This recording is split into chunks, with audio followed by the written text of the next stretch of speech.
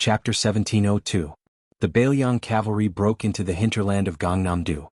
With the example of the tens of thousands of Lianhuai border soldiers as a precedent, this cavalry force that fought to pacify the rebellion was unimpeded.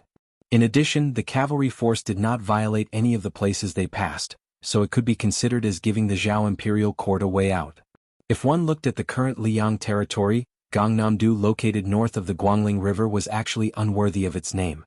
However, in the early spring and autumn period, the territory south of Guangling was always regarded as a barbarian land full of miasma. Back then, the old southern Tang occupied most of the territory south of the Guangling River. Other than fighting a few soul-stirring battles under the leadership of great ancestor Gu, it caused a lot of trouble for the Liang army led by the great general Gu Jiantang. Afterwards, the imperial court's Ministry of War and Ministry of Revenue worked together to calculate the loss of military strength and found an extremely comical conclusion. The number of Liang soldiers who died of disease was actually roughly the same as the number of casualties on the battlefield. It was said that after the old emperor of Liang established the world, he said to the southern Tang monarch who was surrendered to the capital, "The people are in West Chu, the geography is in your southern Tang, but the time is in my Liang. Everyone says that the time is not as good as the geography, and the geography is not as good as the people. Therefore, in my opinion, these words should not be taken seriously." Afterwards, Liang entered the Dao in Bingzhou under the late Emperor Zhao Dun.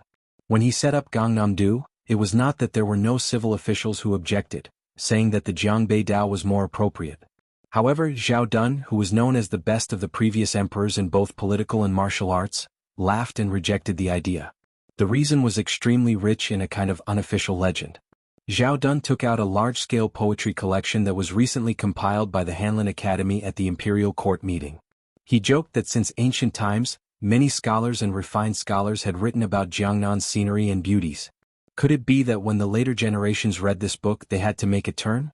He had no choice but to look at the annotation that said, "In ancient times Jiangnan was today's Jiangbei." Moreover, the character Bei had too strong of a tone. It was too much of a bummer. In the Gangnam-do, which had a flourishing culture, this Bailiang cavalry with their armor clattered and their horses sturdy looked particularly out of place. Hong Shuwen and his group of young Bailiang barbarians, born and raised in the northwest, were particularly unaccustomed to the environment. They said that the ground here was soft and uncomfortable, so much so that even the hooves of the horses did not make a sound when they stepped on it. Not to mention that they were in the desert outside the Great Pass, where the dust and dirt would rise when the horses whipped their whips, and the charming and gentle scenery of tall grass and flying orioles on both sides of the official road, Hong Shuwen and the others did not find it pleasing at all. They only felt stifled in their chests, unable to move their hands and feet. Compared to these young warriors who were used to the wind and snow of the northwest, Yuan Zuozong and a group of great snow dragon cavalry who had experienced the wars of the spring and autumn period when they were young were much calmer. This army of cavalries marched day and night. In Yuzhou Province, River Province and Ji Province, they didn't purposely pursue speed. However, when they headed south to the Central Plains, they moved extremely fast. Nevertheless, the complicated rules set by Northern Liang Border Army were still unshakable. In order to build an invincible army of cavalries, strong soldiers, armors, horses, provisions, military law, and battlefields were indispensable. For the past 20 years, the whetstone for the Bailiang frontier cavalry had always been the Beimang army. For example, the opponents of the crossbowmen in Liangzhou were mostly valiant enemies like Dongzhuo's Wuya Lanzi. This gave the Bailiang frontier army a very interesting misconception, which was that they had greatly overestimated the overall strength of the armies under the heavens. This was precisely the opposite of the so-called elite armies in Liang, especially in the Central Plains. For example, Yang Xinxing's Jizhou infantry had always looked down on Yan Wenwan's infantry. The Prince of Guangling Zhao Yi's cavalry firmly believed that they had the strength to contend against the Bailiang cavalry. The Qingzhou army of the Jinggan Road also never took the Bailiang cavalry seriously. There had once been a leading general who said, "So what if they were steel cavalry? Just because they wore a few gene of iron on their bodies they were steel cavalry?" Moreover, in Bailiang, that desolate and impoverished place, how could half of the soldiers wear armor? Then, when this great snow dragon cavalry appeared before the eyes of the Central Plains, all levels of society closed their doors, closed their cities and closed their camps. Of course they also shut their mouths while they were at it. In the deep curtain of night, near a scenic spot called Shuangluan Pond in Gangnam-do's five-colored county, the cavalry stopped and rested for 6 hours. Bailiang's roaming scouts were still in groups, casting a net in all directions, returning 10 li away. Before they began their reconnaissance, every roaming cavalry commander would receive a topographic map from the hands of a marking officer. The map was extremely precise and rigorous. Not only did it mark out the names of the mountains, rivers, and passes, in many cases, it even recorded the locations of villages and outposts. It was clear that this was definitely not a map that had been gathered at the last minute, and it was even less likely that it had been borrowed from the local government or army. It could only be something that Bailiang had long recorded in the confidential files of the border army. Looking at the age of the map, the earliest it had been made was around 3 years ago. What did this mean? It meant that the Bailiang Frontier Army, which had been entrenched in the northwest and overlooking the Central Plains for 20 years, had never truly ignored the Central Plains. This kind of clue, which was not obvious in words or on the table, made the entire cavalry, from the scouts to the main force, from the squad leaders to the generals, from top to bottom, feel a suppressed heat that could not be released. It was like a stove in the snow. The army was quiet and organized, but a group of people moved slowly on this snowy night. They quietly left their encampment and rode toward the famous 1,000-year-old cold mountain temple in Jiangnan's Shuangluan Pond. It was Su Fengyin, Yuan Zuozong, and Su Yambing, as well as 2 locals. One of them was the spy chief that the Fushui branch had planted in Gangnam-do. Even Su Fengyin only knew that this person's alias was Song Shanshui. He was close to 60 years old and wore hemp clothes and straw sandals. At first glance, he looked like an old farmer who worked in the fields all year round. However, this person was a founding figure of the Fushui branch and was considered by Chu Lushan to be his trusted aide. The other person's age was similar to the spy's. His surname was Zhang and his name was Longjing. However, his aura was completely different from the former's. His entire body was filled with the aura of wealth, and he was fully deserving of the title of richest man in Five Colors County. He had connections with both the black and white. His nickname was Grand Secretary Zhang, implying that he was all-powerful in Gangnam-do Five Colors County, no different from a dynasty's Grand Secretary. The Zhang family wasn't considered an outsider in Five Colors County, but they had truly risen to prominence 20 years ago. Before, they could only be considered a wealthy family within a county. Under Zhang Longjing's leadership, they began to soar. After becoming rich and extravagant, they didn't forget to repay their hometown, generously supporting over 100 poor scholars. In order to take care of Zhang Longjing, who hadn't ridden for many years, the group didn't walk quickly. This made Grand Secretary Zhang feel very uneasy. He had originally arranged for his trusted retainer to come on a carriage, but the young vassal king suddenly had the idea of going to Cold Mountain Temple to enjoy the scenery. Even the honorable commander of Bailiang's cavalry, Yuan Zuozong, was riding a horse. Zhang Longjing didn't dare to go on a carriage alone. Back then, he had transformed from a brave and strong young military officer in the Su family's army. After being immersed in the officialdom for more than 20 years in Five Colors County, many of the edges and corners of the battlefield had already been worn away. Moreover, a generation had already passed since then, so Zhang Longjing didn't dare to forget etiquette in front of the illustrious new King Liang. This time, after revealing his identity and sponsoring provisions for the old master Su family's Bailiang cavalry, Zhang Longjing, who was full of children and grandchildren, wasn't without misgivings. A slight move in one part would affect the entire situation. In reality, all aspects of the family, both inside and outside, were stirred up.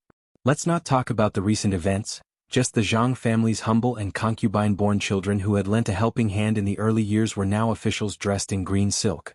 Presumably, letters of severing ties with the Zhang family would be sent to the Zhang family residence one after another. Perhaps in the future, the ones who wanted the Zhang family to be executed the most were these people. When Zhang Longjing, who was familiar with the ways of the world, thought of this, he still felt a bit of bitterness. However, if one were to talk about regret, it definitely couldn't be said. Zhang Longjing knew better than anyone that the reason the Zhang family was able to reach its current status, regardless of whether it was in the officialdom or in Jianghu, was because of this old spy Song Shanshui who had never appeared before him, this old man hiding in the shadows behind the scenes, who had contributed greatly. Zhang Longjing felt a burst of burning pain on both sides of his legs. For a moment he was a bit absent-minded. As someone who came from the old cavalry, he thought back to when he followed the great general to the north and south, to the point where he could even doze off on a bumpy horse without falling off, let alone skillfully urging a horse to fight. He never thought that 20 years later, even riding a horse would be so difficult. It turned out he really was old. Chapter 1703. The young vassal king's words interrupted this Grand Secretary Zhang's daydreaming. Zhang Longjing, when my Bailiang cavalry returns, Will there be any problems with Jiang family following us into Beiliang? If there are any difficulties, you can raise them right now. Preparing for a rainy day is always better than being flustered when the time comes. Also, I'll say the ugly words first. Even if Beiliang cavalry goes to Guangling Dao battlefield, as long as they remain in the Central Plains, normally speaking, no one will dare touch your Jiang family. However, if you don't move into Liang, your entire family will be in a grim situation of enemies on all sides. Don't expect old friends to remember old friendships. When the time comes, even if the imperial court doesn't say anything, the local government and local troops will be moved. That is why if there are young disciples in your family who feel lucky, it's best if you explain things clearly to them. If they don't understand, you have to make them understand even if you have to fight them. Of course, just like the previous 16 families, I can guarantee that after Jiang family moves into Beiliang's territory, I don't dare say that your life will be more comfortable than your original place, but it definitely won't be that much worse. Regardless of whether it is the civil or martial path, Beiliang will open its doors wide. I've already spoken to Chu Lushan and Song Dongming. The government and military will squeeze out 50 or so positions for you. After splitting it up, each family will be able to get at least 3 positions. The lowest official position will still be a secondary rank 5 official. When he spoke up to hear, Su Fengyin said in self-mockery, secondary rank 5, even if it is a bit higher for your county's influential families, it is indeed a bit shabby. That is why I can also privately promise you that if it isn't Lingzhou's local troops, but rather the border army outside the pass, the official rank can be a level higher. If it isn't Liangzhou's government, but Liuzhou's yamen, it can also be an extra level higher. Liang Mang's second great battle is about to begin. The pros and cons of this, you all can decide for yourselves. Zhang Longjing was just about to say something when Su Fengyin suddenly turned around to look at this old soldier who hadn't forgotten about the Su family for 20 years. He first said, including your 5 color counties Zhang family, my Beiliang cavalry's journey here, a total of 17 families, all of you didn't hesitate to take the risk of being executed. I, Su Fengyin, am extremely grateful to you all. I will also do my best to defeat Beiliang so that you won't have any worries. Zhang Longjing was speechless, his expression complicated. The Zhang family had been in 5 color county and even in the entire state for many years. This time, as the head of the family, he had insisted on doing things his own way. In the future, there would definitely be a fierce backlash from both inside and outside the family. However, in the end, the Zhang family had nowhere to go in Liang. It was no longer a matter of whether they could live comfortably or not. If they wanted to live, they could only retreat step by step into Beiliang's territory. Recently, Zhang Longjing had often asked himself. The Zhang family's descendants were starting a new family in a completely unfamiliar place. Even if the young vassal king and Beiliang officials were willing to open a back door and let the younger generation of the family take a shortcut, it was hard to say whether it would go smoothly or not, and whether it would go far or near. The old spy Song Shanshui was also speechless. After all, compared to Zhang Longjing, who only lived in a remote corner, he wanted to know more inside stories. In fact, after the Beiliang cavalry left the vassal king's territory, there were not 17 families who were supported by the Fu Shui house along the way, but 24. The 4 families in Hezhou and Jizhou all stepped forward without hesitation and completely broke with the imperial court. However, as they went further south, there were people who began to change their minds. For example, there were 2 families in the northern part of Gangnam-do. One of them was an old soldier of the Su family, whose previous head had passed away many years ago. This time they chose to pretend to be deaf and mute. Later, that family even secretly contacted Jianghu through the government, trying to draw a clear line with Beiliang. The old head of the latter family was still alive. After that, 6 more families successively made similar choices. Song Shanshui believed that the further away they were from Beiliang, the more treacherous families would choose to protect themselves. However, what Song Shanshui found strange was that the Fu Shui house did not make any moves. Originally, the old spy thought that they would deal with this group of white-eyed wolves in the future. However, after following the new Prince Liang tonight and hearing with his own eyes, the ruthless old spy suddenly felt a little uncertain. His intuition told him that it was more likely that they would mind their own business from now on. Song Shanshui, who used to be a scout, felt a little regretful. He felt aggrieved for Beiliang. However, the old spy was not disappointed in Beiliang, especially that young man. Song Shanshui felt a little familiar with this young vassal king who was like thunder in Liang. Not to mention the soldiers who had died on the battlefield. When had General Su Shao ever mistreated anyone who was still alive? When had he ever haggled over every little thing? In all these years, there were as many vassal families as there were hairs on a cow in Beiliang. There were many hedonistic sons who did evil. Until the general passed away, he did not touch these vermin and these families. He only did his best to build the Bailiang Frontier Army, an elite force that guarded the gate. He patrolled the border time and time again. He more or less ignored the foul atmosphere in Lingzhou behind him. In the end, he kept that promise he made in the past. When I, Su Shao, obtain riches and honor, I will ensure that the old brothers under me will enjoy the riches and honor with me. Was it that if Liang Mang did not fight, the new Prince Liang, Su Fengnian, would not make such a big fuss in Lingzhou's officialdom?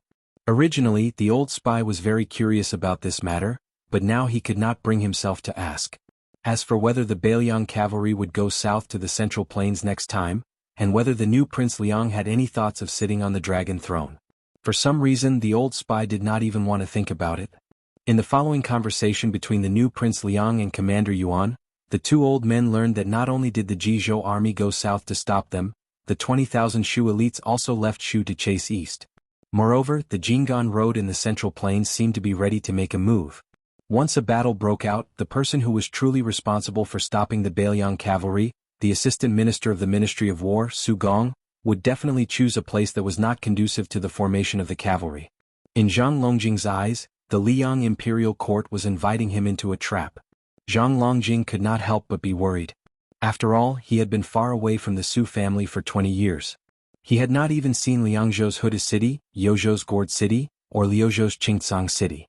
For the first time, the old spy took the initiative to chat with Zhang Longjing.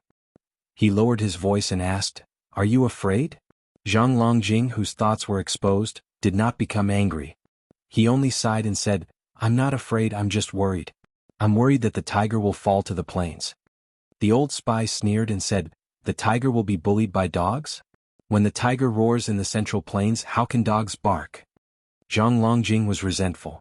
Suddenly, the young lord's gentle voice came from the front. "Old Song, I accept your flattery, but I can't guarantee that you will be promoted in the Fushui chamber. That is Chu Lushan's territory. His words are more effective than mine." The old spy, who was used to not showing his emotions, laughed. Zhang Longjing turned his head and glared at the old bastard who tricked him. "Surname Song, don't think that I will invite you to drink again in this lifetime." The old spy, who did not look impressive, replied softly, "I will stay here for the rest of my life. Even if you, Grand Secretary Zhang, want to invite me, you can't." Zhang Longjing asked curiously, "Why not?" The old spy twitched the corner of his mouth. "I'm old. If I stay in the Central Plains and rely on the little experience I have accumulated, it might be useful. If I go to the battlefield outside the Great Wall, I can't afford to lose face. I'm afraid that the young people of the Bailiang Frontier Army will look down on the old soldiers of the Su family." Zhang Longjing was speechless and could only sigh. Suddenly, the old spy raised his voice and shouted, "Your Highness, may I flatter you one more time?" The young lord turned his head and said with a smile, "Just say it. But if you say it, there will be no reward." The old man straightened his back slightly.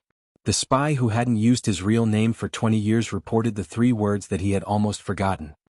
He said, "If I, Song Hetien, could be 20 years younger, I would follow His Highness to kill the barbarians. Just like when I followed the general to the battlefield, every time I went to the battlefield I only had one thought. When I died in the battle, I would be surrounded by my fellow soldiers, and there would be brothers who survived to help me." Su Fengnian continued to ride the horse forward. But Yuan Zhuozong slowly slowed down, took off the saber at his waist, threw it over and said with a smile, "Old Song, the prince has already sent out a lot of new cold sabers. He didn't bring any with him this time. Just take it as a gift for the prince." The old spy caught the cold saber that killed 300,000 Bailiang barbarians outside the Beimeng Pass and said with a bright smile, "Commander Yuan, I don't want the saber. I don't need it for a spy who can't see the light of day. It's not suitable to keep it." Zhang Longjing was confused and wondered, "Then why are you holding it so tightly?" The old spy carefully hung the saber at his waist. An old soldier with a new saber. The old man said in a deep voice, "Let me, an old soldier, hang the cold saber for 10 miles. Chapter 1704. Su Fengnian and the others arrived at the foot of the mountain. There were a total of 108 steps. After Zhang Longjing dismounted, he explained that this incense-burning path was also known as the worry-free path. No matter how many pilgrims there were, they would not be troubled after they finished this path. However, Zhang Longjing added with a smile, "In my opinion, they were just tired. Even if they were troubled, they would not be able to care about it." Su Fengyin smiled after hearing this. Zhang Longjing sighed and said, Li Yang destroyed the Buddha. A 1,000-year-old temple with a long history is now occupied by a Taoist priest who is close to the government. All the monks in the temple have run away. Back then, the Taoist priest led the soldiers to seal the temple, but the monks in the temple couldn't even take away a single ancient book. Our county's prefectural governor originally didn't worship Elder Huang. In his early years, even his nickname was related to Buddhism. His name was always Fugitive Zen Old Man. This time, with the imperial court's decree, he immediately became a devout believer, and his nickname was also changed to Tranquil Old Man. It's said that not long ago he successfully established a relationship with the capital's great spiritual master, Wu Lingsu. Last year, in the provincial governor's political evaluation, he outshone all the monks in the temple. Soon, there were rumors that he was going to be a high-ranking official in the capital. Leading the horse, Su Fengyin frowned and said, Is there a stone workshop in front of the mountain gate with the inscription Buddha in the present? Zhang Longjing nodded and smiled. Your Highness is indeed knowledgeable. There used to be a stone workshop in front of us. The inscription and couplets were made by the previous dynasty's great calligraphy master. They are first-class items. Unfortunately, this time the Taoist priest has occupied the site. For some reason, someone pushed the stone workshop to it. Your Highness will not be able to see it this time. Su Fengyin sighed and said helplessly, Su Xiao had some stories here in the past. This time we are passing through the five-colored county.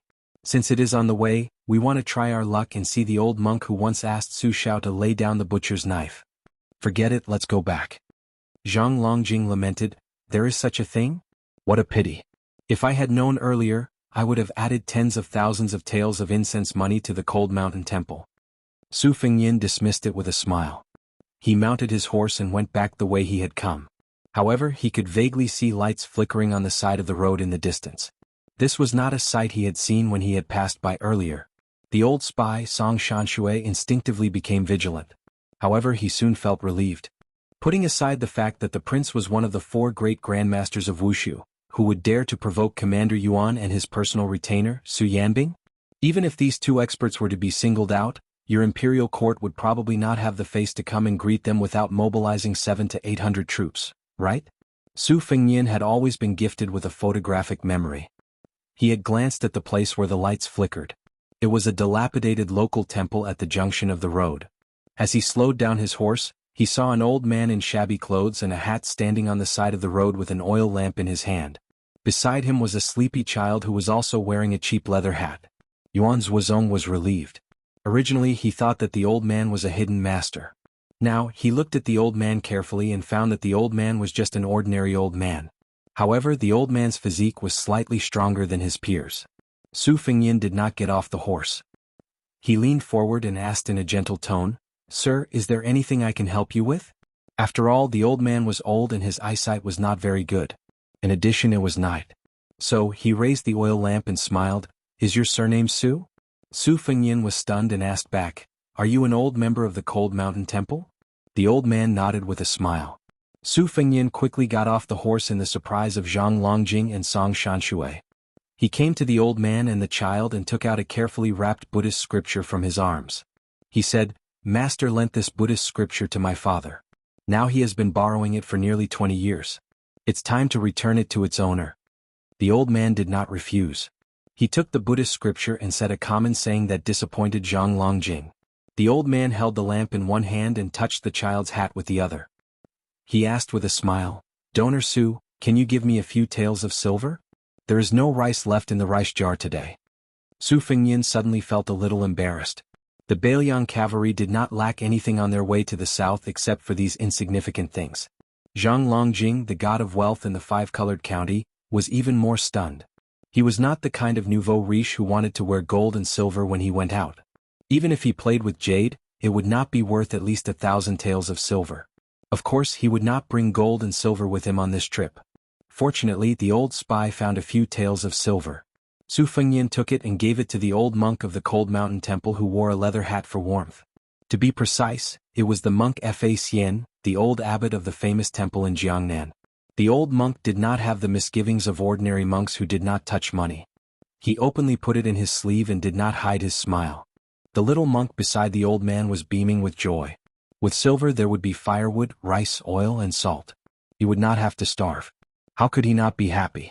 After the old monk put away the silver, he said with emotion, "The imperial court has decreed that temples and monks are not allowed in the Central Plains, and the Cold Mountain Temple is no exception. Some people return to the secular world while others travel. I once thought of going to the Northwest to beg for alms, but I was too old and my new disciple was too young. His legs were as weak as mine, so it was delayed. After thinking about it, it did not matter whether I went to Bailiang or not. If I went to Bailiang, it would just be an old monk finding a place to settle down. If I did not go to Bailiang, I might be able to give a few more fated people a place to settle down." Su Fengyin said sincerely, "Master, I can send someone to send you and your disciple to Bailiang.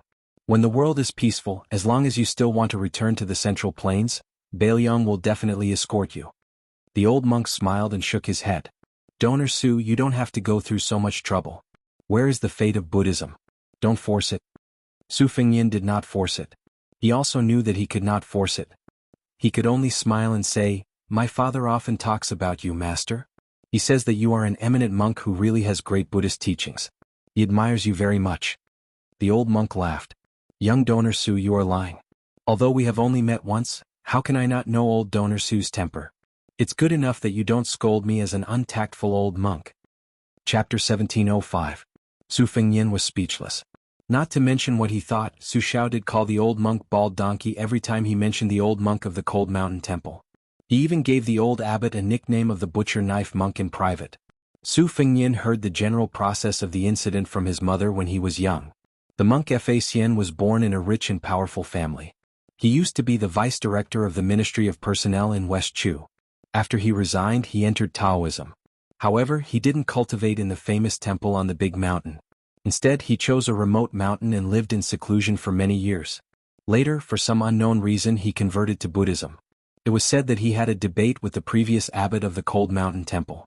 In the eyes of the world, he inexplicably became the abbot. Back then, the Su family galloped across the Central Plains. Wherever the horses passed, the flames of war were incessant. Not to mention the Liaodong tiger from the northeast, even the generals of the armies in the Central Plains would turn pale at the mention of the tiger. Only the monk Fa Xian ran to the Su family's military camp alone with a Buddhist scripture. He asked the butcher Su Xiao, who was at the peak of his power at that time, to put down his butcher knife. If Wu Su hadn't stopped him, the monk would have been beheaded or even beaten with a stick. With his wife watching him, Su Xiao had to pinch his nose and take the Buddhist scripture. He absent-mindedly chatted with the monk for a while and then asked someone to send him out of the camp. As the Grand Secretary Jiang of the Five-Colored County, Zhang Longjing was one of the richest men in a province. He was very slippery.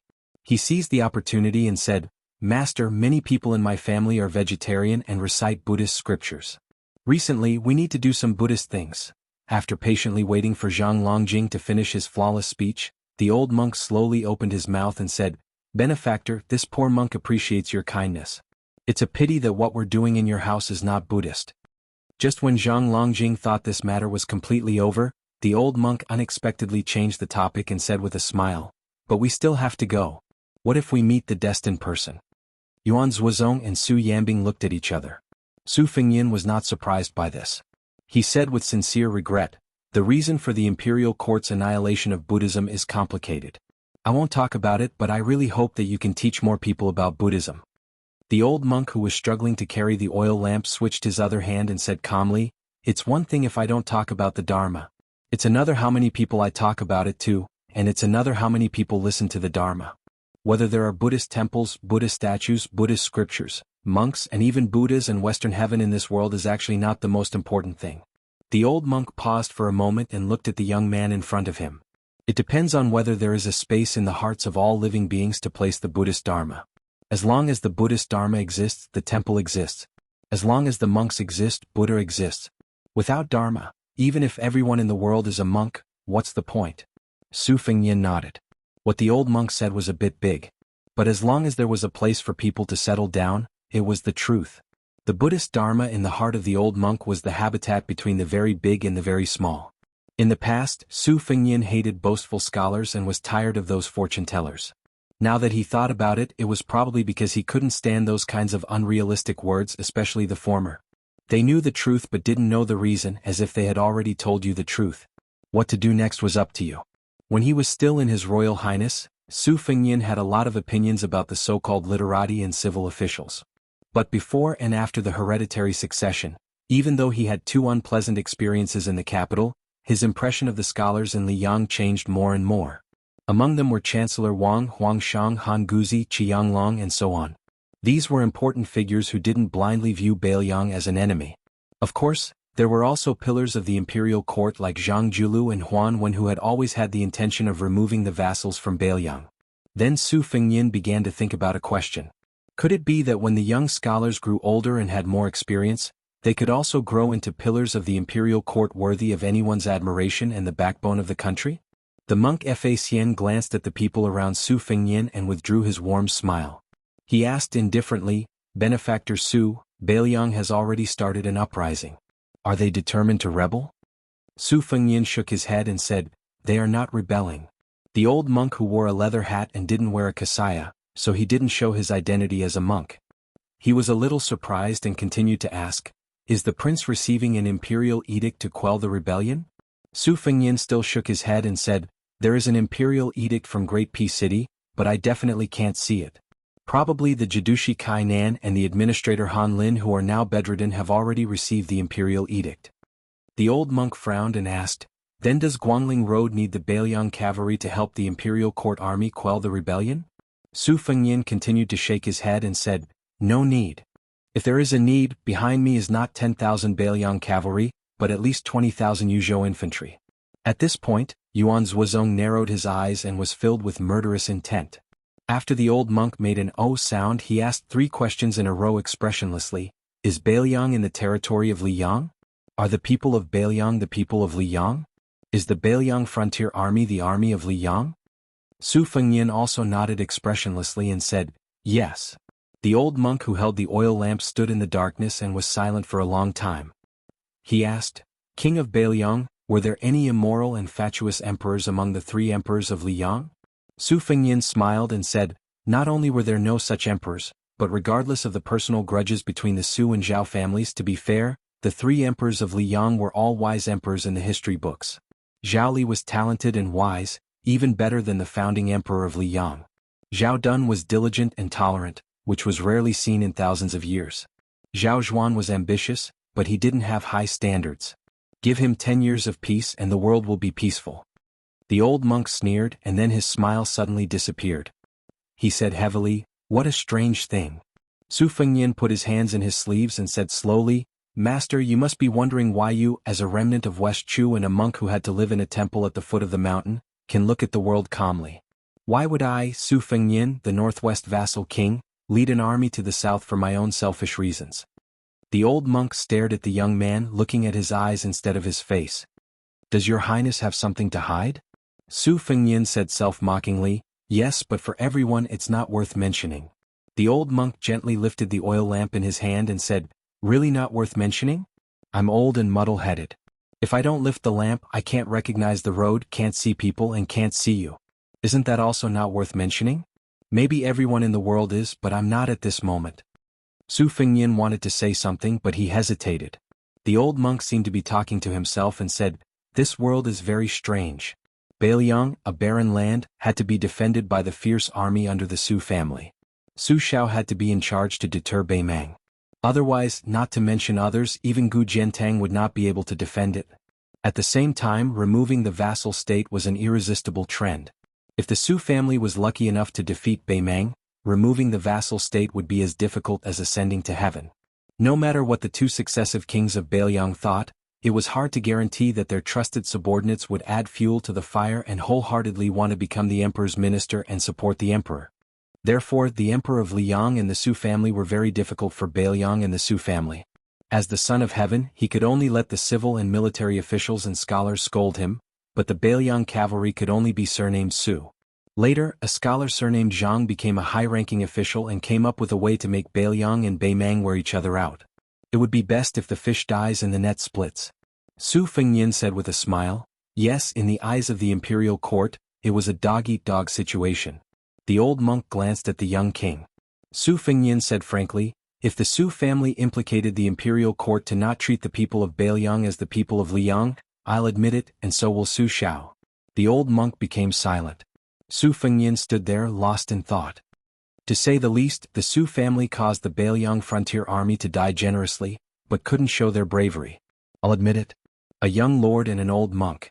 At this point, the old spy subconsciously reached out his hand to press the cold saber on his waist. However, Yuan Zhuozong gently pressed his arm and shook his head at the old man who looked indignant. Su Fengnian's sleeves were in front of him. The young men who looked like farmers in the countryside were chatting with an elder about the harvest. There was no resentment in their words, nor was there any passion. They were just talking about daily life. It was as if they were saying that it was going to rain, so they should quickly harvest the grain in the grain-drying field. There was a lot of rain this spring, so there should be more grain this year than last year. Chapter 1706. Su Fengnian said softly, before Beimang went south to the Central Plains, there were two paths they could choose from. One was to enter Beimang and occupy Shishu, going east from the west and looking down. The other was to go south from Jizhou and enter the Central Plains. That was why they entered Dafeng Dynasty's capital 3 times. Now there are 3 paths. Other than attacking Bailiang's Jizhou, there are 2 more Liao. The reason is simple. Liang's capital is too far north. Emperor Zhao Li used the reason that the monarch should guard the border to reject the suggestion of moving the capital south to Guangling River. Therefore, according to common sense, Beimang's army can attack Liaodong. As long as they win, they can go straight to Great Peace City. It's almost a one-time thing. The old monk said with a smile, Your Highness, you can say, but now. This time, not only did the old spy have to be held down by Yuan Zhuozong to not pull out his sword to attack, even Su Yanbing, who had been watching coldly from the side, started to frown. He was a bit angry. Su Fengnian said calmly, but there are 300,000 border soldiers from Bailiang. Most importantly, there are hundreds of thousands of elite cavalry. Of course, there are also the 2 Liao border fortifications built with half of the country's resources. The 2 coexist, so Beimang doesn't dare to act rashly. Once they attack Great Peace City for more than a month, Bailiang's cavalry can use the northern border with Jizhou as the core as support to attack Liaodong. In this way, Beimang's army can only fight like a cornered beast. When the army from the south of Liang arrives, Beimang will have no chance of winning. As for Beimang's army using Jizhou as a breakthrough point, even the country's scholars who only know how to talk about strategy on paper know that it's a move that only fools would do. In that case, does it mean that our northern Liang border army is duty-bound to Liang and the Central Plains, and that our contributions cannot go unnoticed? The old monk asked back, Isn't it? Su Fengnian smiled, No, it's not. The key is that both the imperial court and Bailiang think that the Bailiang cavalry is the private army of the Su family. They only recognize the Su flag, not the imperial edict or the emperor of the Zhao family. Then there was a question that was placed on the table of the Su and Zhao families. Neither side could avoid it. Su Xiao had thought about this question back then. If his eldest son was an embroidered pillow who neither followed his father nor his mother, then could he go to Tai and city and be a prince consort who enjoyed himself regardless of the wind and rain? Or go to the Central Plains and change to a random vassal state and become a prince of Taiping? I think the late emperor of Liang Zhao Duan had thought about this problem many times. How could he ensure that Beimang and Bailiang would fight to the death and that Bailiang's military power would be stable? Could he change the surname of the unruly Bailiang and change the master? Many people in the Central Plains have said that during the Spring and Autumn War, if it were Gu Jiantang who debuted later than Su Xiao, he could still destroy the 6 states. However, because Su Xiao destroyed 6 of the 8 states of Spring and Autumn outside of Liang, Gu Jiantang could only helplessly follow behind the Su family's army and pick up scraps. There was nothing he could do about it. After all, he was younger than Su Xiao by more than 10 years and joined the army 10 years later. Otherwise, Great General Gu Jiantang wouldn't have stopped at 2 states. Perhaps Great Master would be unable to resist asking, Isn't that so? The old monk couldn't help but laugh.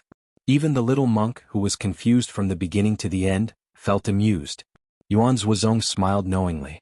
Su Yanbing also loosened his frown. Su Fengnian sighed. There was a smile at the corner of his mouth, and there was a rare sense of pride. He shook his head and said, The answer is yes and no. Because if it were Gu Jiantang, he wouldn't have been able to win the Battle of Western Fortress, let alone defeat West Chu, which was still capable of fighting after being defeated. The old monk didn't express his opinion. Apparently he was skeptical. Although the old man was a remnant of West Chu, he had resigned long ago and became an itinerant man in Jianghu. At first, he was a civil official who liked to talk and was not good at military affairs. He was deeply hurt by the war between the 2 states, but he didn't have a deep understanding of it. Su Fengnian held back his laughter and said, "It was Gu Jiantang himself who said that he couldn't win the Battle of Western Fortress, and he said it to Su Xiao when there was no one around." The old monk, who was a little embarrassed, subconsciously raised his arm as if he wanted to touch the bald head, but he only touched the old leather hat. Su Fengnian suddenly asked, "Great Master, why did you say that only Su Xiao could guard the northwest of Yonghuichu?" The old monk didn't hide anything and said, "It was something that Dragon General Su Gong, who was from the Gangnam-do Gumusu family, told me. I know what it is, but I don't know why, so I borrowed it." Su Fengnian smiled bitterly and said, "To tell you the truth, Su Gong, the assistant minister of the Ministry of War, was the general who stopped the Bailiang cavalry from going to Guangling." The old monk was speechless. Su Fengnian changed the topic and said, "When I first traveled Jianghu, Zhaogo tried to assassinate me many times. As for the first few assassinations in Bailiang Palace, I believe that Great Master wouldn't believe that it wasn't Zhaogo's arrangement." The old monk nodded. He didn't doubt this at all. Su Fengnian smiled and said, "I also came to the capital later as the crown prince. Only then did I know that the empress, who is now the Empress Dowager, had tried to stop Zhaogo in private." Why did she do that? Personally, at that time she probably felt that the relationship between the Su and Zhao families was still a little bit. Or maybe she felt a little guilty about the white clothes case in the capital. But the real crux of the matter was that she considered the long term and was more beneficial to the country. That is, Bailiang had a dandy son, His Royal Highness. Having the eldest son of the Su family, who had the opportunity to become a puppet of the imperial court, was far better than Su Xiao, who rebelled in a fit of anger. In fact, at that time she and the man on the dragon throne were very different. The late Emperor Zhao Dun had always hoped that Bailiang would be surnamed Qin. He hoped that the white-clothed war sage Qin Jibao, whom he greatly admired, would guard the country for the Zhao family. But the Empress Dowager Zhao Ji was not only afraid of Qin Jibao, but she also had selfish motives. That is, in order to break the rule of the Zhao family in Liang, she wanted her eldest son Zhao Wu to be made a vassal of Bailiang. He would remove the character North and replace it with Liang and become the Liang prince. At that time he would have two sons. One would sit on the dragon throne and wear a dragon robe to rule the world, while the other would spread his whip across the desert. This could be considered a form of compensation for Zhao Wu's failure to become the emperor. Everyone would be happy. Master, let me ask you.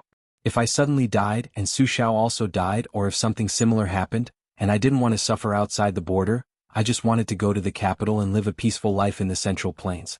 Moreover, Su Xiao also agreed to it. Then, if the generals in Bailiang didn't have internal strife, and if Gu Jiantang came to lead the army in Bailiang as the great general of the pillar of the state, what would the situation be like? Although I don't know about military affairs, I think it would be a good thing. If Gu Jiantang led the Bailiang frontier army to fight to the death, the imperial court would also promise to let Gu Jiantang be conferred the title of king after his death. However, it probably wouldn't be hereditary. Otherwise it would be the second Su family. After all, I also know about the matter of the army's morale. It is built through continuous fighting and also through the deaths of people. Yes, it's indeed the best ending. Then, if I take a step back and say that Su Xiao and I are dead at the same time, will the generals in Bailiang obey Gu Jiantang's command? Oh, I don't dare to make a presumption. The night fell into silence. Yuan Zuozong said indifferently, "Master, can you trust that I will say something fair?" The old monk was a little surprised and smiled. "So you are General Yuan Baixiong who fought in the princess tomb. Tell me this penniless monk believes you." Yuan Zuozong said slowly, "Under the premise that my adoptive father and the prince ordered me not to make any trouble, I will only say the words of the old men in Bailiang. I will leave Bailiang and may go to the western regions. I will never enter the central plains of Bailiang again. As for the other two adoptive sons, Chu Lushan will establish himself as king in Liuzhou. He may even go to Beimang after his adoptive father's death. Qi Dang will take off his armor and become a retainer for the prince. Among those commander-in-chief commanders of the northern Liang border army's cavalry, Yan Wenwan might run straight to Mount Qingliang to risk her life. Even if she didn't go, most likely she would die of anger. If she didn't die of anger, she would shut herself in and not come out. Qin Yunxue, Zhou Kong, He Zhonghu, and the others all left the border army. Among the young generals, Lu Jinu, Hu Kuei, Shifu, Ningame, Wang Lingbao, Li Mofan and others would all leave the frontier army. In the end, among those who stayed in the border army, there was no need to think about the old man. Only people like Cao Xiaojiao could be considered useful. Once these people leave, even if Gu Jiantang brings all his old subordinates from the spring and autumn period to Beiliang, even if the framework of the 300,000 border army is still there, I think the fighting power will be less than half of the original. Maybe you will think that half of the fighting power will still be 150,000 soldiers. With the addition of Kainan's army, someone's western Shu, the support of grain and endless reinforcements from the central plains, such as the Qingzhou army, you can even mobilize the capital army to the northwest. In the end, you still have a chance to stall the Beimang army and slowly exhaust Beimang's national strength, right? It was the third time that the old monk said this tonight. Is it not? Yuan Zhuozong took a deep breath and sneered, is it? Of course not. You know, in the Battle of Liangmang, Beiliang defeated Beimang by a fluke. Why, when you heard that only 100,000 Beiliang died and only 30 Beimang died, you think it was easy to win. I don't mind telling you the truth. At that time, Beiliang was fighting on 3 fronts. As long as one front collapsed, the whole line would be defeated. At that time, it was not only 100,000 Beiliang that died, but also 300,000 border soldiers plus 300,000. Su Fengyin looked up at the night sky and murmured in a low voice that only he could hear, only 100,000 died. Yuan Zhuozong realized that he had lost his composure and tried to calm down, but these are not the real deadlock. The real hidden danger is... Su Fengyin directly called his name and interrupted Yuan Zhuozong. Yuan Zhuozong. Chapter 1707. Yuan Zhuozong did not say anything and even closed his eyes to concentrate. It was a chance meeting, but they still wanted to continue. At the same time, they did not leave happily. The 5 of them rode slowly. Yuan Zhuozong suddenly smiled and said, "Do you feel better now?" Su Fengyin closed his eyes and took a deep breath. It was as if there was a refreshing spring breeze. He smiled and said, "I feel much better now that I've poured out all my complaints. I can't say that in Beiliang. After all, everyone who follows me is bullied, especially my second sister and Su Beiji. They are kind enough not to use me as a punching bag." Yuan Zhuozong smiled, but soon he was worried. Because of the defeat of the border army of Huai and the banner of Jingnan, our journey to the south is safe. But soon the elite cavalry of Jibei, the infantry of western Shu, and the army of Qing province will converge. Plus, we are getting closer to the battlefield of Guangling. Wu Zhongshuan's army of northern borderline is eyeing us covetously. I'm afraid that someone will jump out to disgust us so as to flatter the imperial court. It won't hinder us, but it will be troublesome. Su Fengyin shook his head and said, "Since we've decided to go south, we don't expect to have a good reputation in the central plains." Su Yambing joked, "Prince, you've helped Beiliang build a good reputation in the past 2 years. Most likely you'll be beaten back to the original." Su Fengyin curled his lips and said, "It's not a problem." Su Yambing clicked his tongue and said, "That's what the king of Beiliang said." Yuan Zhuozong echoed, "That's what the Grand Master of Wushu said." The old spy and Zhang Longjing said at the same time, "Yes." Su Fengyin put on a serious face and said, "How dare you? Drag this king out and behead him." A burst of hearty laughter spread far and wide in the night. As one of the ancestral temples of Buddhism, the Cold Mountain Temple had always been famous for its small temple but big Buddha. Unlike the 2 Zen temples, which occupied a large area and had many monks, the Cold Mountain Temple had no more than 100 monks in its history. As one of the 3 founding ancestors of Buddhism, Monk Quanxin was highly respected by the emperors and ministers of Dafeng dynasty. The last emperor of Dafeng dynasty even honored him as the Bodhisattva of flesh. The origin of the Buddhist prayer beads today was also the soybean count that Monk Quanxin first proposed. This ancient temple was able to escape the calamity of the Spring and Autumn War, preserved in perfect condition. However, the imperial court destroyed it with a single order. After the 5 riders disappeared into the night, the old monk Fa Xian let the young monk return to the earth temple with the oil lamp to sleep. The old man strolled alone on a small path that was soaked with night dew, like a wandering ghost in the wilderness. After about an hour, he finally returned to the earth temple. Unlike the small temple from before, which was as cold as a grave, the earth temple had been decorated with lanterns and colored banners in just an hour. It was grand and magnificent, and had the air of a noble family. Not only were there stone steps laid out to add charcoal to the stove, there was a middle-aged man who was as elegant as an immortal sitting by the stove. There were also several maidservants who were as beautiful as fairies serving him attentively by his side. The old monk was not surprised. He walked up the steps and squatted by the stove to warm himself. The middle-aged man was like a man in a painting. He asked softly, "How is it?" The old man took off his leather hat and put it on his knees. he said softly. He's more reasonable than his father. Moreover, when he talks about reasons, he also has a way of talking. In short, he's better than his father, Su Xiao. The old man raised his head and looked at the man who could be said to be the only remaining schemer of the Spring and Autumn War. Mr. Nalin, are you really going to incite the Gangnam-do scholars and the people of Jianghu to go against the Bailiang cavalry? Aren't you afraid of overreaching yourself? I don't think that young man is someone who can be easily fooled. Aren't you afraid of going too far? The middle-aged man called Mr. Nalin by Fa Xian lowered his head and fiddled with the charcoal. His face was like jade, glowing with a beautiful luster. He did not answer the question. You Buddhists have 16 visualizations. Is there a saying about visualizing oneself? I don't think so. It's too late to sacrifice oneself, so what's the point of visualizing? The old monk sighed helplessly. You're more like a monk than I am. Nalin Yusi sneered. Fa Xian, don't forget that you were supposed to be an important chess piece in Hong Jia's escape to the north. You were supposed to go to Beimang to be the head of the Buddha.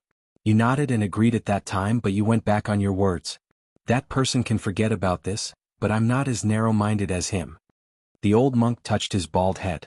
I can't help it. Back then, I couldn't find a place to belong in the Confucian books. After that, I couldn't find a place to stay in Elder Huang's teachings. Originally, I was just making a last-minute effort to escape with everyone. I didn't think that I would really treat this foreign land as my home. Since I've really become a monk, I shouldn't care about the secular world anymore. Nalin Yusi said angrily, not caring about the secular world, not caring about the secular world? Not caring about the common people in the world? The old monk chuckled. Living in the secular world, I'm just throwing away my skin in this life. All living beings have their own happiness and all living beings have their own suffering. Nalin Yusi suddenly stood up and shouted angrily, Uncle? The old monk stared at the basin of charcoal fire in a trance. Nalin Yusi said angrily, Chao Changqing secretly contacted the old people of the southern dynasty. Even Wang Sui and Gu Jiantang were persuaded by him. He promised that after West Chu was done, Wang Sui would be allowed to restore Dongyue. He promised that Gu Jiantang would become the most powerful person in the world, not just the Liang pillar state that Su Xiao didn't want. Once the Central Plains were pacified and Beimang was annexed, he also promised that the Jiang family of West Chu would only exist for one generation. Then Jiang Yi would abdicate and the descendants of the Gu family would be the emperor. This was the end of the spring and autumn period that Chao Changqing had set in his heart. The old monk sighed. All living beings are suffering. Nalin Yusi stood on the steps and pursed his lips. His eyes were gloomy. The old monk no longer called the younger generation of the family teacher. Instead he asked straightforwardly, You forced Su Fengyin to oppose the imperial court and forced the Central Plains to regard Bailiang as an enemy. Are you plotting for King Xiaobing or Crown Prince Zhaozhou of Yan dynasty? Nalin Yusi's face was cold and hard. He said in a deep voice, As long as Beimang loses the power to go south in the future, the Su family with a powerful army will not be allowed in Liang. Bailiang, which is like a feudal town, will not be allowed to exist in the world. This is the general trend. Anyone who becomes the emperor will do the same thing. Not to mention the current emperor, Zhao Zhuan. Even if Zhao Zhu, who is assisted by Nalin Yusi, becomes the emperor, even if he and Su Fengyin have been sworn brothers since childhood, as long as Su Fengyin is still the king of Bailiang, the situation of Bailiang won't change at all. It might even be worse than 20 years ago. Liang can't do anything to the Bailiang cavalry now, but it doesn't mean that it will still be helpless 5 or 10 years later. Monk Fa Xian flipped his palm and changed his palm to the back of his hand to warm the fire. Your plan is quite long-term. You even took into account the friendship between Su Fengyin and your young strategist. But let me ask you, it's the principle of an emperor to get rid of the hounds when they're dead. So is it also the principle of a desperate dog? The old monk didn't wait for Nalin Yusi to speak and continued, Why didn't Bailiang send its left and right cavalry to go south to the Central Plains? Why did it have to be the core of Bailiang cavalry, the Great Snow Dragon cavalry? Was it this 10,000 cavalry that went deep into the hinterland? Was it that young king's impulsiveness? Did he want to show off the power of the Su family and show off in front of his neighbor, the Central Plains? I don't think so. The Su family has been outside the Northwest Pass for 20 years and has fought with the Beimang barbarians for 20 years. They have never coveted the Central Plains, whether in the past or in the future. Especially the 20 families that you said are secretly relying on Bailiang. They are openly appearing in the eyes of the imperial court. In this way, isn't Bailiang telling Great Peace City that they are not rebelling this time? Using the banner of pacifying Great Peace City, they are taking a step back. In this way they are taking another step back. Bailiang's propriety is obvious. Now you, Nailan Yusi, want to break the propriety of both sides. Aren't you afraid that your actions will reduce the relationship between Su Fengyin and Zhao Zhu? At that time, Zhao Zhu will reveal his dagger. Do you really think that Su Fengyin won't rebel in anger? At that time Beimeng will most likely be crippled. Who will win the Central Plains? Maybe Su Fengyin's Bailiang cavalry will be able to go all out. The old monk suddenly stopped talking and slowly turned his head. He looked at the slender figure with a face full of shock. You, Nailan Yusi, want Su Fengyin to be the emperor? Nailan Yusi didn't admit or deny it. He began to laugh. Nailan Yusi stretched out 2 fingers and gently twirled a strand of hair hanging down his ear. He gritted his teeth and said, "The only disciple of Li Yishan, why can't he be the emperor?" The old monk lowered his head and murmured, "Crazy, crazy." At that time, when the administrator of Lianghuai, Han Lin, who was knocked out, woke up, he was already on the way back to the administrator's mansion. This second-rank official was lying in the carriage. After sitting up, he leaned against the wall of the carriage and was lost in thought. There were many things he couldn't figure out. Just like how he couldn't figure out why his teacher didn't choose Zhao Yuling or Yin Maochun in Jianghu, but only chose Wang Xiongui, who obviously didn't have the prime minister's temperament, as his successor. Now Han Lin, who was placed high hopes on by the imperial court, also couldn't figure out why the young man personally led the troops to the south to wade in the muddy water when there was a progress in the transportation of water and the imperial court had already loosened up. It was true that it was the duty of the vassal king to quell the rebellion, but now the emperor was not so miserable that he couldn't even send an imperial edict out of the capital. How could the Bailiang cavalry dare to leave the territory without permission? Han Lin also couldn't figure out why Jidushi Kainan, who didn't have any personal friendship with him, wanted to withdraw himself and safely stay away from this monstrous storm that was enough to end his official career, instead of dragging him into the water and suffering together. Only at this moment did Han Lin, who had been promoted step by step in the capital's officialdom, understand one thing. No matter how knowledgeable a scholar was, he was not the same as a group of warriors on the battlefield, because you never knew what shocking action they would do next. Han Lin lifted the curtain of the carriage and looked at the vast expanse of white snow outside. He felt cold all over. He felt a little guilty for Kainan, but he hated the king of Bailiang who didn't follow the rules. Chapter 1708. Han Lin thought that if Kainan did not die from this disaster, even if he had to bear the risk of being suspected by the court, he would still drink and chat merrily with this former general of Gu Jiantong's. However, Han Lin quickly felt desolate. How could Kainan, as the main general, not die under the charge of such a powerful cavalry? Han Lin sighed softly, and then his gaze became determined. He decided that as long as he was an official in the Huai River, he would take care of Kainan's family. However, the administrator certainly would not have thought that Kainan had not actually died in battle. Instead, he had been seriously ill and unconscious for many days. That bed was not in the Kai family's residence but in the army's tent. From this, one could see the severity of his injuries, to the point where he could not withstand even the slightest jolt of the carriage. So much so that when the eunuchs of the ceremony directorate who had rushed all the way from the capital to Huzhou to announce the imperial edict entered the tent with the rhinoceros horn shaft, they also smelled the strong smell of medicine and the unconcealable smell of blood. In reality, before lifting the curtain, the eunuch had already seen the wives and children of the regional commanders. All of them were in a state of panic. They were worried that the life and death of the backbone of their families was unknown, and they were also worried that the court would be furious and punish them. Along the way, although most of the big military tents were just fleeting glimpses, the mournful scene of everyone being in a daze could not be faked.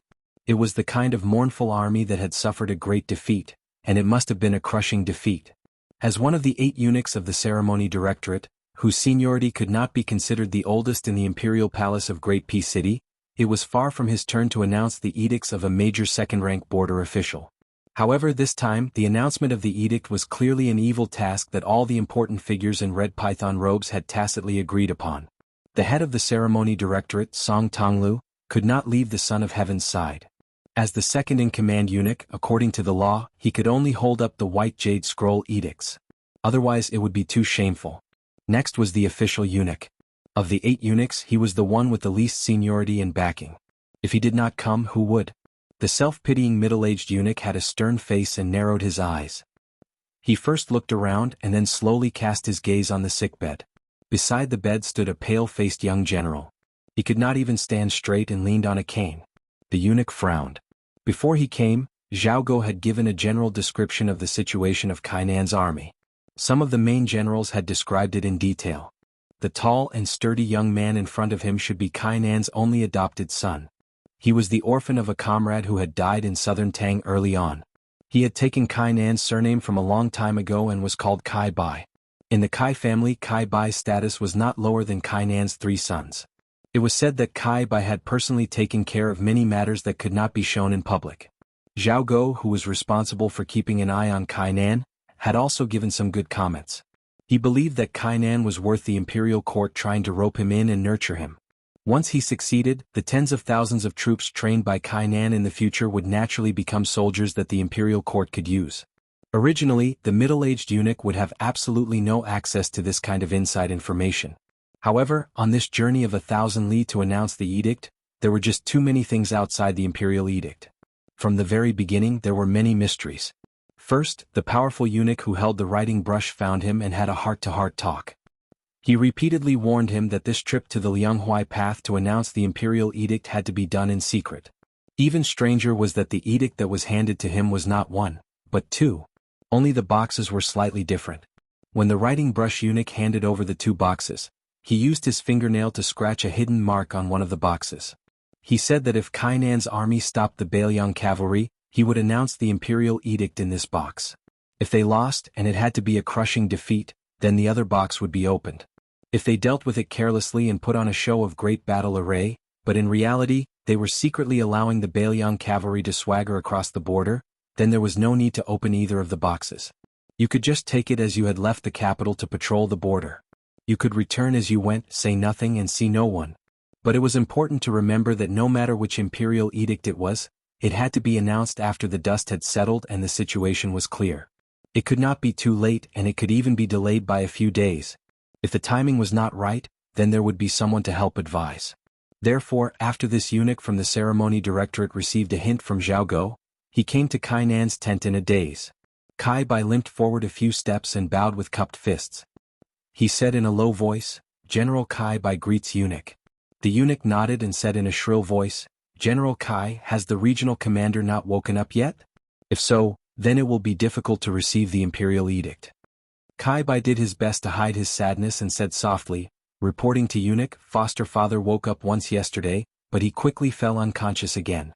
A few of the military doctors and the divine Dr. Ma, who we invited from Liuji County in River Province, all said that foster father's internal organs were injured this time. Even if he woke up one day he might not be able to charge and break through the enemy lines again. The eunuch asked calmly, "Divine Dr. Ma from Liuji County? Is that the Ma family that produced 6 or 7 imperial physicians?" Kai Bai nodded and said, "Yes." The middle-aged eunuch nodded. In fact, after the divine doctor left Kainan's tent, Jianghu had secretly found him and confirmed Kainan's injuries. It was indeed very serious, injuring his internal organs. Normal people would have to lie in bed for 100 days to recover from their injuries, let alone this case. He finally revealed a sorrowful expression and said emotionally, "I never thought that the regional commander would be so seriously injured. Forget it, just treat it as the regional commander receiving the imperial edict while lying down. I believe that His Majesty will not blame us. Even if there is some punishment, it is our family's matter. No matter what, even if we have to risk our lives, we will not let the loyal regional commander suffer any grievances." After hearing this, Kai Bai, who was a tough man who bled on the battlefield but did not shed tears, actually knelt down without waiting for the eunuch to announce the imperial edict. He just sobbed silently as if he had suffered a great grievance and did not say anything. At this time the middle-aged eunuch was truly moved. If this young man showed the slightest sign of gratitude, then he would be suspicious. Kai Bai's personality was clearly recorded in Jianghu's secret files. He was definitely not the kind of person who would flatter others. After probing, the eunuch moistened his throat and began to read the imperial edict. The handwriting was naturally good. It did not look like the handwriting of any of the Hanlin Academy's Huangmen. It was rather similar to the handwriting of his own eunuch. The contents of the imperial edict were very shocking. Even the eunuch himself was stunned. However, he hid it very well. The general idea was that Bailiang's 10,000 cavalry had left their territory and rushed to Guangling Road to carry out the imperial edict. The imperial court originally wanted the Bailiang cavalry to secretly leave the border at the end of spring and join forces with the general of the southern expedition, Lu Xingxiang, and the minister of war Wu Zhongshuan, to deal a heavy blow to the Guangling rebel army. Therefore, when they heard that Bailiang had sent out troops early for no reason, the imperial court had no time to inform the Huai and Huai, resulting in this disaster. Kai Bai suddenly raised his head. His face was full of tears. There was shock, bewilderment, unwillingness, and a resentment that should not be shown on his face as an official of Liang. The middle-aged eunuch was very satisfied with this young man's performance. This was the emotion of a normal person. The eunuch, who had received Jianghu's secret instructions, was not in a hurry to reveal the truth. Instead, he frowned and said gloomily, "What is it? Is the general dissatisfied?" Kai Bai's expression was pained. In the end, he slammed his fists on the hard ground. "I am not the least bit dissatisfied with the imperial court. I only hate that king of Bailiang. Why did he send out troops early? Taking 10,000 steps back, since you, Su Fengnian, have received the imperial edict, why didn't you talk to my adoptive father about the Huai and Huai border army? Could it be that he wants to use the Huai and Huai soldiers as stepping stones just so he can make a name for himself in the imperial court? It is clear that Su Fengnian has held a grudge against my adoptive father for many years. Kai Bai refused to accept this. If I can command an army alone in the future, I will definitely fight to the death for my adoptive father and my brothers." Having said this, Kai Bai suddenly closed his mouth and lowered his head even more. One was a half-dead man lying on the ground, and the other was a man kneeling and staring at the ground. There was no one in the tent looking at him, so the middle-aged eunuch curled the corners of his mouth slightly. He slowly said, "Young general, I see that your Kai family is full of loyalty and bravery. That is why I am willing to tell you these things that should not be spread. Some things should not be said but kept in the heart. After all, not everyone is as tight-lipped as I am." Kai Bai raised his head and used his arm to rub his face carelessly. He nodded vigorously. He was a smart man who had been enlightened. The middle-aged eunuch laughed, but when he thought of the shady business that Jianghu wanted him to do, his expression became somewhat serious. However, since the eunuch had already laid the groundwork, compared to the surprise of the imperial edict just now, the secret edict that could not be written on the tip of the pen was somewhat reasonable. He quickly stepped forward, holding the edict in one hand and supporting the young general with the other. His expression was amiable as he said, "I will also be bold enough to make an exception. I will not say the words 'receive the edict.' Young general, just take it." After Kai Bai solemnly received the imperial edict with both hands, the eunuch lowered his voice and said, "Young general, in addition to the imperial edict in your hands, there is actually another imperial edict from His Majesty's mouth. Although there are not many words, you must listen carefully." After a moment of surprise, Kai Bai immediately knelt again. The middle-aged eunuch said in a low voice, "The Huai Jidushi Kai Nan is granted the title of Count Zhongyi." This time Kai Bai raised his head. His expression was completely different, one of surprise and gratitude. Chapter 1709. The eunuch carefully chose his words and slowly said, "There are some things that little general needs to understand in his heart. I am not a flying immortal on the earth, I am only a eunuch with mediocre leg strength. How can I bring this secret edict to your Yifu today? Is it not because His Majesty, as soon as he learned that the Bailiang barbarians had sent troops ahead of time, thought that your adoptive father and the elites of the two Huai would bravely stop them? Did he think that there would be a day like this? Otherwise, how could your Kai family have such a grand edict of imperial grace? It is clear that in His Majesty's heart, he greatly relies on your two Huai and is willing to see you as a pillar of the country." Kai Bai faced the east in the direction of Great Peace City, and kowtowed with all his strength. What followed was not the usual polite greetings between eunuchs and officials of the capital. The accompanying eunuch was about to leave the tent and return to the capital to report. Kai Bai wanted someone to hurriedly send over some good items that were more valuable than silver, but the middle-aged eunuch refused with a smile and left without hesitation. There were eunuchs in the world who were not greedy for money, but there were very few and he was not one of them.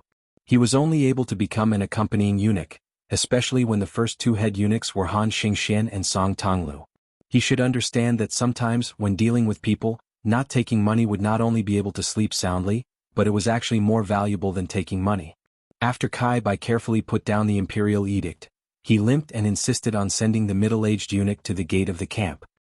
He watched as the eunuch entered the carriage and left until he completely disappeared from sight.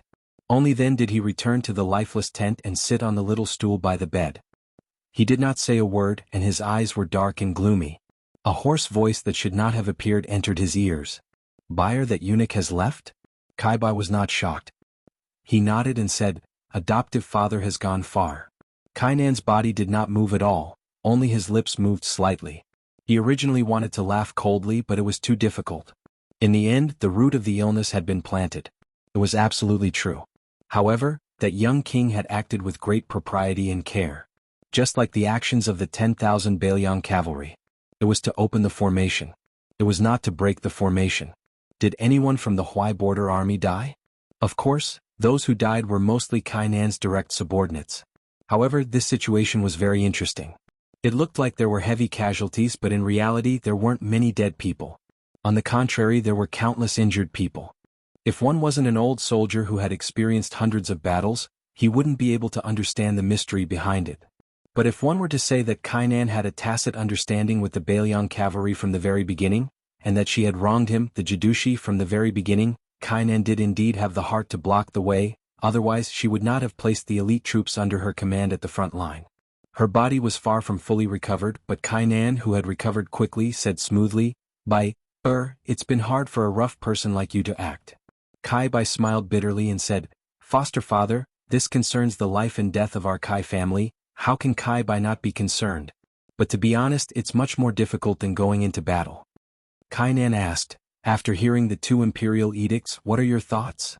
Kai Bai said with mixed feelings, "If I didn't know beforehand that the Bailiang would not be allowed to go down south, and with the strange actions of the Bailiang cavalry, Kai Bai would really have believed that eunuch's nonsense today." Kainan, who was lying on the bed, stared straight at the top of the tent. "It's said that the fox grieves for the rabbit's death. Although I don't know what our great general is thinking, I do have such thoughts. For so many years I've seen the methods Li Yang used to deal with the Bailiang, both on the surface and under the surface, one after another. It's inevitable that my heart is beating like a drum. Why do you think foster father was able to hold military power at the border all this time? Is it because I, Kainan, have great ability to lead troops into battle? From what I see, my ability isn't small, but it's really not that great. Compared to Lu Xingxiang, Su Gong and the others, I'm still a little inferior. The reason why I was promoted all the way to become a provincial governor is actually because of 2 people. One is a great general and the other is a great general." The last sentence sounded like nonsense, but Kai Bai knew that not only was it not nonsense, but the meaning behind it was rich. Not only could it make one's jaw drop, it could also make one's hair stand on end. The first great general was said to be foster father's benefactor, the second pillar of the Liang dynasty, Gu Jiantang. The second great general was the old Prince Liang, Su Shao, who was called the butcher of the spring and autumn period.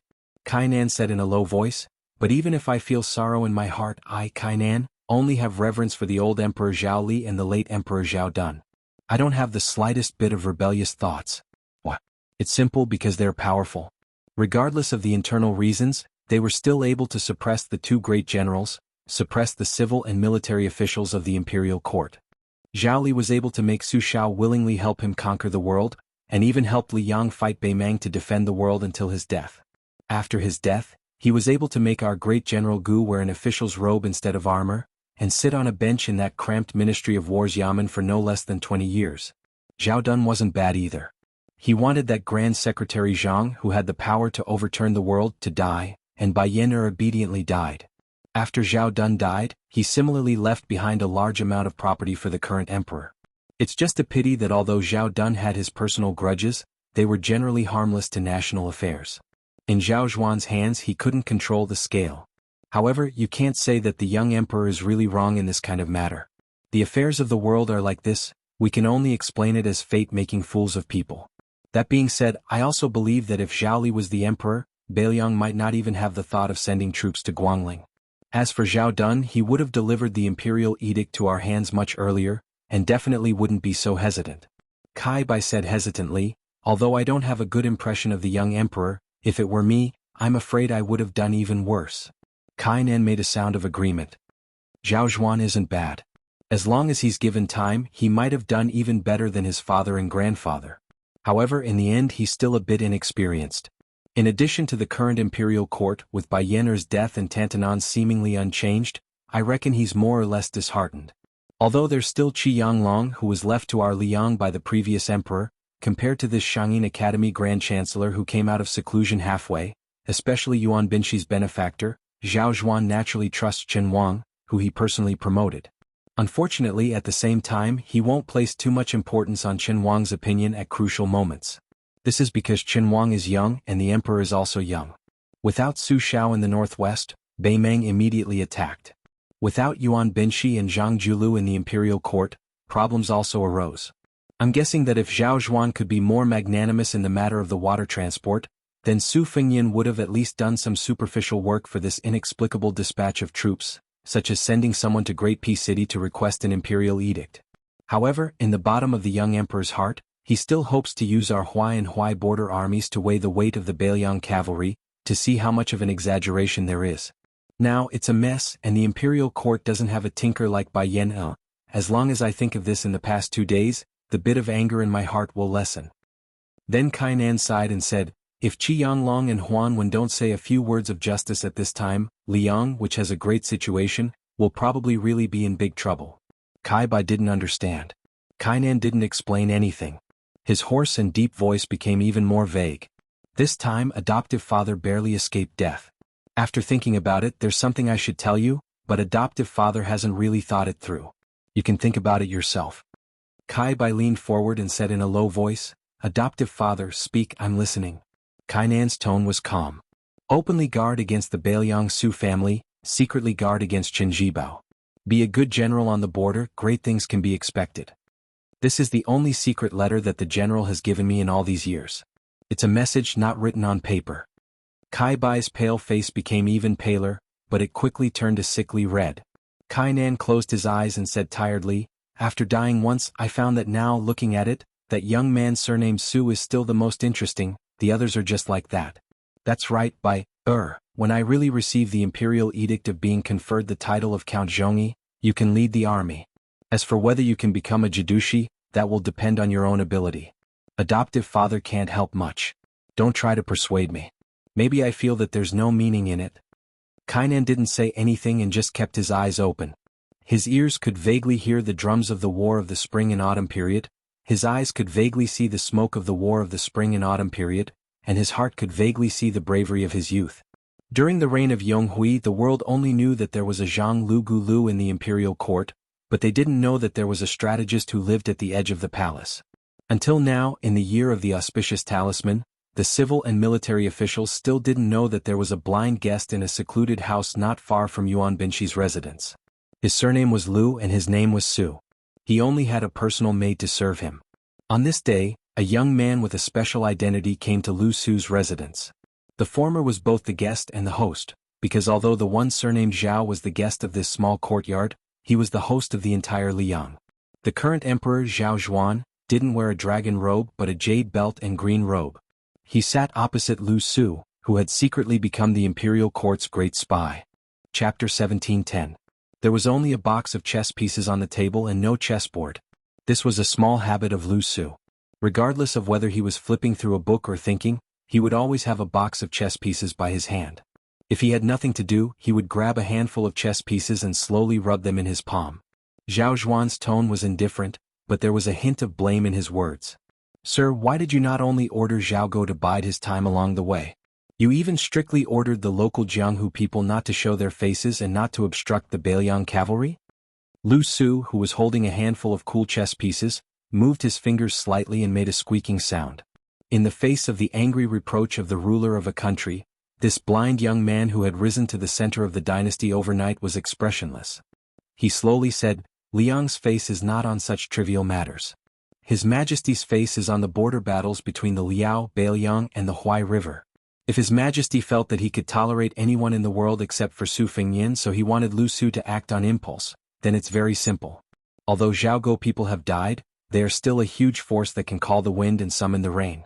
Not to mention stopping scholars and Jianghu people from causing trouble. When the Beiliang cavalry is on its way south, there will be people who will step forward bravely in every road, prefecture, county and county. There will be people who will die under Beiliang's warblades and horses. What's so difficult about that? Zhao Zhuan was silent, but the anger between his brows did not diminish. Lu Su stretched out his arm and a chess piece leaked out from his palm and fell on the table. From a practical point of view, A family's wealth is a land's worth of soldiers and horses. From a hypocritical point of view, it's the people's hearts and the general trend of the world. Putting aside the future harvest, every bit used is a bit less. Although the Bailiang cavalry is marching south this time under the banner of pacifying the rebellion, in the eyes of the civil and military officials, it's the ambition of a wolf. In the eyes of the people of the Central Plains, it's the young king's domineering behavior. In the current situation, the worst situation is that Su Fengnian colluded with West Chu, ignoring the Beimang War, and reached an agreement with Cao Changqing to divide the Central Plains equally. For example, when Su Fengnian marries Empress Jiangxi in the future, there will be a transition between the left hand and the right hand of the throne. Am I right? Zhao Zhuan nodded sullenly. It is as you said. Lu Su smiled and said, but then again, Your Majesty, ask yourself, will Northern Liang rebel? Zhao Zhuan shook his head. That won't happen. Bailiang frontier army's 100,000 soldiers died outside the pass, and only a little more than 10,000 soldiers went to Guangling. Bailiang won't rebel. Lu Su threw a few more chess pieces on the table. If that's the case, then the imperial court shouldn't force Bailiang to rebel. At the very least, they shouldn't appear themselves. Let Bailiang and Beimang fight to the death. You want Guangling's grain? Then I'll give it to you. Su Fengnian can't lower his face to ask the imperial court for the martyrs who died in battle? But the imperial court will give it to you. In the second battle of Liangmang you might not have enough soldiers. The imperial court will lend you the army of Huaijidushi Kainan. If Kainan isn't enough, Jizhou also has the soldiers of Han Fang and Yang Huqin.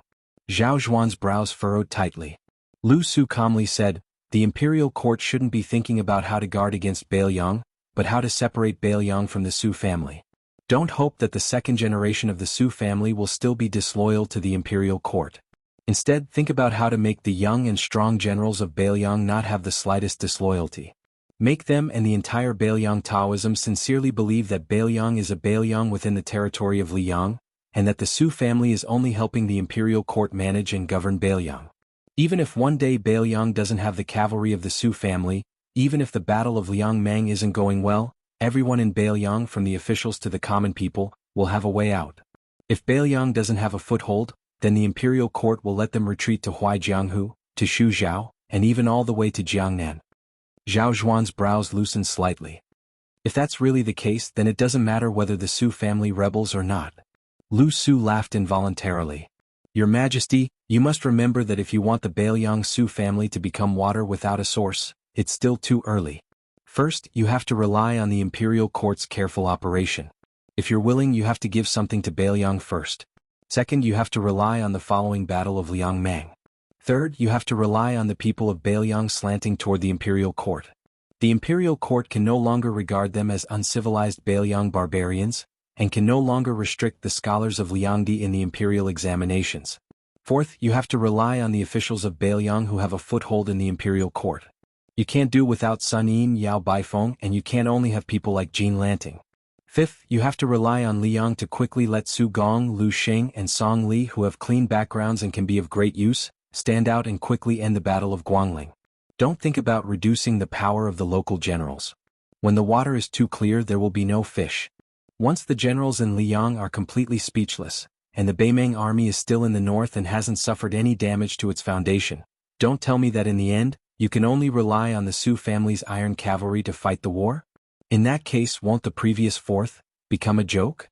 Zhao Zhuan picked up the chess pieces that Lu Su had dropped from the table one by one. He gripped them tightly and sank into deep thought. Zhao Zhuan subconsciously imitated the movements of the blind young man. The chess pieces in his palms rubbed against each other. In the final analysis, teacher wants the imperial court to retreat in order to advance? Lu Su said a rebellious sentence without hesitation. Yes, Your Majesty wants to retreat in order to advance. Zhao Zhuan smiled embarrassedly. Strangely, the young emperor didn't seem to be angry. Lu Su suddenly asked, doesn't Your Majesty find it strange that with the foresight of Zhang Julu and Yuan Binshi, why couldn't they think of such a crude method? Zhao Zhuan's heart trembled. He laughed and said, I only know that teacher's methods this time are definitely not crude. Lu Su loosened his palms and the chess pieces fell to the table. Seniors, it's just that you can't think of it that way. I believe that at that time, the two of them were mainly plotting against the Bailiang and not Su Fengnian. The same prescription used in different places has completely different effects. Zhao Zhuan said in disbelief, Other than Su Xiao, who else could it be? Lu Su raised his head, expressionless. Zhao Zhuan suddenly understood. Qinjibao. Lu Su's words became more and more shocking. In the early years, no one would have thought that Su Fengnian could really be inherited. However, with the talents of Grand Secretary Zhang and Teacher Yuan, they could still make up for it. It's a pity that the previous emperor didn't give Zhang Julu a chance, and your majesty didn't give Teacher Yuan a chance either. Zhao Zhuan's face was gloomy. Lu Su looked at the young emperor. Actually, your majesty, you're here to denounce me, aren't you? You're angry about why I, Lu Su, dared to act first and report later, and granted Kainan the title of Count Zhongyi without authorization after taking over the power of Zhao Go. Zhao Zhuan laughed. At first I was indeed shocked and angry. I even had the thought of killing someone. However, after listening to teacher's digression, I felt much more at ease. However, I also don't want this to happen a second time. Lu Su calmly shook his head and said, "It won't happen again. Your Majesty's trust in me has almost been used up. After all, I only have one head." Zhao Zhuan stopped what he was doing and said emotionally, "Teacher, I can promise you that as long as teacher wholeheartedly plans for my Li Yang, even if there is a day when teacher commits a capital crime, I can tolerate it. Tolerate it once. If teacher does not believe me, I can go to the ancestral temple and swear to the ancestors of the Zhao family." Lu Su hurriedly waved his hand and said with a smile, "No need. Your Majesty is a good emperor, I am certain of this. Otherwise, why would a blind person like Lu Su, who is destined to never rise in his official career, be willing to come to Great Peace City?" Zhao Zhuan asked in a small voice, "Teacher, I also know that there are some questions that should not be asked. In the history books, whenever an official answers a monarch's question, there has never been a good ending. However, I still hope that teacher can be honest with me." Lu Su said faintly, "Since your Majesty does not have many imperial sons, then you should be asking me who in the imperial court can succeed Qi Yanglong as the Grand Secretary of the dynasty? Will you tolerate that Grand Secretary growing up to become an emperor like Zhang Julu who has no political enemies in the court? With this question, does it mean that your Majesty is not even at ease with Chen Wang? Then your Majesty will truly be all alone." Zhao Zhuan said in a sincere tone, "It is not that I do not believe in Chen Wang." Lu Su did not comment and said to himself, "There is no doubt that only Chen Wang is the candidate for this position. Yin Qiji, Sun Yin, Fan Zhangho, Li Jifu, these five all have fatal flaws. They are not as good as Chen Wang, who has the potential to be perfect. In the transition period before them, people like Yin Maochun, Zhao Yuling, and Han Lin are just short-lived grand secretaries who have lived for 3 to 5 years. They are not worth mentioning." Zhao Zhuan opened his palm and looked down at the chess piece. "I am suddenly enlightened." Zhao Zhuan suddenly looked up and smiled. "Teacher, do you have any more chess pieces to give me?" Lu Su smiled, "No more." Zhao Zhuan clenched his fist and stood up. "Then I will accept these chess pieces." Lu Su stood up. "Then I will not see you out." Zhao Zhuan laughed. "There is no need to see me out, but I will continue to give you chess pieces in the future. I hope that at the end of our lives we can sit face to face like today, slowly count those chess pieces, talk about the past, and put them back into the box one by one. Wouldn't that be great?" Zhao Zhuan left quietly. The maidservant, Xinghua, who had followed Lu Su from the Prince of Jing'an's estate to the capital, suddenly discovered that her teacher was sitting upright and still, but at some point, a lonely chess piece had appeared on the table. He had not given it to Emperor Zhao Zhuan. She asked curiously, "Teacher, why did you keep one for yourself?" Lu Su said softly, "I did not keep it for myself, I kept it for someone else." The woman was horrified. Lu Su stretched out his finger and gently pressed on the chess piece. "I will repay him with my life." Chapter 17:11. Along the way south, other than those towering mountains and precipitous ridges, there was almost no snow to be seen. The cold of spring was the most bone-chilling. If the Bailiang cavalry advanced 120 li to the southeast, it would be equivalent to entering the Guangling Road. Although they were still some distance away from the real battlefield, where the army under the command of the new Minister of War Wu Zhongshuan, and the main forces of West Chu breaking out to the west were confronting each other, there was still some distance. However, even without the warnings of the generals and commandants who had first-hand knowledge of the battle situation, just based on the increasing number of Liang scouts and cavalry scouts that appeared around the marching route, it was already enough for the Bailiang cavalry to deduce the general situation. Even the usually intimate actions of washing and feeding the horses involuntarily revealed a somewhat austere aura. At dawn, there was still an hour before the army broke camp. For the time being, the king of Bailiang, Su Fengnian, acting as the main commander of this cavalry, gathered all the generals and commandants in a temporary and crude military tent. Including Yuan Zhuozong, Ning Amei and Hong Shuwen, there were a total of 16 people.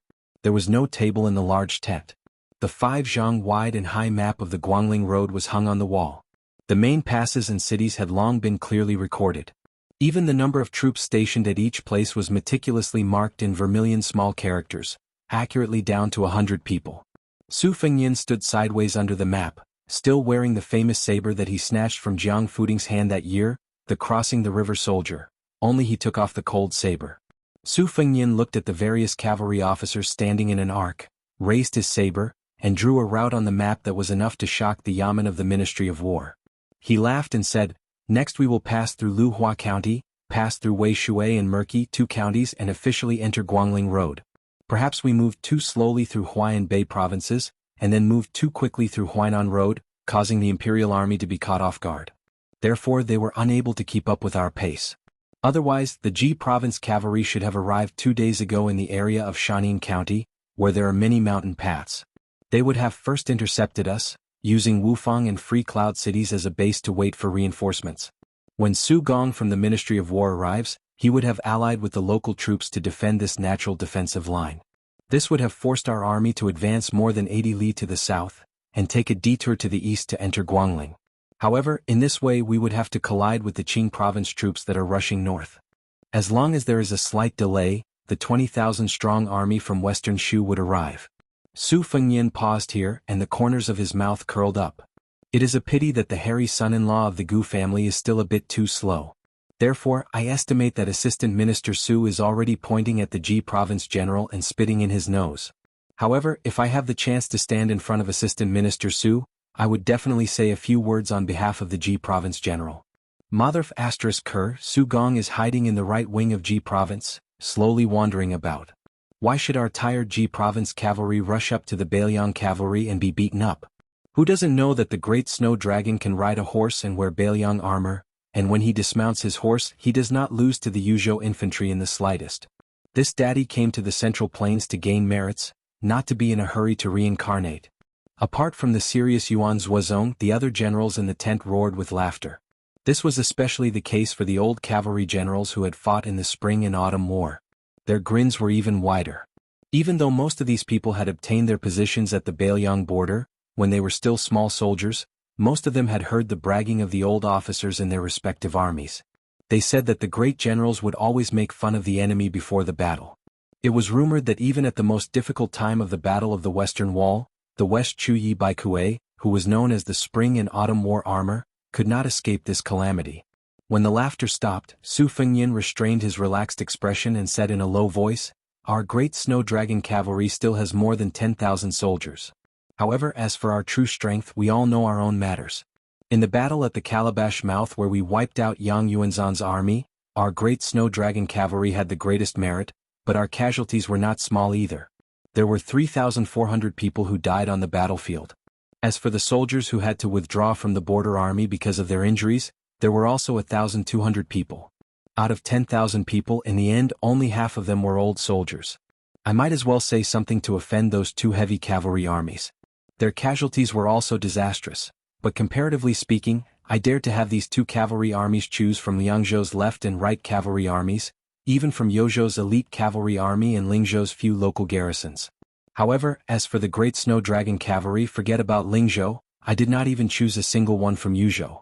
All of them were chosen from outside Liangzhou's pass. I, Su Fengyin, can pat my chest and say that every single new soldier has passed through the double screening of Qingliang Mountain and the Protectorate Manor. Every single new officer, their experience on the battlefield, I, Su Fengyin, have even personally seen them. Only after I nod my head and Chu Lushan and Yuan Zhuozong agree can they take up the post. However, even if this is the case compared to the great snow dragon cavalry that rushed to the mouth of the gourd, it is clear that the current great snow dragon cavalry, all of the military generals who had outstanding military achievements outside the pass, felt a heavy and suffocating feeling. It wasn't only because of the title of King of Bailiang on this youngster's body, nor was it because of some Jianghu master or Earth Immortal. It was also because of the prestige that Su Fengyin had slowly accumulated bit by bit over the past few years. In order to become a commander-in-chief, one didn't have to be that type of person who could charge and break through enemy lines to face 10,000 enemies. It wasn't just Su Xiao who was like this.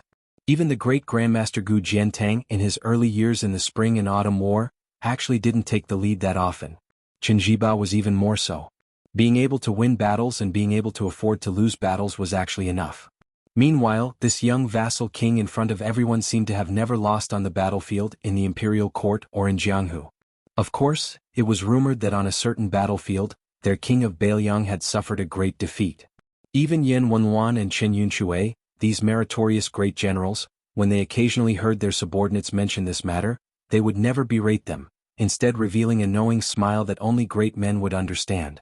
After Su Fengyin kept everyone in suspense, he said in deadly earnest, "It is clear that this current great snow dragon cavalry, if we want to talk about crushing those Ji province elite cavalry and capital region army, there still isn't much of a problem." This time even Yuan Zhuozong couldn't help but laugh. Su Fengyin said, "This time I brought you all to Guangling Circuit to wade through the muddy waters. Normal Bailiang commoners definitely don't know the truth, but everyone in this tent has more or less heard a bit. In reality, if it is as you all have guessed, it is true." Without waiting for everyone to express their opinion, Su Fengyin already said in a heavy voice, "No matter what, if anyone has any complaints or even if anyone wants to curse me, wait until we return to Bailiang territory. This time when we head south, other than Kainan's Hui border army, we have no choice but to fight. Before we face Wu Zhongshuan's northern frontier army, my objective is to not fight if we can.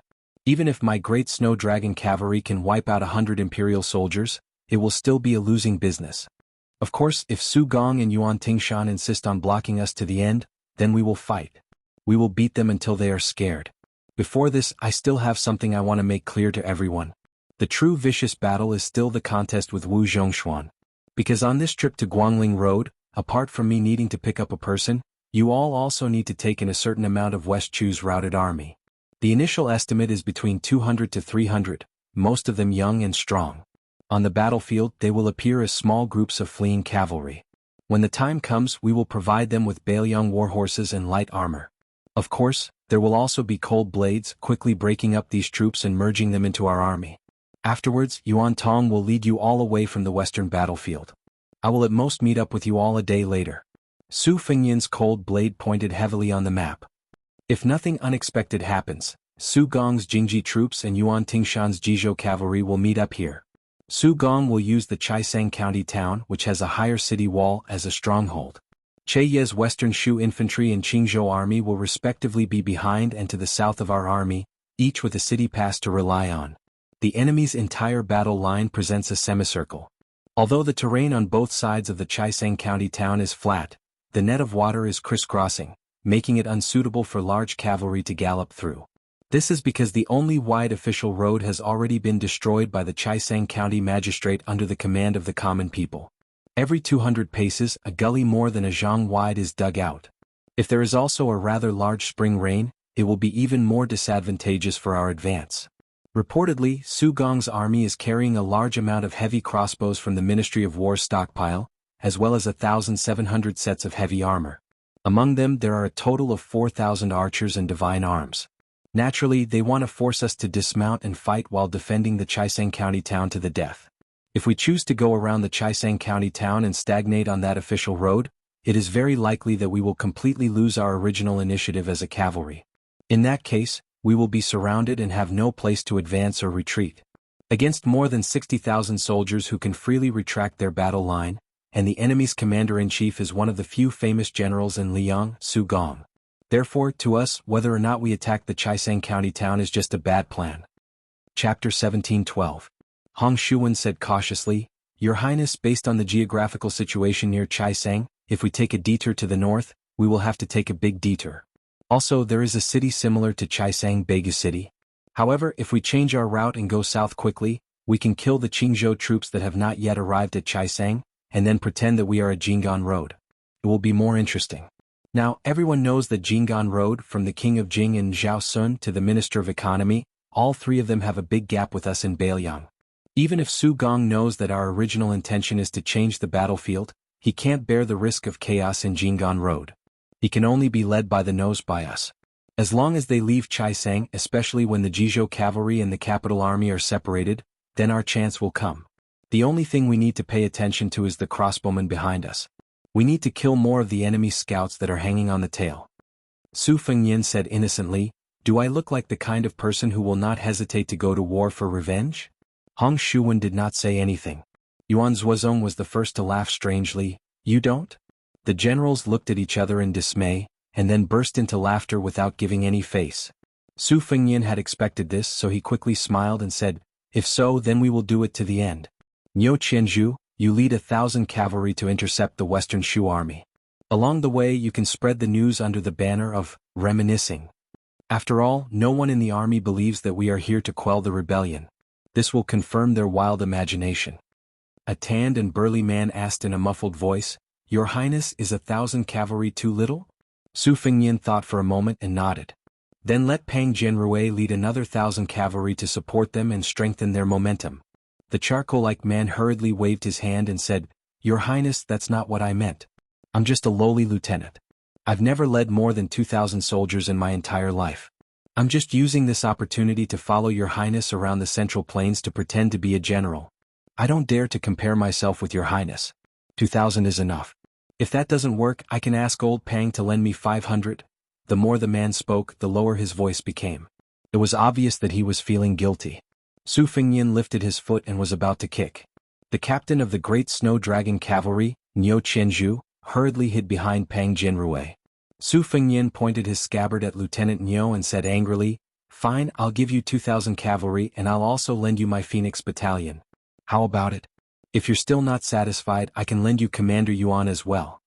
Niu Qianzhu smiled awkwardly. Forget about Commander Yuan. He only knows how to steal my limelight. 2,000 cavalry and Your Highness Phoenix Battalion is enough. It's enough. Niu Qianzhu was kicked by Yuan Zuozong, who was standing not far away. The short and sturdy Lieutenant Pang Jianrui asked, Your Highness, the Qingzhou cavalry has already been wiped out when Zhao Sun went to help Zhao Ying, the Duke of Huainan. Now the 8,000 infantry is really not worth mentioning. I'm willing to lead 1,000 cavalry as the vanguard to open the way for the army. Niu Qianzhu said anxiously, Old Pang, Your Highness has already agreed to lend me your 1,000 men. Pang Jianrui turned his head and glared at Niu Qianzhu.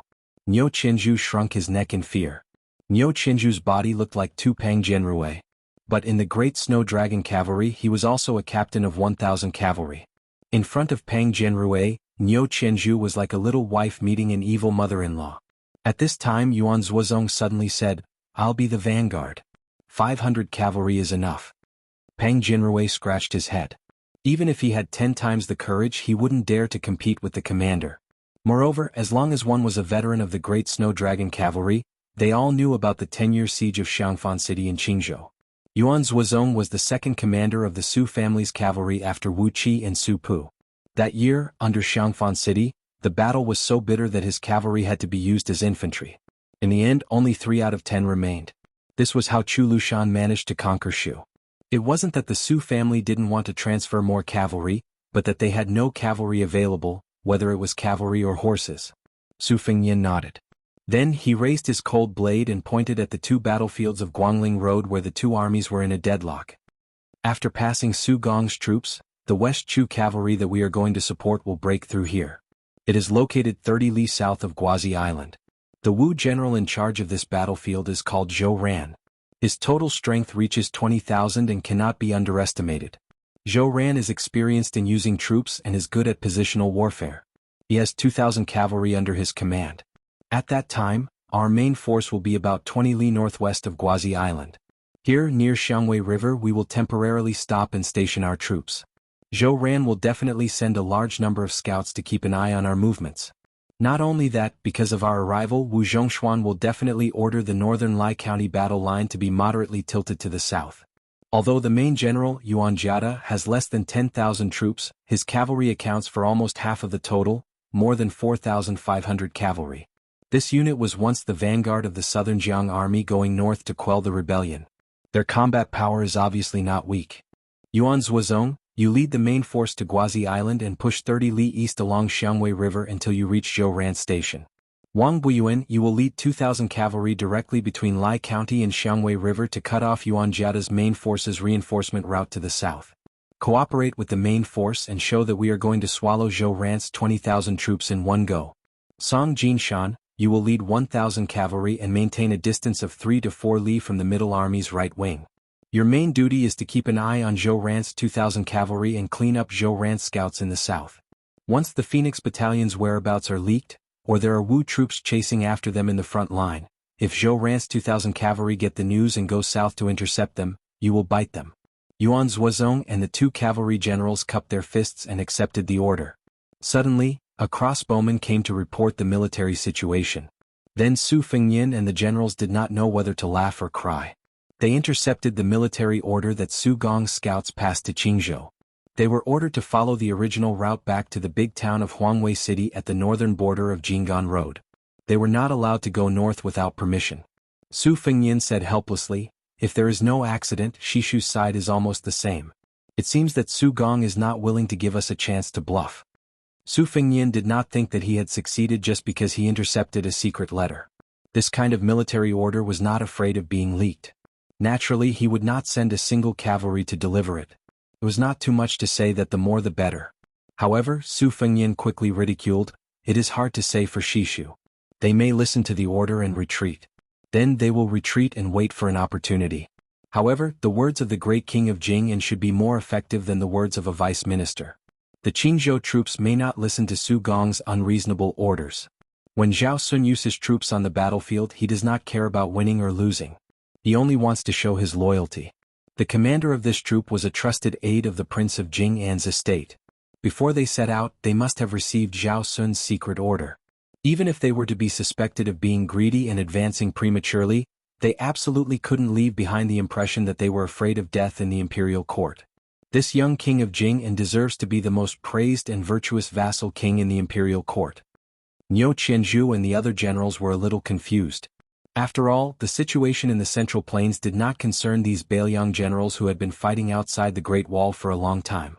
Only Yuan Zuozong nodded and sneered, "It is very likely that the Qingzhou troops will insist on going north. In the future, Zhao Sun's nickname of Vassal King of Death will live up to his name." Song Jinshan, a veteran general who had experienced the Battle of Xiangfan City, sighed and said, "I heard that the current Qingzhou navy is very unreasonable. However, from the short-lived appearance of the Qingzhou cavalry in the Guangling battlefield last year, regardless of their combat power, their bravery is quite similar to the past. No matter how much we hated Qingzhou and Xiangfan City, we still had to give a thumbs up to the Qingzhou troops. Such an opponent deserves our respect. In the end, we have such a wastrel vassal king. What a pity, what a pity." There was a moment of silence in the tent. Su Fengyin suddenly joked, "General Song, you are not insinuating anything, right?" Song Jinshan suddenly tilted his head and spat on the ground. This bold action of offending the superior frightened Niu Qianzhu, Pang Jinrui and the others. Soon Song Jinshan smiled brightly, "Zhao Sun, that little bastard, is not even worthy to carry the king's shoes." Su Fengyin patted the old general's shoulder heavily, "You are indeed an old soldier trained by Su Xiao. You are good at flattering even when you are fighting." The smile on Song Jinshan's old face was exaggerated. He didn't forget to raise his eyebrows at Niu Qianzhu and the younger generation. The old man looked like he was asking for a beating. Clearly he was telling the younger cavalry captains to learn from him. This old man is the real bootlicker. You guys are still too inexperienced. Su Yambing opened the tent curtain. Su Fengyin nodded to him. Su Fengyin let the generals in the tent leave and then stood side by side with Su Yambing outside the tent. Su Fengyin frowned and had an ominous feeling. There were guests coming from afar. They came from afar very quickly. Chapter 17:13. The sun rose in the sky, shining brilliantly with the first rays of dawn. It was daybreak and a flying sword had arrived before anyone else.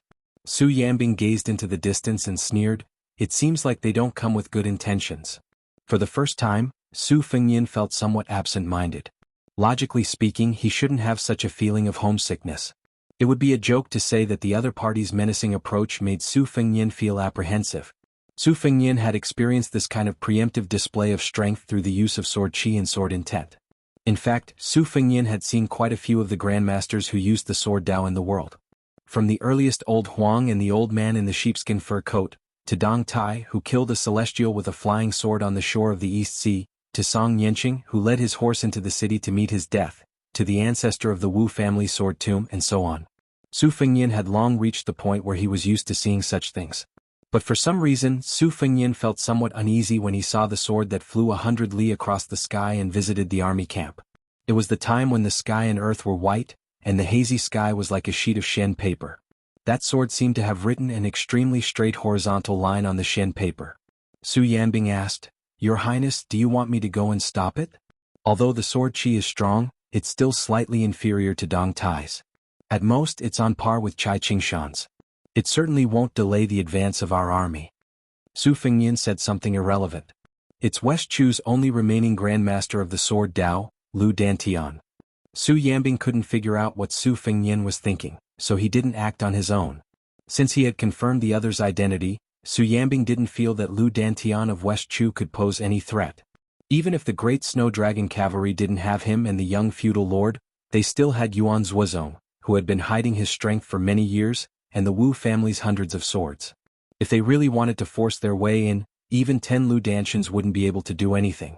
Moreover, Bailiang's cavalry heading south to the Central Plains was no different from sending charcoal in snowy weather to the cornered West Chu. Lu Dantian's sword was most likely the result of his interest as a grandmaster of the martial Dao. It only had the meaning of provocation and didn't have the intention to fight to the death. Su Yanbing was in the mood to watch the show. He smiled and said, "I heard that this person has been practicing the sword Dao since childhood and his aptitude is extremely poor. In his early years he searched all the sects in Dechu, but no one was willing to accept him as a disciple. Unexpectedly he was a late bloomer. Relying on his stubbornness, he finally reached a high level in the sword Dao at the age of 40. Then he boarded a boat and watched the Guangling River and comprehended a sword. He ascended a mountain and watched the rising sun, another sword. But I heard that after West Chu was destroyed, he retreated into the mountains. This time, West Chu re-established the country, and most of the disciples of the family joined the army. He himself also left the mountain to serve as the commander of the imperial guards in the capital city of West Chu. This sword comes with the wind and purple clouds rise. Presumably, this is the sun-watching sword technique that Lu Dantian coincidentally obtained at the age of 60. Su Fengnian's mood seemed to improve, but his smiling face was still somewhat forced. "I really admire these senior experts. Even admiring the scenery can increase one's power. I can't do it. I was beaten up by others." Su Yanbing jokingly said, "Wang Ye, even if I hear this, I also don't feel good. We are a group of martial artists who have experienced the wars of the spring and autumn period. Haven't we all lived like dogs?" Su Fengnian said self-deprecatingly, "It's the same. When I look at you Dilong and the others now, I also feel that I am an old Jianghu veteran." The sun rises in the east and purple clouds come from the east. The 100-mile sword suddenly accelerated after reaching the halfway mark, drawing an extremely beautiful downward arc in the multicolored light. Su Yanbing narrowed his eyes and looked at the flying sword. He hesitated for a moment, but in the end he opened his mouth and asked, "Wang Ye, what are you worried about?" Su Fengnian said softly, "I'm afraid that this trip will be in vain." Su Fengnian rubbed his hands to warm them. "Maybe I was wrong. I shouldn't have let my emotions affect my decision and brought the Bailiang cavalry to Guangling Road." Su Yanbing shook his head. "Wang Ye, if you think this way then you are wrong." This time, when the cavalry left the border, Yan Wenwan, Gu Dezhu, Zhou Kong and the other old guys must have some concerns at first. They may not be as willing to support Wang Ye as Yuan Zhuozong and Chu Lushan. But if it was Pang Jianrui, Niu Qianzhu and the other middle-level generals, this is a good job. They have endured in the northwest for 20 years. On one hand, people died on the front line and on the other hand they were mocked and ridiculed by the rear. This time they can finally go to other people's doorstep and show off. In any case they can vent their anger. Even if they die outside the pass in the future, they won't be too aggrieved. This is human nature. Wang Ye, the flying sword is only 30 li away from here. Why don't you make a move? Su Fengnian no longer had his previous melancholy. He smiled and said, "What harm is there in waiting a little longer?" Yuan Zhuozong appeared in the distance. Su Fengnian waved his hand. The latter understood tacitly and went to order the great Snow Dragon cavalry to continue with their duties and not pay any attention to this uninvited guest. When the flying sword was about 10 li from the cavalry camp, it suddenly accelerated again.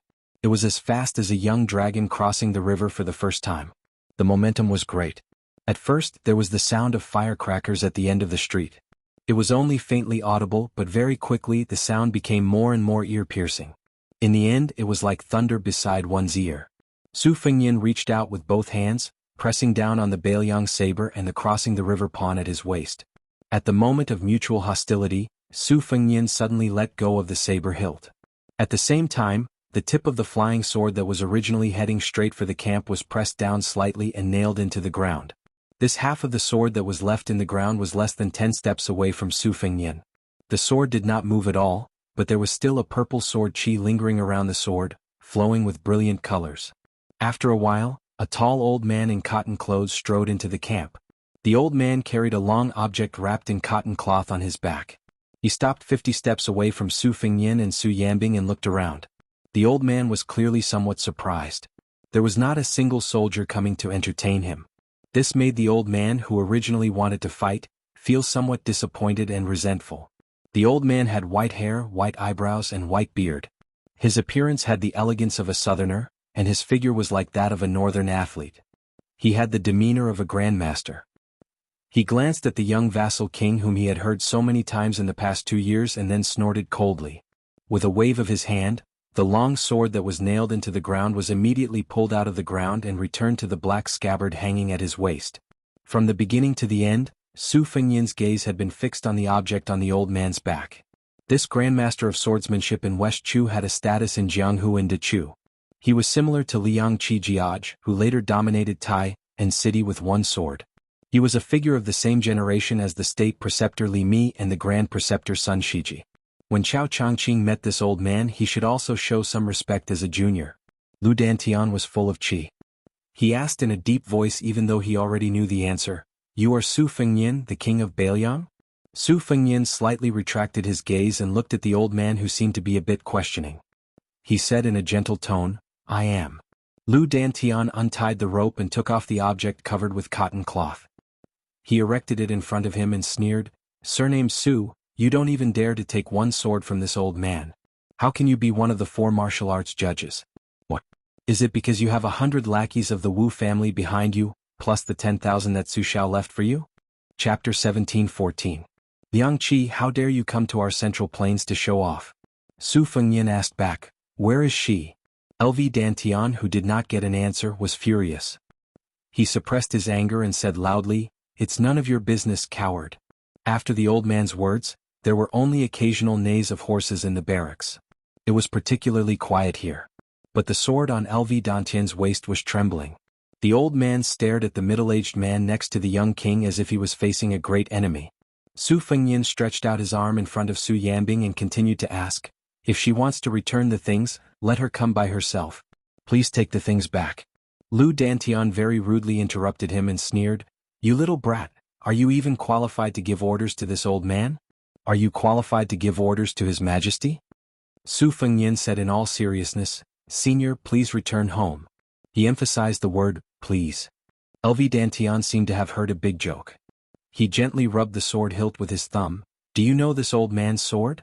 It's the Mountain Sea Sword Furnace, originally named De Jiang. After the Battle of West Fortress, this old man changed its name to Sha Su. It's a pity that His Majesty personally went to war this time. Mida Chu's millions of soldiers were stationed at West Fortress. I heard that your Bailiang cavalry was about to enter Guangling. His Majesty didn't want to see you. He asked this old man to take the old things back to Bailiang. This old man is not allowed to kill. If not, the sword just now would have moved 5 steps forward." Su Fengnian frowned. "Are you done?" LV Dantian continued to provoke. "So what if I'm done? Do you dare to fight with this old man? If not, this old man will say 10 or 100 words. What can you, Su Fengnian, do?" Su Yanbing said expressionlessly, "In the Battle of the Western Fortress, 16 direct descendants of the Lu family died in the battle. More than 100 people from the Ma family died in the battle." LV Dantian's eyebrows and hair stood on end as the scar in his heart was exposed. His murderous intent rose in his heart as his 5 fingers clenched the hilt of his sword. Su Fengnian sighed and said, "You can go." LV Dantian bellowed, "Su Fengnian, as the king of Bailiang and one of the few great grandmasters in the world, why should he be afraid of a fight?" The next moment LV Dantian was dumbfounded. He didn't dare to move or say a word. In front of his eyes, he was indeed right in front of the old man. His 2 fingers were like swords, and they were only an inch away from the old man's forehead. If Su Fengnian was able to cut off the young lord's head if he took 5 steps forward with the sword at his waist, then now he could cut off the young lord's head as long as he moved his fingers forward by an inch. The difference between their skills was like the difference between heaven and earth. At that moment LV Dantian, who was caught off guard, finally understood a simple truth. The seemingly easygoing young man in front of him was not a pushover. Su Fengyin said slowly word by word, "Take the sword box back to the Western Fortress battlefield and return the great Liang Dragon Sparrow sword to Jiang and I. What do you think?" LV Dantian gritted his teeth and refused to speak even if he was beaten to death. Being humiliated like this and not being able to fight back made the West Chu sword master's heart dead. It turned out that there was a comment in the martial arts review that was true. As long as the martial artists in the world were not earth immortals, then even if they were celestial phenomenon cultivators before Su Fengyin, Chao Changqing, Dong Tai, and Tuoba Bodhisattva, they would be no different from Shen Finger Vajra realm cultivators or even level 2 master realm cultivators. Su Fengyin retracted his 2 fingers. 100 miles flying sword, you have shown off your power. Next, please help me pass a message to your majesty. I, Su Fengyin, will go find her and tell her face to face. Although LV Dantian looked dispirited, he had no intention of backing down. He glared at Chu Yang and said sternly, "Su Fengyin, I have brought the thing here and I will not take it away. If you have the ability, take the sword box and rush through Wu Zhongshuan's army's defense line. Rush through De Chu's heavy armor." Su Fengyin smiled, "Okay." Yuan Zhuozong smiled not far away, "Don't worry. Su Gong and the others don't need His Highness to personally kill the enemy." Su Yanbing smiled, "Do you want me or some of the Wu family's cavalry to accompany you?" Su Fengyin shook his head, "No need." Yuan Zhuozong and Su Yanbing looked at each other and smiled, nodding. Su Fengyin suddenly smiled brightly, "In today's world, where can't we go?" Su Yanbing clicked his tongue, "You really deserve a beating." Yuan Zhuozong had a deep expression on his face. Looking at Bailiang and the other two's carefree attitude, LV Dantian, who was left aside, had a very strange feeling. It was not only the hatred of seeing the Su family's cavalry again, but it was also natural for a man to put himself in their shoes. Su Fengyin no longer paid attention to the Sword Dao Grand Master who had mixed feelings. He turned around and tugged at the corner of the cotton cloth that wrapped the sword case with 2 fingers. He gently pulled it, revealing the true appearance of the red sandalwood sword case. His eyes revealed a hint of absent-mindedness, but soon his expression became firm. After thinking for a while, Su Fengyin muttered to himself, "Wait." After a short while the man left and the box stayed. A burst of sound was heard in the sky, which was far more powerful than the previous muffled sound of LV Dantian and the sword. The loud sound was like a 1,000-feet-long firecracker in the sky, which was celebrating the old year for the Central Plains. LV Dantian was shocked. The old man then smiled bitterly and looked down at the long sword that had been hanging for 40 years. "Old man, I'm sorry." LV Dantian, who was in a daze, also left immediately after Su Fengyin. A thought came to the old man's mind. It was time to leave Jianghu for real. A long sword fell to the ground like a strand of hair in the majestic picture of the sky, the earth, and the land. Many years later, a nobody who decided to leave the battlefield of Guangling Taoism in his early years was lucky to find an abandoned sword in the mountains. Then when he killed in all directions in Jianghu, the sword in his hand was the famous sword with the words, "Kill Su" engraved on it. Many years later, when this Grandmaster of Jianghu in the south went to the north to challenge Yu Dilong, who was worthy of being called the most powerful person in the world, the sword in his hand was broken. It was also because of this that a traveling Confucian scholar, Go Yufeng, who was on good terms with this swordsman, appeared in Jianghu for the first time and had the first battle with his destined enemy Yu Dilong. After that, Yu Dilong and Go Yufeng, who was regrettably defeated, made a 10-year promise. For the next 60 years, the two of them each dominated the world for 30 years.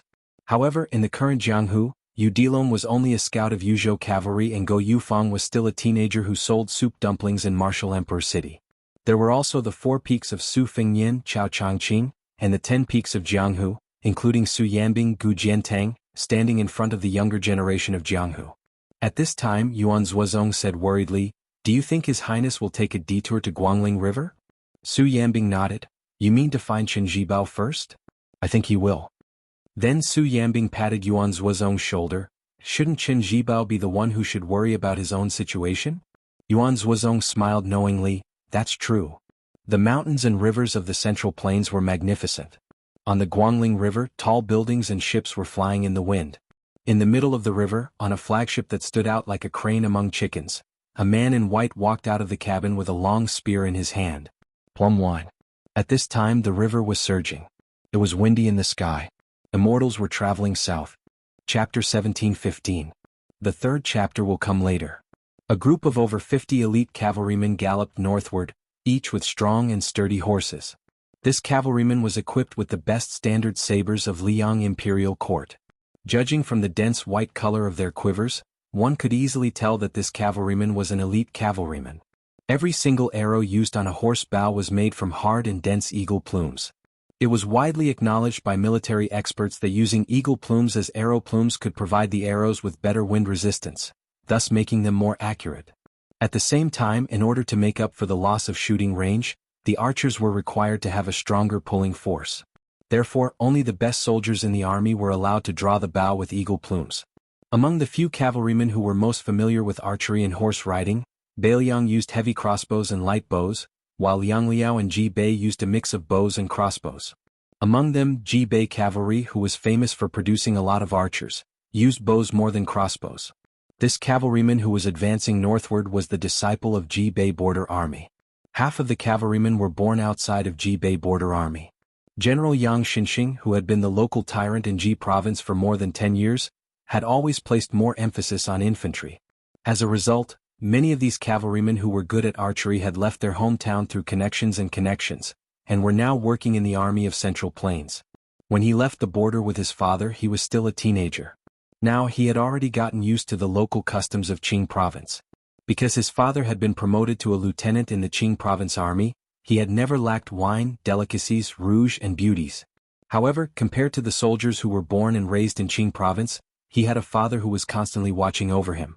Due to his father's illness, he was able to escape from the calamity. This time, when the Qing province cavalry rushed to the battlefield to assist the Duke of Huainan, Zhao Ying, they suffered heavy casualties. Because of that, he had to stay by his father's side because his father was seriously ill, thus he was able to escape from the calamity. This time, when the Qing province cavalry left the border, the commanding general was a good friend of his father. Because of that, he had purposely asked him to gather a group of elite soldiers who were good at riding and archery. Last night, the commanding general called him to the main tent and reminded him that the mounted scouts were not allowed to stray too far from the main army. Once they encountered the scouts of Bailiang's cavalry, they were not allowed to tangle with them and must retreat safely. At the end of the conversation, the commanding general even revealed that he was allowed to lead the troops away from the main army after the battle. This made him, who had always wanted to climb up the ranks to become a commanding general, feel grateful but also dissatisfied. The advancement of a local martial artist was originally very difficult. They could only do it step by step. Especially when they reached the rank of lieutenant, they would have to compete with their family background.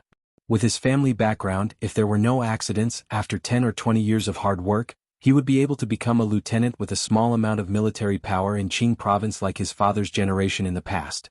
Only the kind of military merit that could be presented on the table of the big shots in the Ministry of War could break the threshold and break the rules. As for whether the military merit came from the heads of Beimang barbarians or Bailiang barbarians, he did not care at all. The snow had long melted, and the fields of early spring were overflowing with greenery. There were some unknown wildflowers by the side of the road, clumped together and nestled against each other. The fresh yellow flower buds had already sprouted, swaying in the warm spring breeze. As far as the eye could see, it was gentle and serene. It did not look like a battlefield at all. The hooves of the horse trampled on the soft ground, like a man using his palm to pat the tender skin of his lover, like a prostitute in a brothel knocking on a jade board with her red teeth. In a few more months, when the rapeseed flowers bloomed, they would spread out, and the scene of yellow flowers would fill everyone's vision. According to the spy report, there was still 1.5 days before they would officially enter the dangerous area patrolled by Bailiang's scouts. However, at that time, the Qing province army would be able to join forces with Assistant Minister Su from the Ministry of War, and they would also have General Yuan's 10,000 G North Border Cavalry as the main mobile force to hold back the Bailiang army. No matter what, as long as they arrived at the designated location on time and cooperated with Assistant Minister Su, the Qing province army, which only had less than 500 cavalrymen, would not become the main enemy of Bailiang's cavalry during this period of time. On the other hand, the 20,000 Shu soldiers led by a little kid had a higher chance of being attacked by Bailiang's cavalry. However, right at this moment when the warm breeze was intoxicating, the body of the regimental commander who was leading the charge suddenly tensed up, and he said in a deep voice, "Enemy sightings. Northwest direction, 600 steps." After the regimental commander's reminder, only then did the cavalrymen notice that at the end of their vision, they could vaguely see a few motionless black dots. If they were to take a quick glance, they would just pass by them. The regimental commander's pupils dilated. He was nervous and excited at the same time. Unlike his father, who had been fighting for a long time at the border of G North, although he had earned himself the nickname of Tiger Chulin in the military arena with his outstanding martial arts, and even his father was no match for him, his father always reminded him that the battle on the battlefield was different from the normal battles in the military, and it was also not a friendly competition between the martial artists of Jianghu. Oftentimes, life and death were separated by a thin line. Originally, he did not pay much attention to it, but this time when he followed the army, his father actually asked him to wear an armor and wield a saber. For the first time, his father also wore the old chainmail that he had stolen from G North's army years ago. On the training field at home, the father and son had a duel. When his father, who he had mistakenly thought was a toothless tiger, in the blink of an eye, his father had forcefully slashed his shoulder with a saber and placed the same saber on his neck. With just a little bit more force, he would be able to behead his father. At that moment, he finally understood what his father meant by exchanging a wound for a death. After the duel, when he bandaged his father's wound, his father told him earnestly that for an old soldier like his father, who did not come from a high family, to be able to live to this day, it was all because of luck. In the military, there were countless disciples from aristocratic families who thought they were pretty, but their corpses were dismembered the first time they fell into the enemy's trap. The regimental commander of the mounted scouts quickly caught up with them. His voice was trembling as he asked, "Regimental Commander Jiang, what do you say? Should we fight or not?" Regimental Commander Jiang exhaled, narrowed his eyes and said, "To be honest, the higher-ups do not want us to fight without permission. Even if we wipe out those 4 to 5 Bailiang barbarians, it might not be pleasing to them." Because the Qingzhou mounted scouts did not receive orders from their regimental commander, they did not charge in pursuit nor did they stop. Bit by bit, they closed the distance between them and the small group of Bailiang scouts. Perhaps influenced by the regimental commander's calmness, the originally nervous regimental commander also began to calm down. Although they were facing the Liangzhou crossbowmen, who were known as the best scouts in the world, their side had a total of 51 mounted scouts.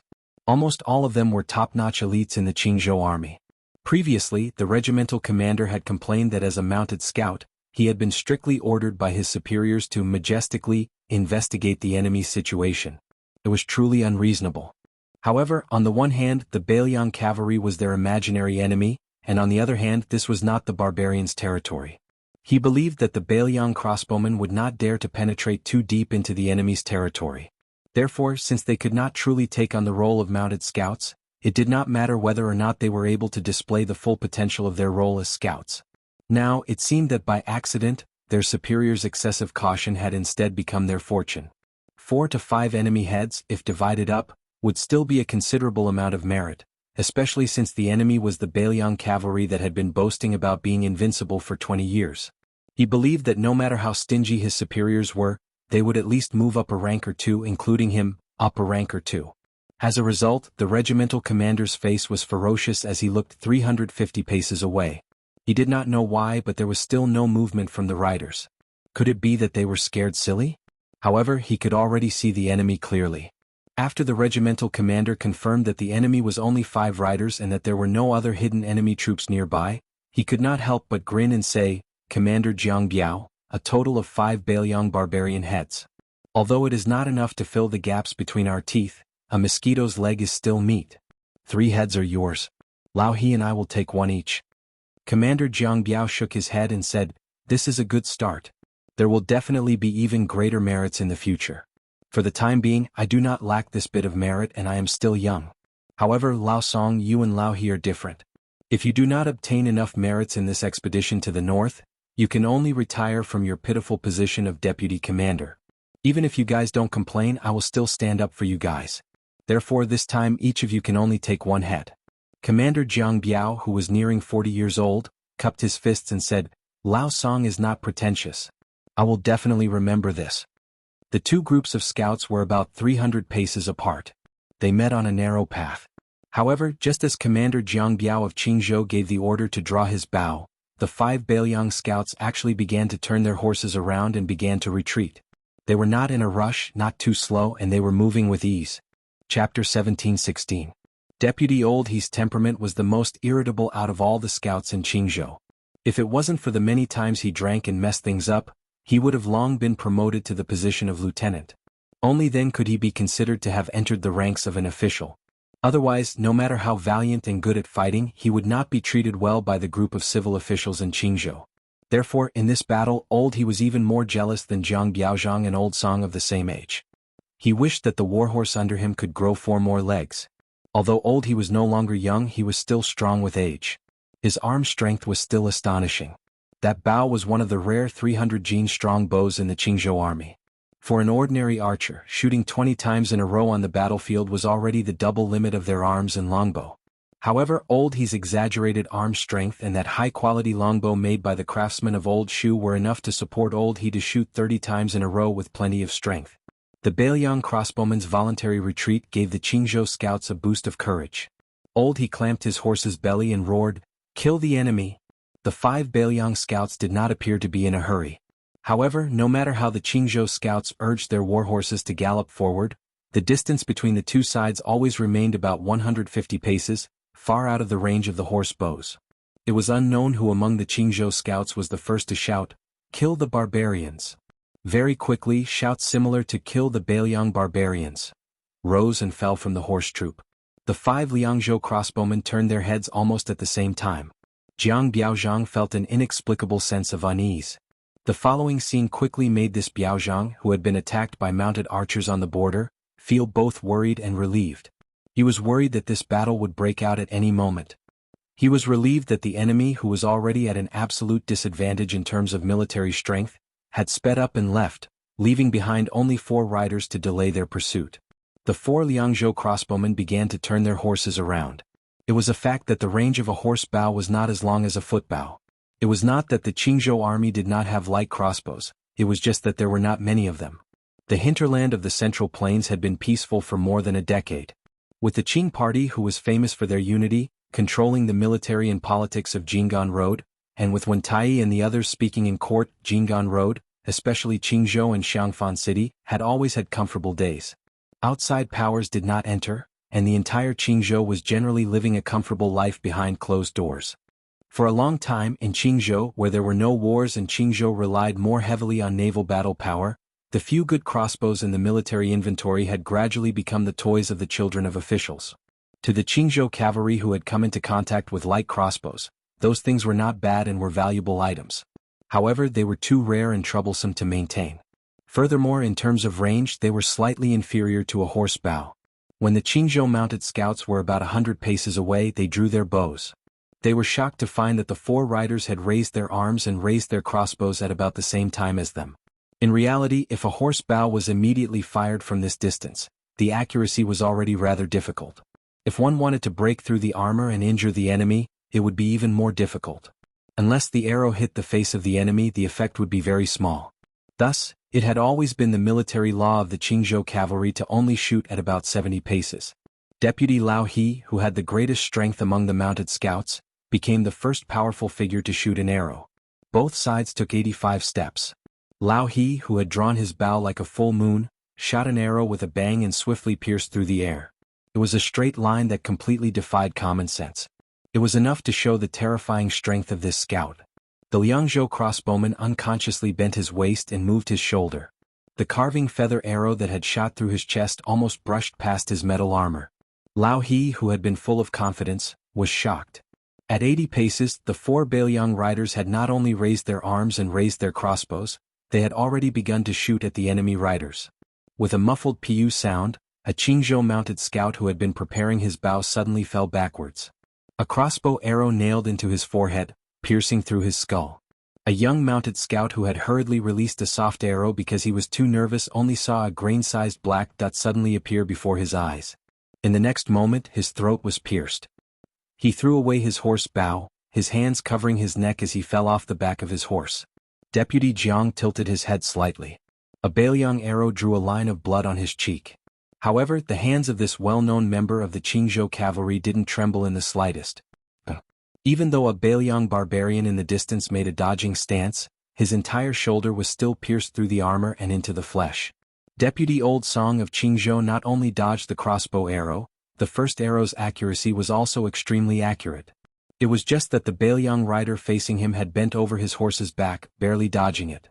Regardless of whether it was the Liangzhou crossbowman with the arrow in his shoulder, the rider who had bent over to dodge the arrow, or the two riders who had already killed someone, when the three leaders of the Qingzhou mounted scouts fired their second arrow, the other Qingzhou riders had already knocked their arrows and pulled back their bows.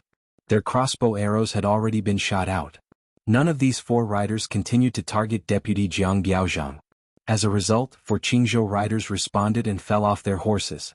Without exception, they all fell from their faces and throats, enough to take their lives. However, most of the Qingzhou mounted scouts had already lost their heads out of fear. Not only did their accuracy greatly decrease, the opposing Bailiang barbarians were clearly extremely adept at dodging. As a result, apart from the master archer Lao He who succeeded in shooting a Liangzhou scout off his horse, even Deputy Old Song and Deputy Old Song's two arrows didn't succeed in killing the enemy. Deputy Jiang Biaozhang's arrow could be said to be exquisite. Not only did he not deliberately seek to kill with one shot, he even gave up on shooting at the person and directly chose to shoot at the warhorse's head. However, that Bailiang barbarian who looked like a sergeant had astonishing horsemanship skills. He only pulled the reins slightly, and the Liangzhou warhorse, which had a telepathic connection with its master, turned its head. As a result, that arrow only shaved off a large piece of flesh from the sergeant's thigh, temporarily reducing his combat strength. Deputy Jiang Biaozhang already had no time to worry about being frightened by the enemy cavalry's combat strength. He roared angrily, "Steady. If you don't have the confidence, then shoot the horse." He knew that after entering the 40th step, it was destined to be his side's most powerful and last arrow. Not only did the three Bailiang cavalrymen remain on their horses, but even the rider who fell off his horse and rolled on the ground to reduce the momentum also followed closely behind his three comrades. He shot the third arrow while kneeling on one knee. Deputy Old Song's eyes were red with killing intent. His arm muscles bulged as he pulled the bowstring with all his might and shouted, "Die, barbarians!" However, a scene that made all the Qingzhou scouts feel awkward and suffocated happened. Except for the injured northern Liang barbarian who fell off his horse, after the other three crossbow-wielding cavalrymen shot the arrows, the horses tacitly changed their charging routes without any action from their masters. The seemingly negligible line was the difference between life and death. This scene taught Deputy Jiang Biaozhang two things. What was an old soldier at the border? What was a big horse of Liangzhou? All the Qingzhou mounted scouts who had already lowered their bows didn't have time to think. They subconsciously shouted the word "kill" in unison, drew their sabers and spurred their horses forward. The Liangzhou mounted scouts, who had an extra round of arrows than the Qingzhou mounted archers, also began to silently draw their sabers and continue to charge forward. 3 cavalrymen against 41 cavalrymen. The disparity in numbers was too great. One side roared with all their might while the other was abnormally silent. Deputy Old Song and Deputy Jiang Biaozhang were practically working together, but they still couldn't completely stop that Bailiang corporal. It wasn't that the corporal's martial arts were better than the two of them. In reality, if it was a one-on-one fight, any one of the Qingzhou mounted scouts would have a higher chance of victory. This was especially true in a dismounted battle, where Deputy Jiang Biaozhang was more certain of victory. However, when the two of them expected both sides' horses to reach their limits, the Liangzhou warhorse suddenly accelerated again, displaying a tremendous explosive force that made the Qingzhou cavalry feel terrified and unfamiliar. It was precisely this explosive force that not only allowed that Bailiang corporal to dodge 2 sabers, he only had a bloody wound on his back from the Qingzhou mounted scout. However, he was still able to continue forward and break through the Qingzhou cavalry's formation. He directly and cleanly extended his arm and chopped off a Qingzhou mounted soldier's head high into the air. The two armies brushed past each other. Of the 3 cavalrymen, only that corporal managed to break out of the formation. 1 man and 1 horse, he slowed down, silently and alone turning his horse around, preparing for the next charge. After each of the 2 cavalrymen killed 3 cavalrymen, they had already died in battle. Meanwhile, that wounded Bailiang soldier who fell off his horse first, even before he died, he still fought on foot and on horseback. He killed a cavalryman with an arrow, killed another with a saber strike, and then was viciously rammed into his chest by a Qingzhou warhorse, collapsing into a pool of blood. Deputy Jiang Biaozhang, who had almost ground his teeth to pieces, turned his head to look at the last remaining Bailiang cavalryman, and then shot a glance at the half-dead cavalrymen a dozen or so steps in front of the group. Bailiang barbarians used 3 cavalrymen to exchange for 15 cavalrymen under this elder's command. A total of 15 cavalrymen. This extremely resentful Qingzhou mounted scout drew his bow again, the arrow aimed at that wounded Bailiang soldier who was already lying in a pool of blood. It had only been a dozen or so steps. An arrow shot into that cavalryman's head. On the ground, only the eagle's feathers could be seen trembling. The Central Plains didn't only have scholars cursing Bailiang. Chapter 1717. Currently, in the middle and lower reaches of the Guangling River, the Qingzhou Navy had the advantage of looking down from above. It had always been Chao Changqing personally leading the Guangling Navy downstream. However, because the overall battle strength of the Qingzhou Navy was not as good as the latter, they could only continue to be in a stalemate. It could be said that victory or defeat would only be decided outside the river. They could only watch as life and death were exchanged on the vast land north of Guangling. As a result, of the 2 people in charge of the Qingzhou Navy, one of them, Wei Dong, who had the reputation of being the Dragon King, had already gone to the capital to meet the emperor. He had already gone to Zhao Yi's palace to become an honored guest and could be considered to have withdrawn. This made things difficult for the commander of the navy, Zhao Sun, who was only the king of Jing in name. The arrogant soldiers and valiant generals under the command of the southern conquering general Wu Zhongshuan did not take this young king seriously. Even the local officials did not like Zhao Sun, who had left their territory. As a result, Zhao Sun could only stay on a yellow dragon ship and refuse to receive guests. Of course, there was no one for the young king to refuse guests.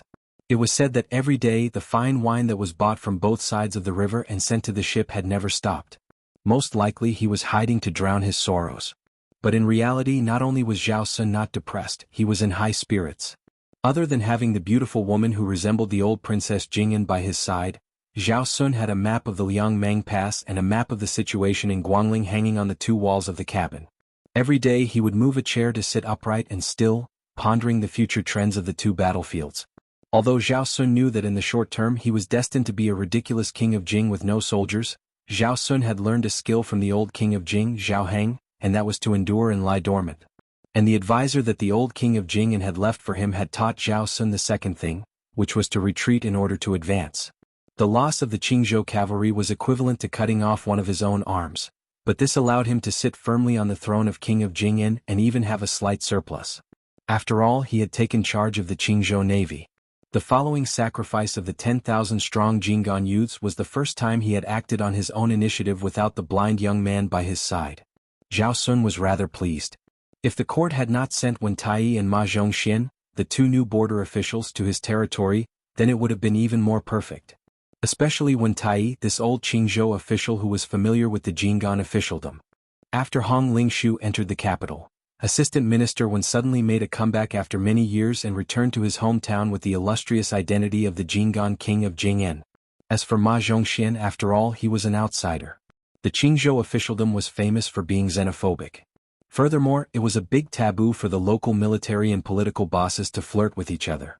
It was unlikely that Ma Zhongxian would truly be on the same side as Wen Tai. Today, Zhao Sun was sitting under the wall again, holding the wine pot with 2 fingers and gently shaking it. He turned his head and smiled at the woman sitting on the chair next to him. Before that Mr. Liu betrayed me, he left a long letter of more than 10,000 words.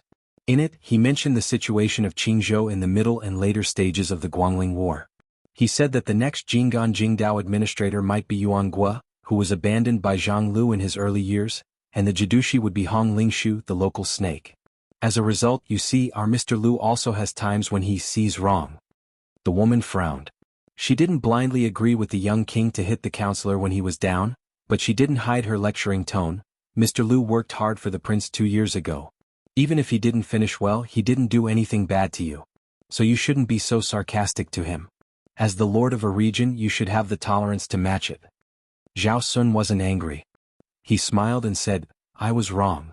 She sighed. It would be good if Mr. Liu still stayed by the prince's side. She was now secretly criticized as a female vassal king in the upper echelons of Qingzhou. Even Hong Lingshu speculated before leaving that it was this unknown woman who had whispered pillow talk to the young vassal king and squeezed out the blind counselor who had always disliked her.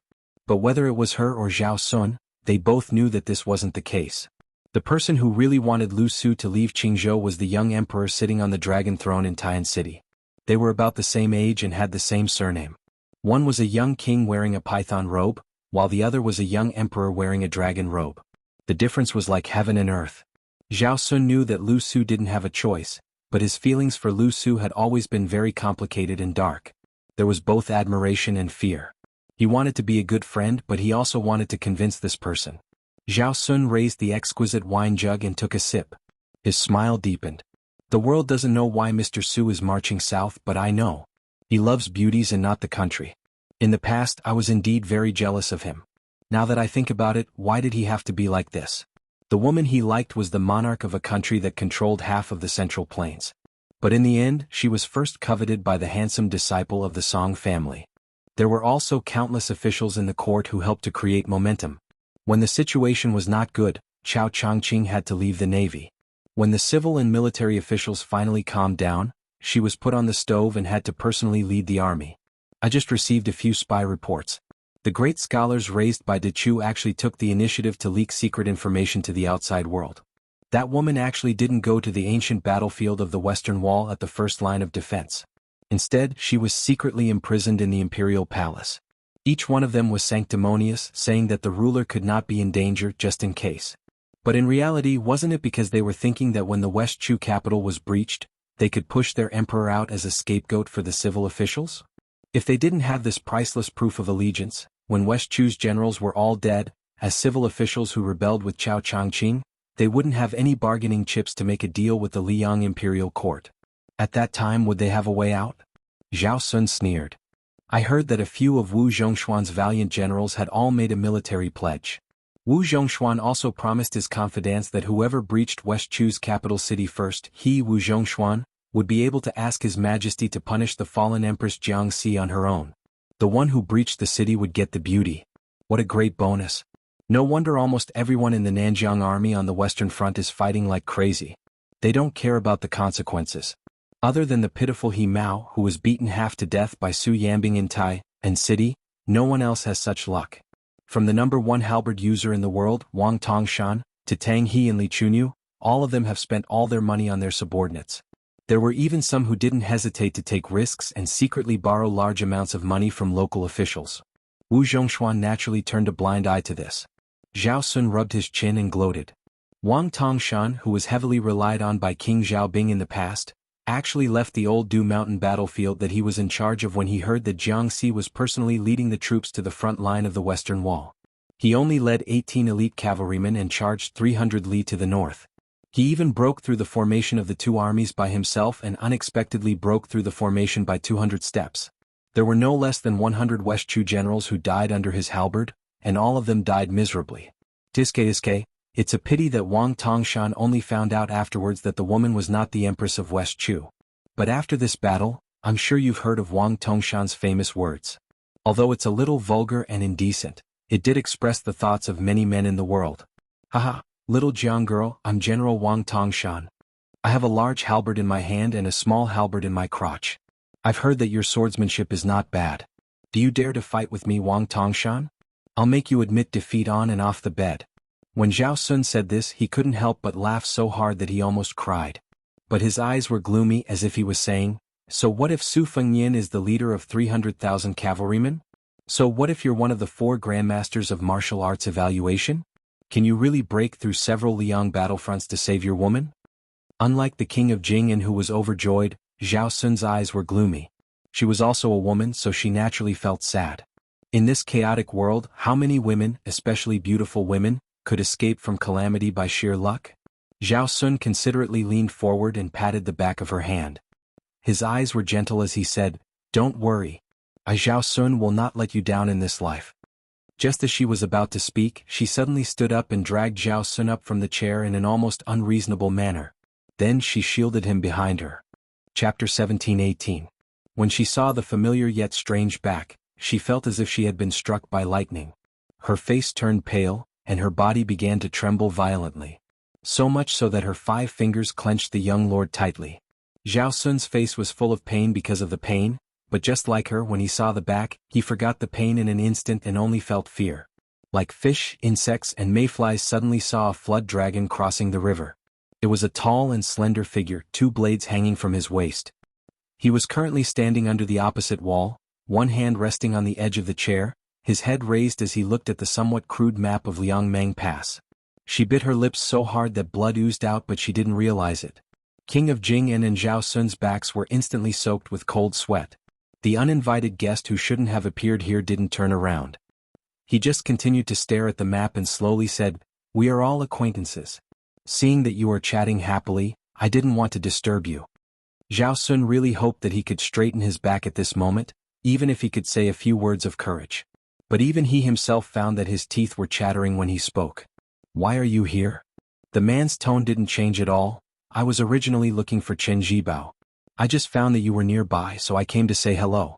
If it weren't for you, King of Jing'an, who revealed the secret, this king really wouldn't know that she actually didn't appear at the west wall defense line." The more this person talked about the old days calmly, the more she and Zhao Sun felt that their guts were going to explode.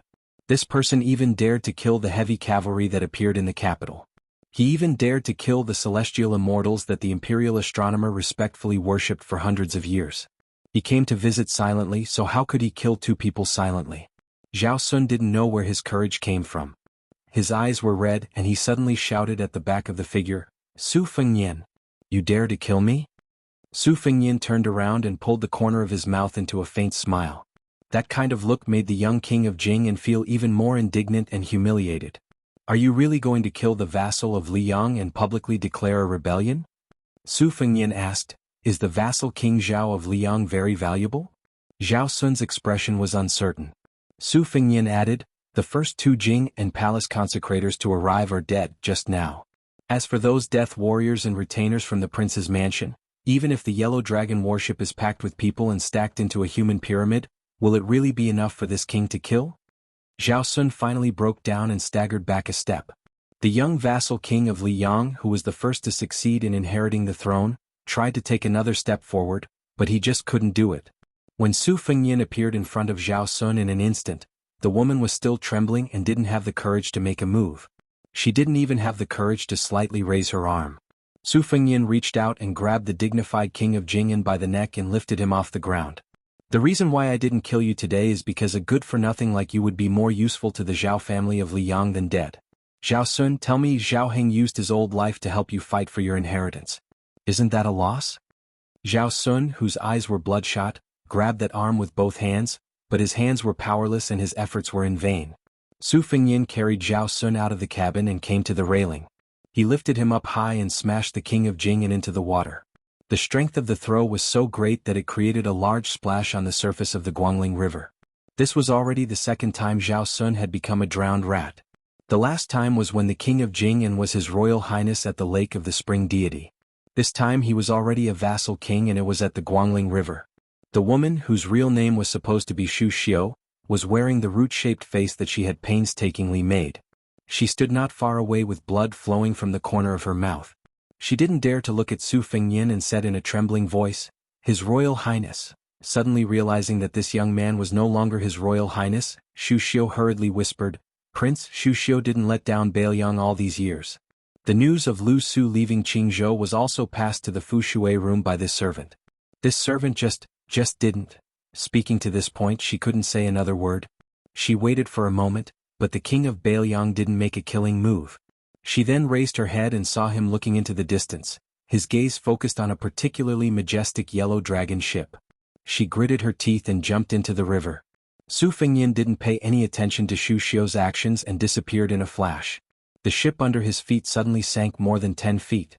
Huge waves surged on the surface of the Guangling River, rumbling loudly. The movement was so great that even a nearby ship began to sway incessantly.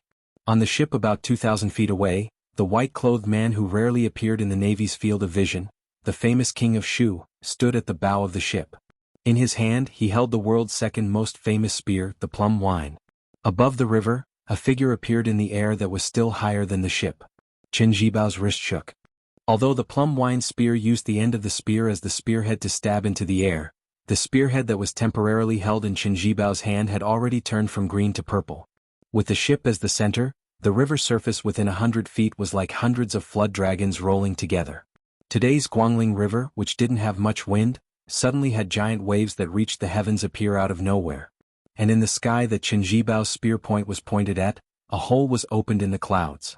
Sunlight spilled through and fell on the earth, forming a giant pillar of light visible to the naked eye. In the blink of an eye, the plum wine in Qin Jibao's hand went from vertical to horizontal. Not only that, the spear in the middle was pressed against his arm.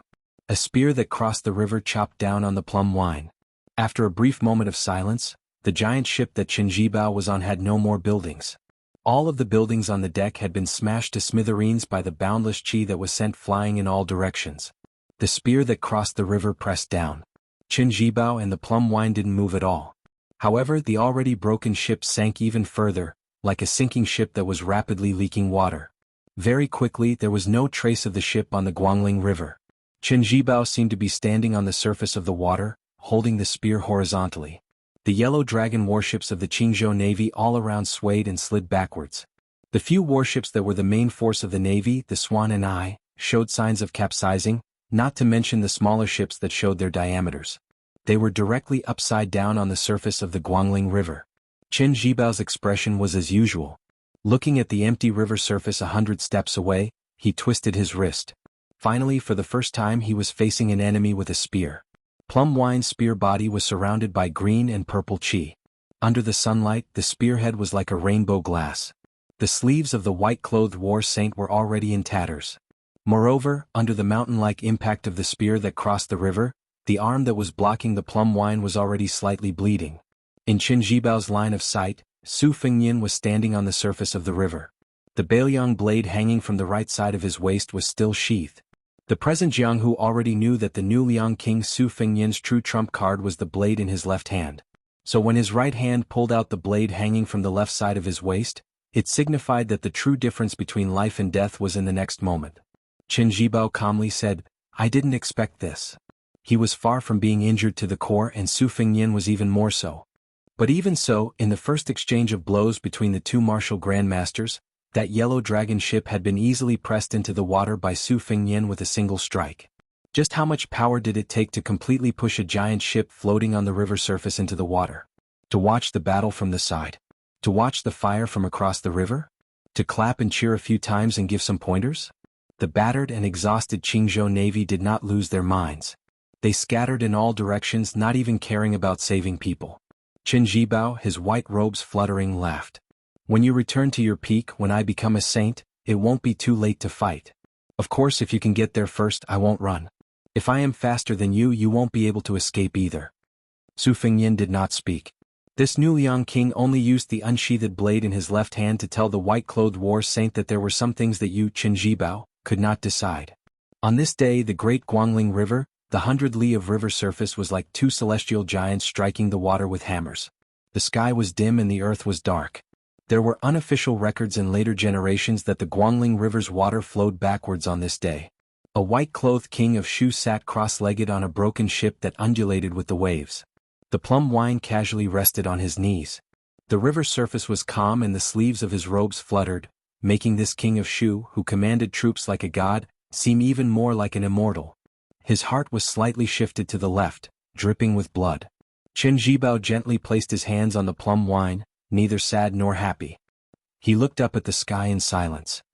He withdrew his gaze and lowered his head to look at the river. Occasionally, a river carp swam quickly near the deck of the ship. This white-clothed war saint, who seemed to have never had any friends, and who had never met with anyone honestly, suddenly thought of a story he had heard when he was young. "You are not a fish. You are not me." On the distant northern shore, there was a young man with two blades again. After crossing the south, he returned to the north. He headed north to see her. It would be good to see her. But before seeing her, he had to kill someone first. Wang Tongshan. Chapter 17-19. The front line of Old Du Mountain in Guangling Road was the main attack direction of the Nanjiang Army. It was also the key defense area of one of the main forces of West Chu, the 40,000 troops. Therefore, Wu Zhongshuan sent Wang Tongshan, the first person in the Nanjiang Army, to be in charge of the battle here, to prevent the West Chu rebels led by Pei Sui from causing trouble. Although Wang Tongshan did not have an advantage in terms of military strength, he only had 20,000 infantry. However, the mountainous Nanjiang Road did not have a large-scale cavalry. Although Wu Zhongshuan had a cavalry army built with a lot of money, it was previously cheated by Zhao Zhu, the crown prince of Yanqi. It was equivalent to not returning alone. Wu Zhongshuan, who had betrayed Nanjiang and surrendered to the imperial court, did not fuss over every ounce. Wang Tongshan's 20,000 infantry were the most elite infantry under Wu Zhongshuan's command except for the 6,000 personal troops. They absorbed many southern tribes and were the most valiant and fearless. It was because of Wang Tongshan's bravery and his subordinates' willingness to die in battle that Wu Zhongshuan, who valued military discipline the most, did not directly punish Wang Tongshan, who ignored military law. Instead, he let this valiant general redeem himself on the battlefield of Old Dew Mountain. In the main general's tent, a burly middle-aged man was bare-chested. He raised his head and poured wine into his mouth. Drinking wine was not enough to describe this person's heroism. The wine splashed everywhere and flowed all over his body. Under his feet was the back of a naked woman. There was a scarlet halberd on the ground beside him. Drinking wine and women were forbidden in the army. In any army of the Liang dynasty, these were two ironclad rules. However, it was obvious that this person did not take it seriously. He drank wine and played with women as usual. However, as long as there was a battle, he would take the lead. It was not that he wanted to win people's hearts. The reason was simple. He liked to kill people. So much so that he, who was originally the general of the south, had to be personally sent to the northern border by the crown prince of Yanqi to be Wu Zhongshuan's subordinate. In Nalin Yuxi's words, if he continued to kill, the southern tribes would be wiped out in less than 3 years. He was undoubtedly a legendary figure with an extremely notorious reputation in the southern border. He was illiterate and extremely vulgar, but he liked to pretend to be cultured. He invited, or more accurately said, kidnapped, several scholars to be his doghead military counselors. He even gave himself the absurd nickname of General Joy, because he was not happy without women, he was not happy without wine and meat, and he was even more unhappy without people dying. The two catchphrases that he often said were, Fatty Chu and Bailiang is only half a villain compared to me, and Qing Bai Shuang Ji Lu, and is only half a master compared to me. The former. The first sentence was hard to say. After all, one of them was in northern Liang while the other was in southern Jiang. The second sentence was without a doubt. He was not boasting. He once ran directly to the gate of the Dragon Palace, one of the top 10 sects in the world, with his halberd and clamored for Palace Master Ji Lu, and to obediently hand over Lin Hongyuan and serve him for 3 nights. Otherwise he would massacre the entire Dragon Palace. In fact, when Lin Hongyuan left Nanjiang, she disguised herself and went to the snow villa by the Spring God Lake to participate in the martial arts circle convention. To a large extent, she wanted to avoid this person's pestering. At that time, if Qing Bai Shuang, the recognized #1 master in Nanjiang, did not pass by the Dragon Palace, even if Ji Lu and the master behind the Dragon Palace was Nalin Yusi, they could not escape. This person was Wang Tongshan, the #1 halberd user in the world and the #1 general in Nanjiang. In front of Wang Tongshan, who was drinking with his head raised, stood a thin old Confucian scholar who had to wear iron armor. He looked straight ahead and did not dare to look at the woman at the foot of Wang Tongshan. He carefully reported the latest battle situation to the general. I just received a secret report from the capital of West Chu. The source is quite reliable. It is a letter written by a left assistant minister of the Ministry of Rights. The letter says that Xie Shibian has secretly come to the front line of Laodu Mountain.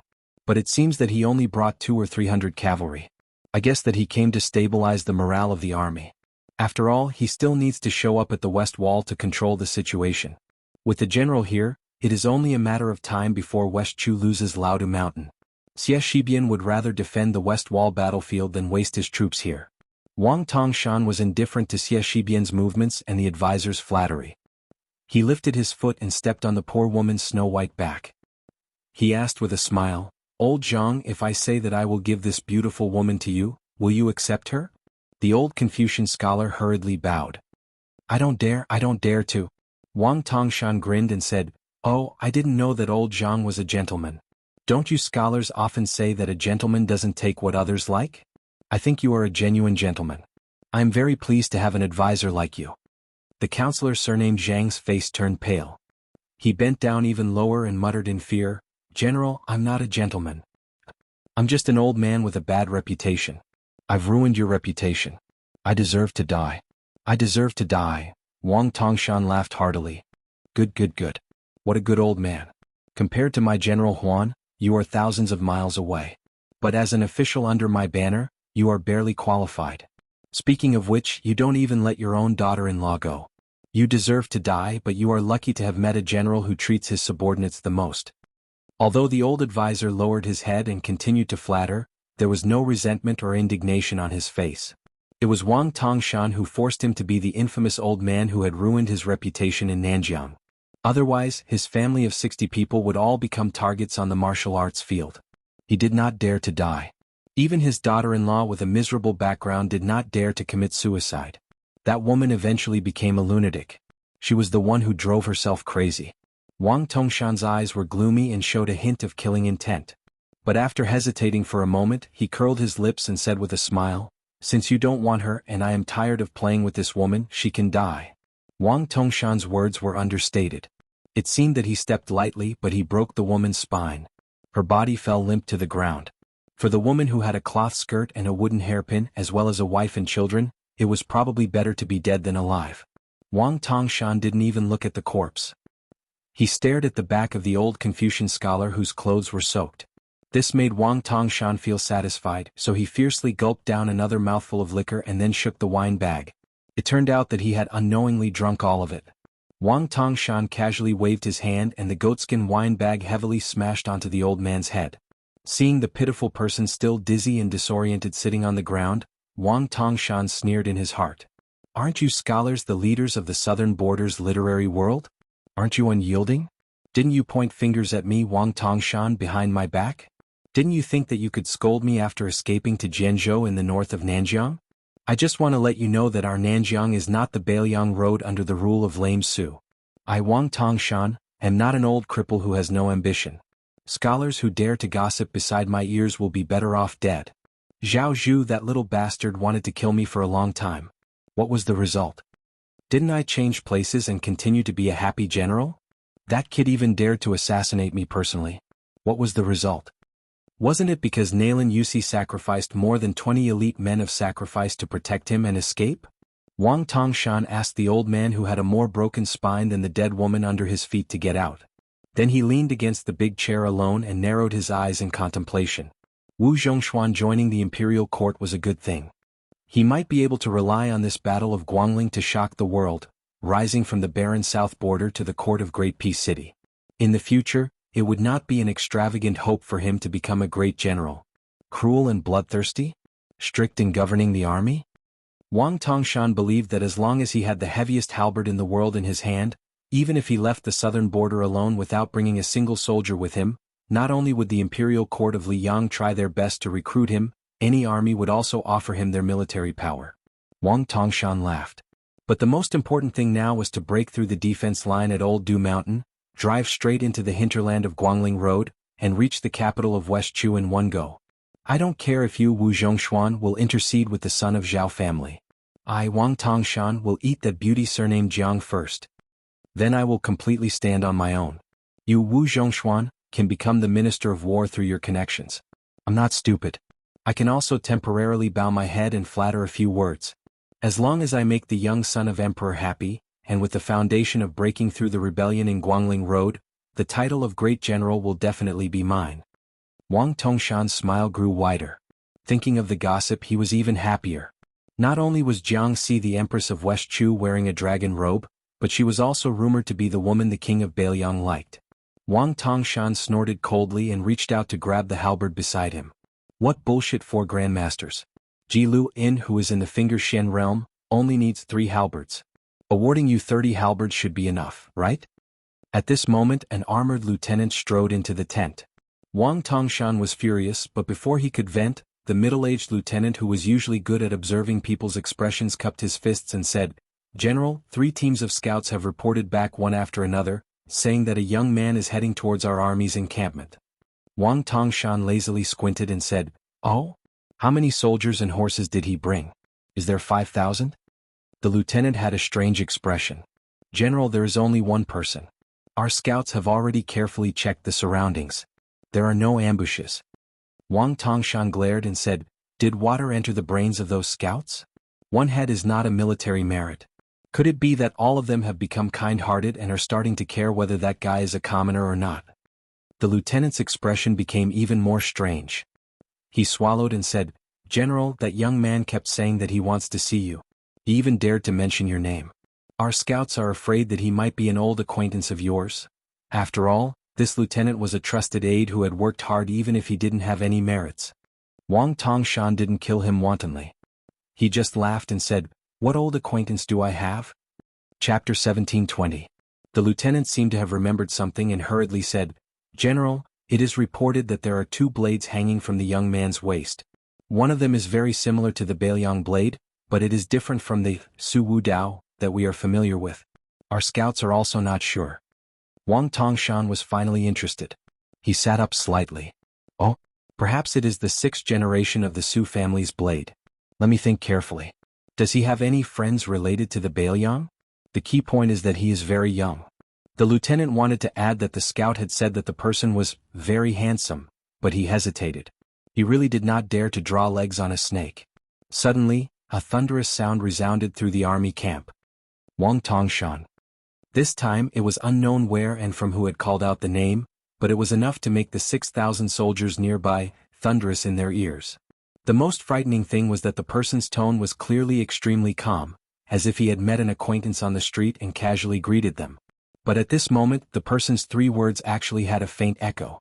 Wang Tongshan subconsciously tightened his grip on the great halberd that the master craftsman of Nanjiang had spent many years crafting.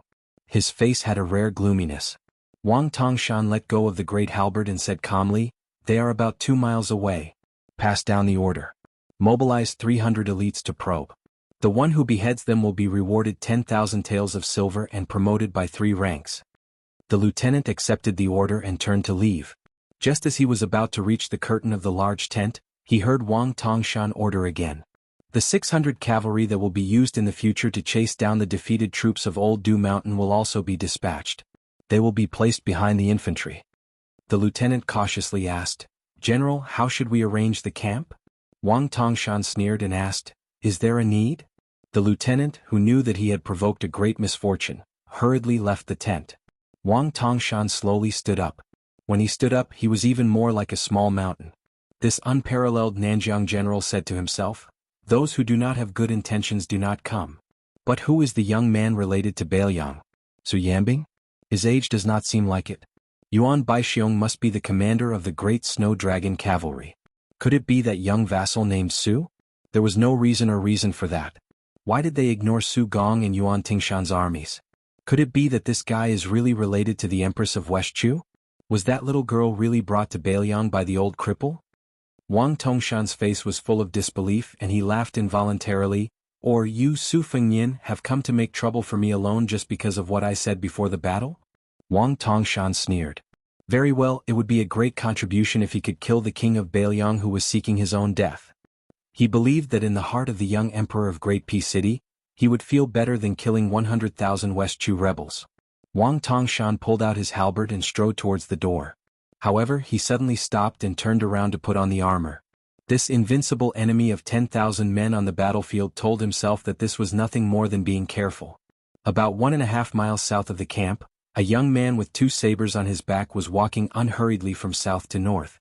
He was coming in a straight line. 300 strong infantrymen were in a formation and blocked the path. At the gate of the camp, Wang Tongshan was riding on a tall horse. He held his halberd and his face was dark. Half an hour later, a scout captain came back on his horse. His face was pale like he had seen a ghost in broad daylight. He dismounted and knelt on the ground. "General, that person is a martial arts expert, it is true. He just slowly walked towards our infantry formation. He did not pull out his saber or attack. All the sabers and spears that approached him were automatically repelled. The more they used, the stronger the rebound. There were even a dozen iron spears that broke on the spot. General, our infantry cannot even get close to that person." "Trash!" Wang Tongshan roared and stabbed the scout in the chest with his halberd. The halberd lifted the scout's dead body high into the air and then threw it to the ground. About half an hour later, the scouts retreated from the front line in a hurry. A man who looked like a captain was at least 20 steps away from Wang Tongshan.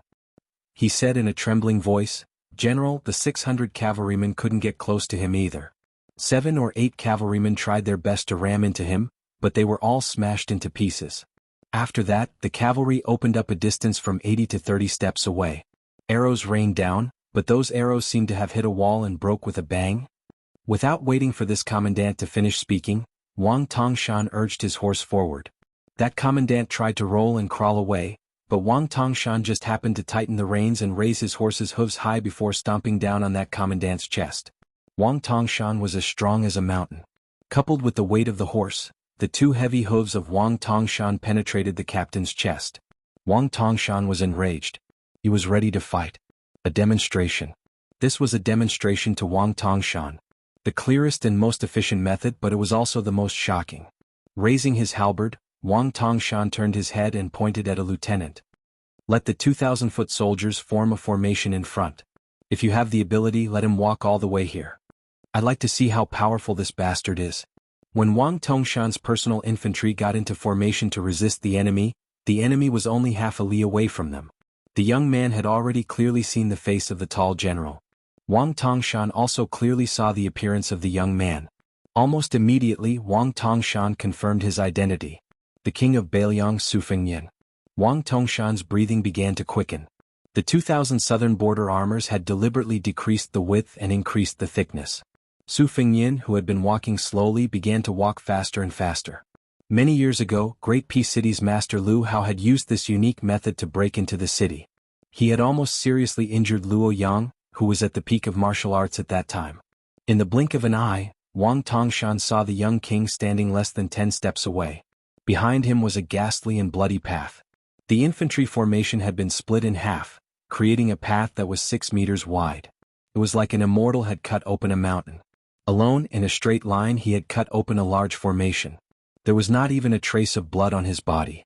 The young man did not hold the hilt of his sword at this time. He just asked indifferently, "Scared?" Wang Tongshan held his breath and was not in a hurry to attack. He was not stupid enough to answer the young madman's question. The battle between masters in the end was a battle of qi. Being able to circulate the qi in one's body for 800 miles in an instant was a realm that all Jianghu masters dreamed of. It was said that in the past 100 years of Jianghu, before Su Fengyan, Deng Tai, who returned from a visit to the immortals, and Chao Zhangqing, who went from the Confucian way to the tyrannical way, only the sword god Li Chenggang from 60 years ago and Wang Shenji after that could easily achieve this. They even had the chance to break the legend of 900 miles in one breath. It should be known that Wudong's ancestor Lu, who deserved to be called the number one in 1,000 years, once had a prophecy: the length of a breath is not more than 1,000 miles. Angao Shulu, who divided the first grade into 4 realms, had a conclusion: the length of a human's qi is a celestial being. Su Fengyan said, "I heard that you, Wang Tongshan, are a match for 10,000 people on the battlefield. Then I guess you are not afraid."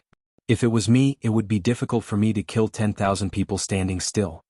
The captains in the distance did not even dare to breathe. Was this the demeanor of a great grandmaster, one of the 4 wushu judges? Even though they were in the enemy camp, they still felt a kind of heartfelt emotion. This young king of Bailiang was really domineering and domineering. Wang Tongshan, who was wearing heavy armor, suddenly fell down. After his qi sank into his dantian, his mount could not bear the burden. Almost at the same time, Wang Tongshan swept out his halberd. There was a strange sound like silk being torn apart in the air. Su Fengyan did not draw his saber. He had taken off his scabbard and held it upside down on his left shoulder. The halberd hit the scabbard, but the scabbard, which was very inconspicuous compared to the halberd, did not move at all. But the halberd bent at an angle. Wang Tongshan twisted his body and the halberd made a circle. This time the halberd swept towards Su Fengyan's waist. It whistled like the wind. The 2 subordinates closest to Wang Tongshan suddenly felt a sharp pain in their waists. The powerful gang qi of the halberd had imperceptibly cut open their iron armor and left a bloody groove. Not only these 2 guys who were implicated, but everyone else turned around and fled. It was not that no one dared to fight Su Fengyan, but that Wang Tongshan was on the battlefield. These soldiers of Nanjiang who were willing to die in battle did not want to be a burden to their main general. And not everyone thought that Wang Tongshan could not defeat Su Fengyan. Su Fengyan, who only held the scabbard in his left hand, lowered his wrist slightly and still stood in the path of the halberd. He still had the mood to talk leisurely. "I heard that not long ago you went to the battlefield on the west side of the west wall. You entered the battlefield a few hundred steps and were very impressive. You also said that you, Wang Tongshan, have 2 halberds?" Wang Tongshan still did not speak. He took a step forward and used the halberd as a spear to stab at the young great guru's abdomen. Then he was about to use the mountain lifting style to cut open the arrogant guy's stomach. Su Fengnian gently lifted the scabbard and then gently knocked on the top of the halberd. He said expressionlessly, a joke that would only make the listeners feel chilled. Is your so-called halberd the one in your hand? Why are you like a woman? What? Are you reluctant to use your full strength? You see, I haven't drawn my saber yet. To be honest, compared to Tuoba Bodhisattva who doesn't use weapons, your so-called 10,000 enemy is a little disappointing. If you only have this little brute force, I can only say that you are really lucky. You have never been to the hinterland of the Central Plains, let alone to the northwest. Otherwise, someone would have beaten you back to your mother's womb. At that time, the 10,000 enemy should suddenly become 100 enemy or even 1,000 enemy. Chapter 1721. Wang Tongshan did not utter a word. His feet were like the wind and dust flew everywhere. The halberd in his hand was swinging so fast that it made people dizzy. Because his speed was too fast, it was as if there was a large pile of halberds in front of Su Fengnian. Su Fengnian, who hadn't pulled out his blade, walked leisurely as if he was pointing at the sheath. He looked relaxed, but every time he pointed, the sound was deafening. Some of the elite soldiers tried to charge forward, but as soon as they got within 100 steps, they would bleed out of their eyes, nose, mouth and ears, and their eardrums would burst. Great Halberd King Tongshan, are you tired? Do you want to take a rest? I can wait.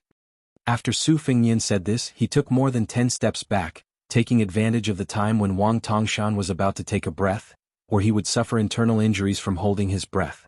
It was not until this moment that all of Wang Tongshan's subordinates had to admit that this was not a peak battle between two great masters, but a man walking a dog. Wang Tongshan didn't take the opportunity to take a breath. He still attacked like a tide. Wherever the halberd passed, there was no sound, but it was more dangerous. Su Fengnian finally showed a trace of expression.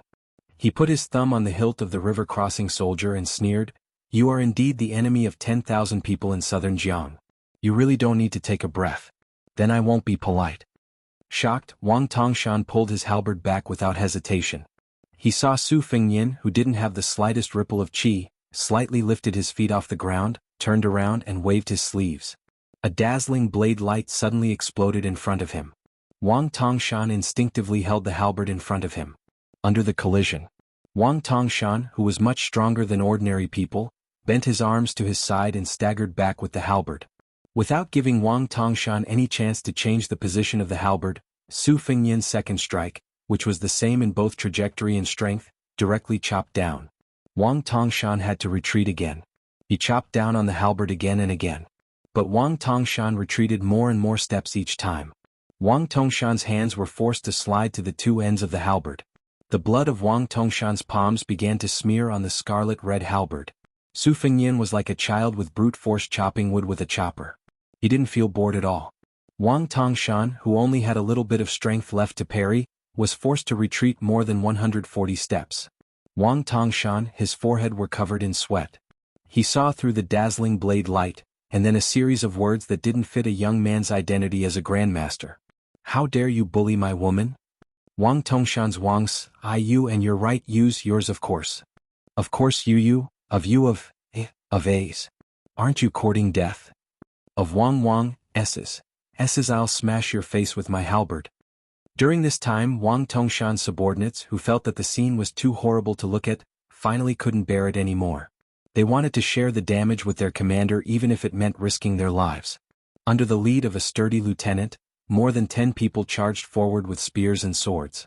Then the young vassal king only said one word, "Scram," and more than 10 people flew out at the same time. All of the corpses were covered with deep gashes, which were even worse than Wang Tongshan, who was struggling to hold on. The second group of southern borders death warriors numbered more than 100 people. Under the loud reminder of another lieutenant, they put on as many layers of armor as they could. "You bastards, how many innocent people have you harmed on your way up north?" Beiliang and Beimang fought on 3 fronts, and more than 100,000 people died. So many people have died, and the peaceful days we fought so hard to bring to the Central Plains are gone because of you.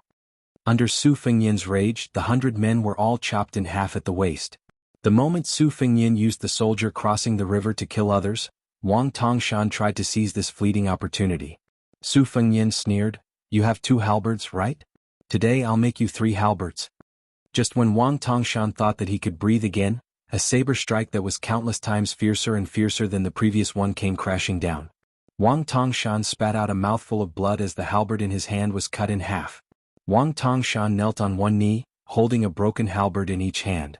The southern border's #1 fierce general had blood flowing from the corner of his mouth.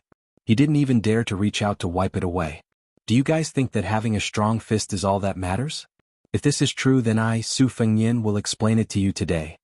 Su Fengyin leaped forward and kicked Wang Tongshan's forehead. The brawny warrior fell to the ground and slid backward for 200 feet. Wang Tongshan gritted his teeth and endured the kick. Although his body was severely injured, he was lucky enough to get a breath of fresh air. Wang Tongshan's spirit was lifted, and he held the halberd in his hands tightly. The corners of his mouth were still bleeding. Chapter 1722. He bent his elbow and smashed it on the ground, trying to get up again. Unexpectedly, at this moment, Wang Tongshan, who had just received a new lease of life, was kicked back to the ground. The armor on his body was immediately broken, and many of the armor fragments even cut through his skin. A sarcastic voice sounded above his head. Do you think you have a chance to fight again? Are you stupid? I did it on purpose. Wang Tongshan was at a critical moment when a breath of fresh energy was circulating through his body. Not only did this stomp shatter the armor, it even scattered the energy flow within Wang Tongshan's body, causing the energy flow and blood in Wang Tongshan's body to surge like a flood. If it wasn't for the fact that Wang Tongshan's Vajra physique was closer to the Buddhist school's invincible Vajra physique than ordinary martial artists, and was somewhat similar to the northern Mang Murong Baoding's Aquarius physique, he might have exploded from the inside out. Wang Tongshan roared in a hoarse voice, "Kill me if you want." Su Fengyin asked, "If I don't kill you, do you think I'll come here and call you my grandson?" Wang Tongshan roared with all his might, "Son of AB***, then kill me." Su Fengyin suddenly squinted his eyes and smiled, "I'm waiting patiently for you to use the broken halberd to cut my hamstring." Although his motive was seen through, Wang Tongshan still did not hesitate to use the halberd to cut Su Fengyin's ankle horizontally. At the same time, Wang Tongshan's soldiers also shot out more than 20 crossbows at the same time. But those powerful arrows, which were supposed to be aimed at the young lord's body, inexplicably flew towards Wang Tongshan's body and nailed into his limbs one by one. Su Fengyin stood near Wang Tongshan's head, put the soldiers back into the scabbard, and then slowly pulled out the Baoyang blade that was still in the scabbard, and bent down to look at the southern Jiang general who was glaring at him. After Su Fengyin pulled out the cold blade, he put the tip of the blade to Wang Tongshan's ear and said indifferently, "When Su Xiao was in the Central Plains, he used the Su family's blade to kill a lot of people like you." Wang Tongshan's face was already covered in blood, and the corners of his mouth twitched with difficulty. His face seemed even more savage and terrifying as he muttered, "A damned cripple." Su Fengyin's cold knife slid across Wang Tongshan's neck inch by inch until the whole head was cut off. Then he said calmly, "I forgot to tell you that when you called my father a cripple, I didn't say anything.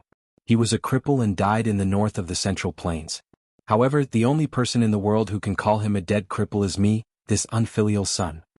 After the young lord casually picked a warhorse and rode away, even if he was already more than 10 miles away, the entire barracks still fell into a deathly silence. No one rose up to chase after him, and no one clamored to avenge their general. However, there was an old Confucian scholar who was scolded by the scholars of Nanjiang as an accomplice to the evildoer. After seeing Wang Tongshan's head separated from his body, he silently turned around and walked into the barracks.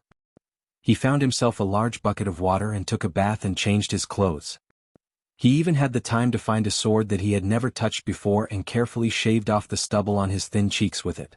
The old man sat behind a small table in his small tent and trembled as he placed the sword horizontally on the table. After thinking for a while, he stood up and picked up a yellowed ancient book of Confucian sages from the corner of his bag. After sitting down, he casually opened a page of the book without reading the content.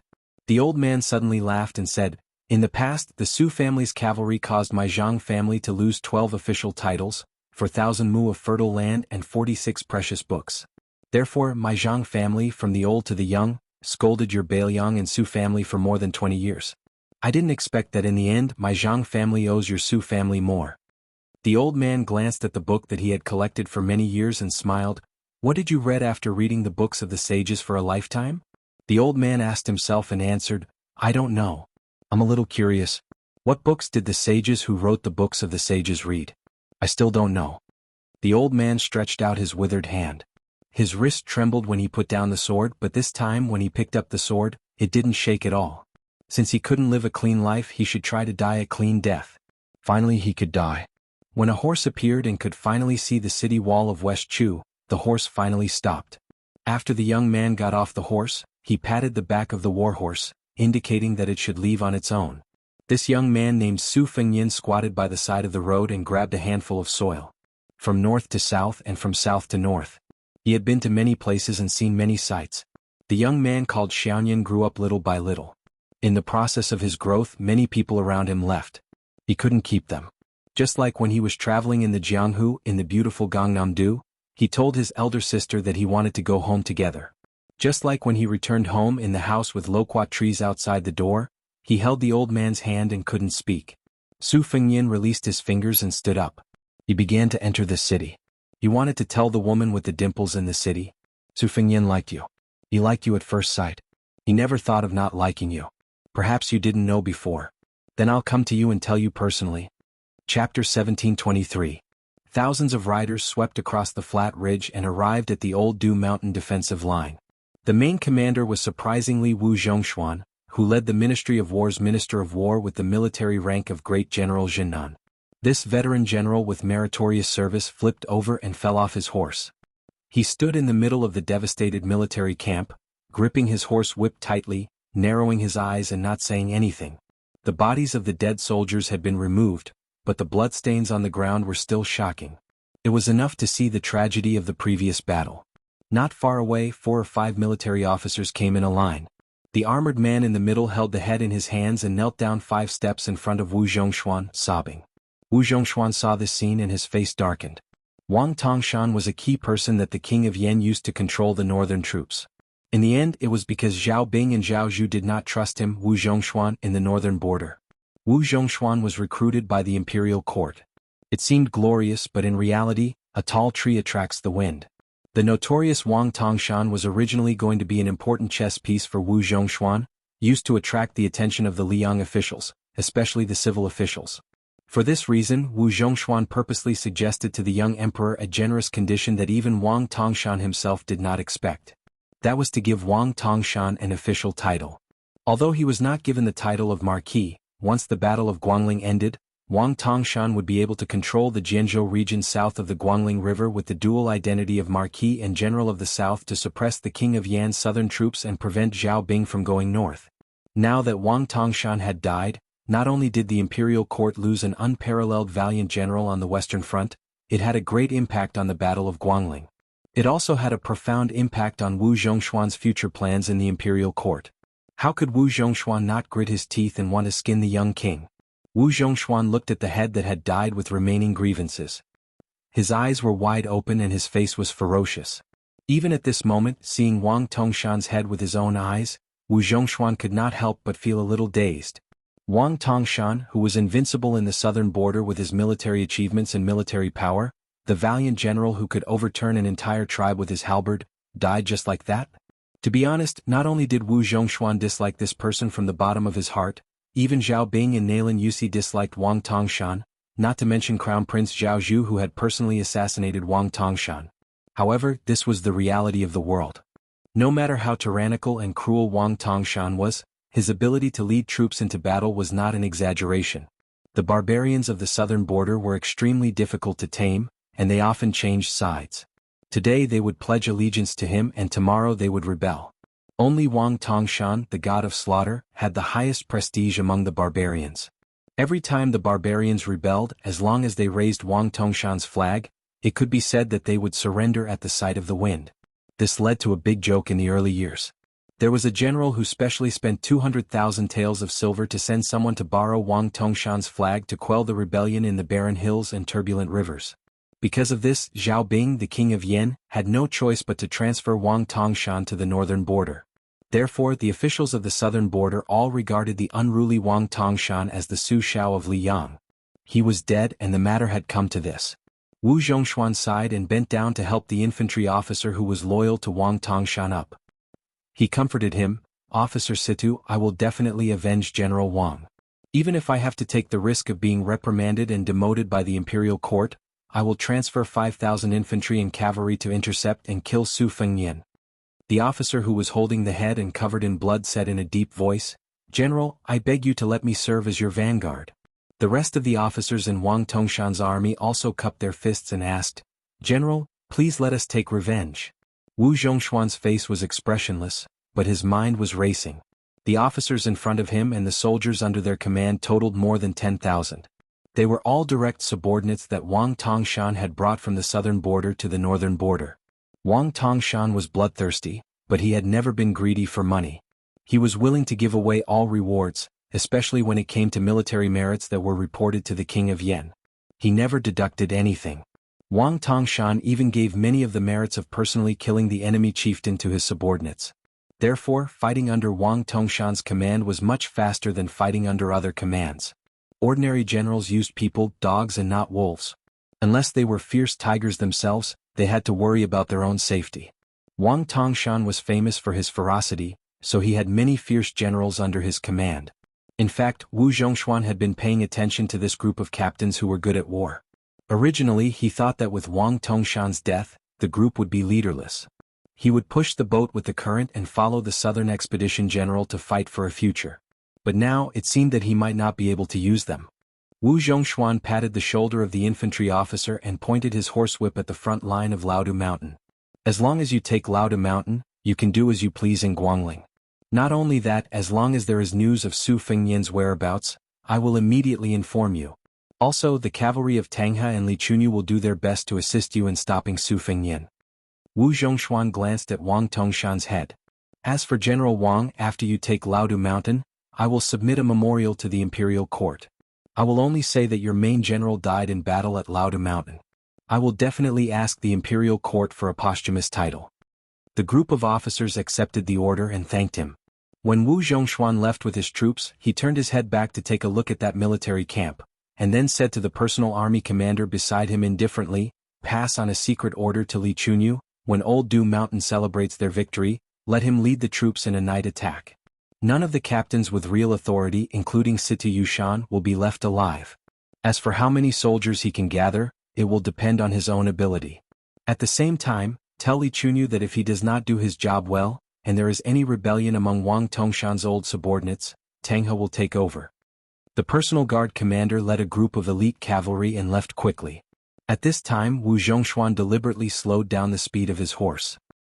He waited until a young man in light armor who looked like a scout approached before he asked, "Young Master Yuan, in your opinion, if the whereabouts of Wang Tongshan are discovered, how many people do we need to send to stop the person who killed Wang Tongshan?" The young man who was called Young Master Yuan by Wu Zhongshuan and not a military official did not have the slightest bit of fear and awe that the other officers had towards Wu Zhongshuan. He said calmly, "Is Wu Shangshu joking? Instead, he is asking this question very seriously?" The two expert retainers of Great General Wu both showed undisguised annoyance. They had long been displeased with this young man surnamed Yuan who had joined the army of unknown origins. He had not accomplished anything, but he was extremely arrogant. Every time the great general took the initiative to speak to him in an amiable manner, he would have this half-dead expression. Wu Zhongshuan was not angry at all. He nodded seriously and said, "I'm not joking." The young man who was temporarily acting as a roaming cavalry scout smiled. 3 to 5,000 people might not be enough. 10,000 elite cavalry is more like it. Wu Zhongshuan made a sound of agreement.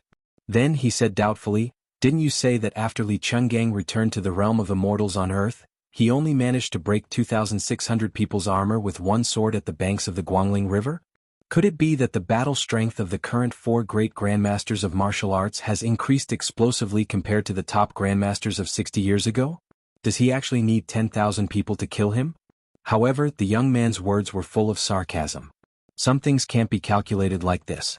Not to mention how high Li Chunggang's true battle strength is, those martial arts grandmasters who died on the battlefield were all idiots who fought to the death. For example, the Shishu Sword Emperor who was trampled into meat paste by the Su family's cavalry. Before this, the Wu family's 9 swords defeated Beimang's 10,000 cavalry. In fact, they were chased and intercepted until they had no way to retreat. Thus, they had no choice but to stake everything on one throw. Wang Tongshan was known as invincible in Nanjiang, but it was only because there were no heroes that made him famous. Relying on his natural brute force and Vajra physique, he could naturally exhaust all the experts below the realm of celestial phenomenon, Qing Baishuang and Ji Lu, and could not do anything to him. However, as long as they went north, for example, if it was Dong Tai, I reckon that the Peach Blossom Sword God would be able to defeat him with 1 or 2 strikes.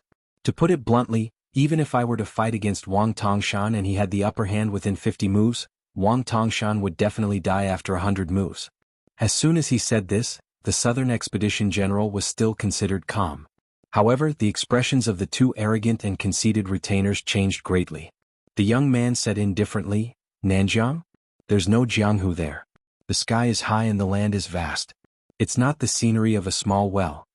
This young man who had been quietly fighting in the Eastern Sea's martial emperor city for 2 years had now changed his surname from Jiang to Yuan. He looked into the distance and said, "There's no harm in speaking the truth. At Su Fengyan's realm, as long as he wants to leave, no one can stop him, let alone catch up to him, unless it's Chao Changqing, Dong Tai or Tuoba Bodhisattva. Therefore, what I said about the 10,000 cavalry encirclement was actually nonsense." Wu Zhongshuan sighed with emotion. The Jianghu is higher than the imperial court. It's not a comfortable thing. The young man agreed for the first time. One day where we stand there will be no immortals or heroes. All the dragons in the Jianghu will be fish in a pond. There was a lake in the northwest corner of West Chu's imperial city.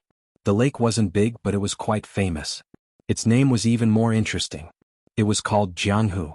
It was said that the lake was bottomless, and its water source was connected to the Guangling River outside the capital. A young woman dressed in simple and elegant palace attire sat in the waterside pavilion by the lake. There was no one around her, and it was completely silent. Chapter 1724. Probably because she was used to being restrained, she took off her boots and sat cross-legged on the ground. She did not enjoy the beautiful scenery of the lake at the beginning of spring. Instead, she bent forward and lowered her head. In front of her were stacks of copper coins of different denominations, different sizes, old and new, and different heights. She looked at the copper coins in a daze, her mind wandering thousands of miles. She thought of many things from the past, such as that dilapidated little thatched cottage, or that very small but very green vegetable garden. Or that time when she carried a heavy box of books and climbed up the mountain step by step. At that time she only felt that moving books was like moving a mountain. Or that time when she studied to earn money, the feeling of every word being money was much better. Although the current court in West Chu was much quieter than before, when she sat on that chair every day, she would find that the originally pure eyes were no longer there. Instead, they were replaced by a gloomy aura, like pieces of rotten wood. She only found out much later that the court had changed quite a few groups of people. There were quite a few groups of new faces, and there was an endless stream of disciples from noble families. Thus, father and son sat in the court together, and even 3 generations of officials who were all purple and yellow officials began to appear. She sat in the magnificent hall. There were frequent quarrels in the hall. Scholars quarreled with martial artists, scholars quarreled with scholars, and martial artists who were attached to the wings of the scholars quarreled with other martial artists. Almost everyone seemed to be doing their best for the country. Everyone's words were just and honorable, so everyone seemed to be so impassioned. There was nothing wrong with that. She did not understand. The Grand Preceptor, Sun Shiji, was getting older and older. In the last few court sessions he even had to sit on that royal chair.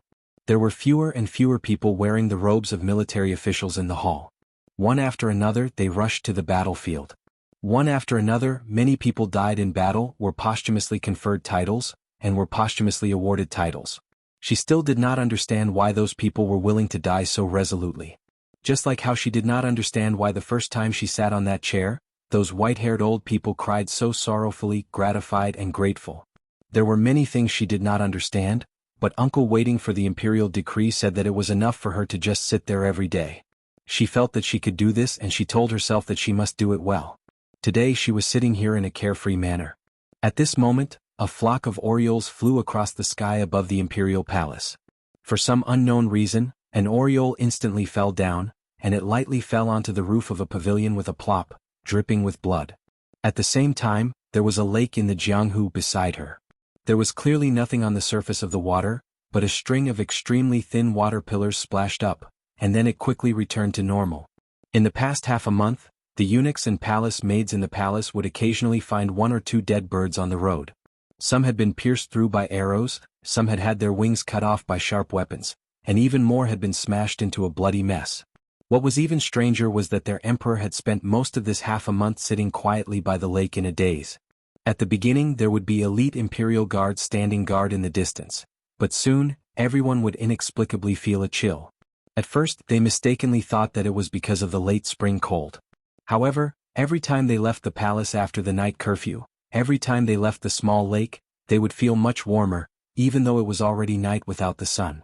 Over time, that small lake, which was always as calm as a mirror, appeared particularly strange, especially when the entire capital began to spread rumors of countless birds falling. Songs began to spread through the streets and alleys, saying that this was the disaster of a woman ruling the country. There were also strange stories with ulterior motives that insinuated that the current emperor was actually a wild fox spirit that had walked out of the depths of the mountains.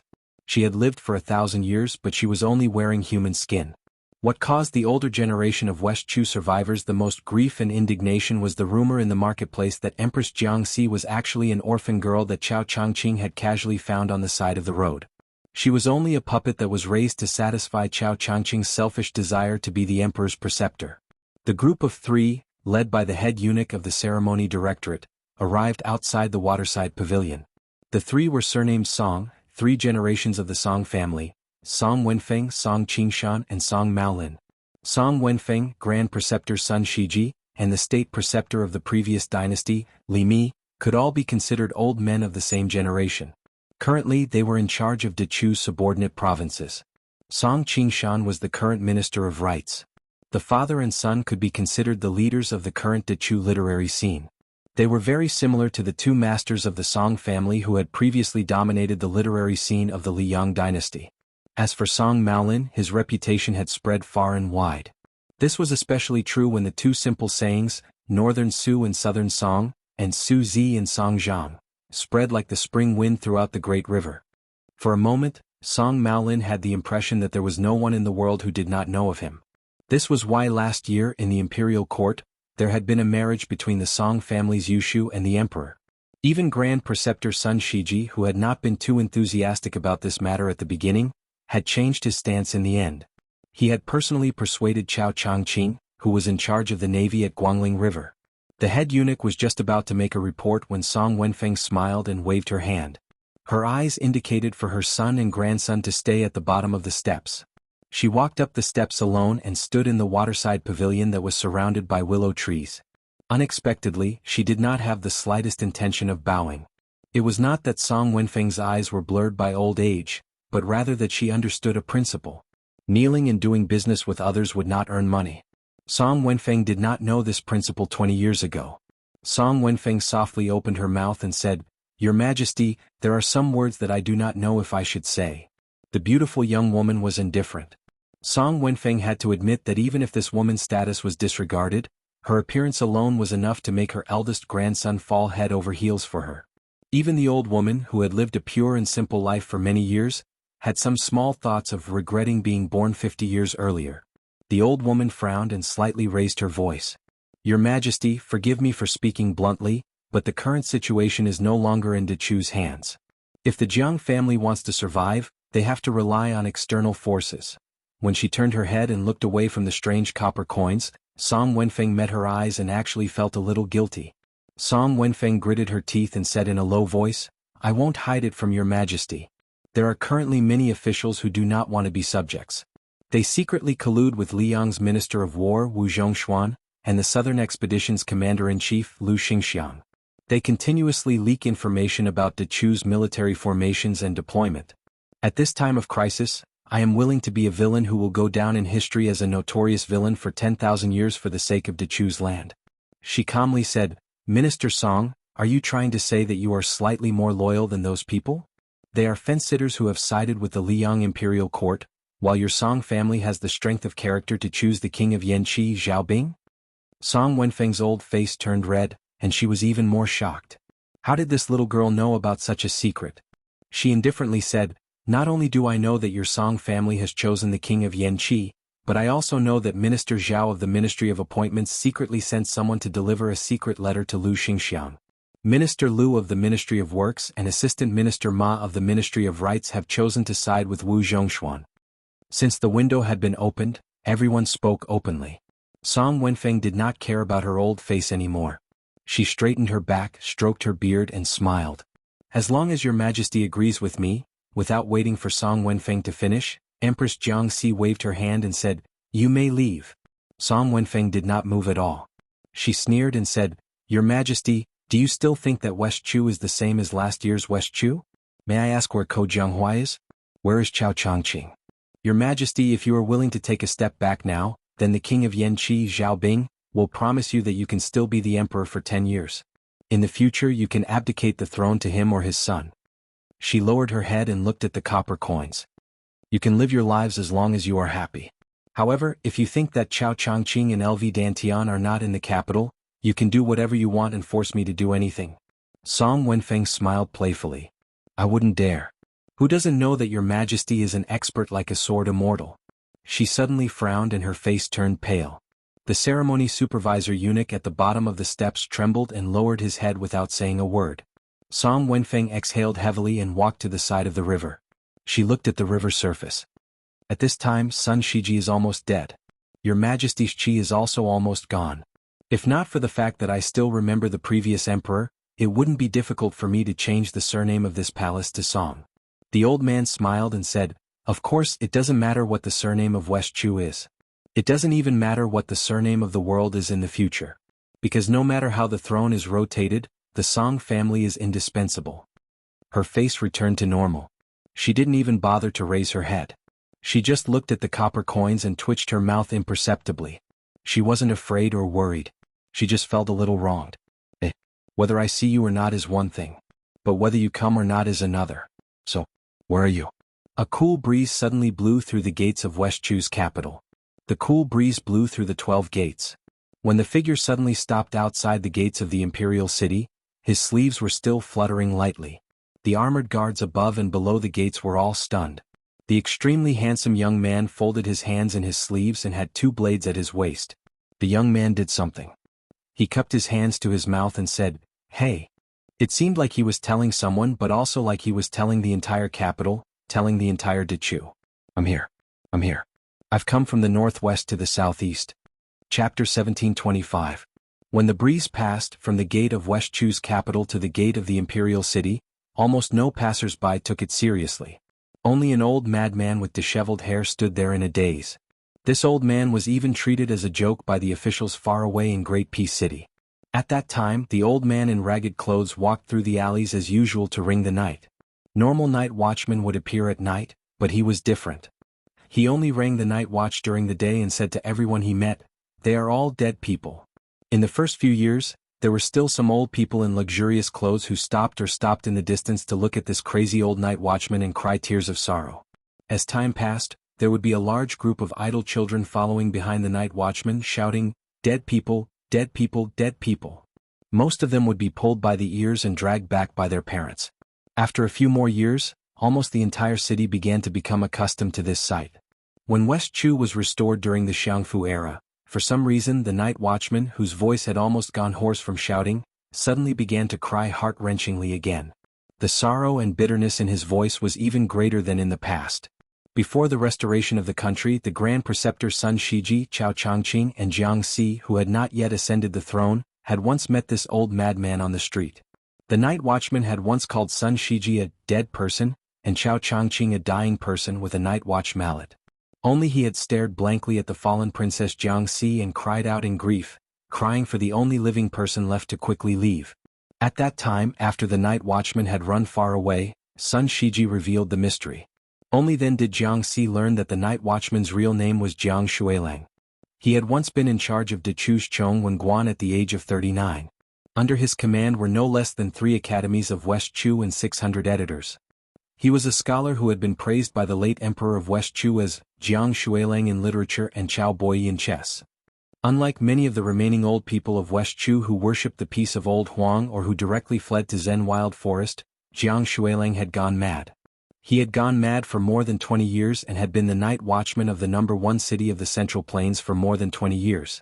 At this time, the old man's turbid eyes gradually regained their clarity, and the gong and gavel in his hands unknowingly fell to the street.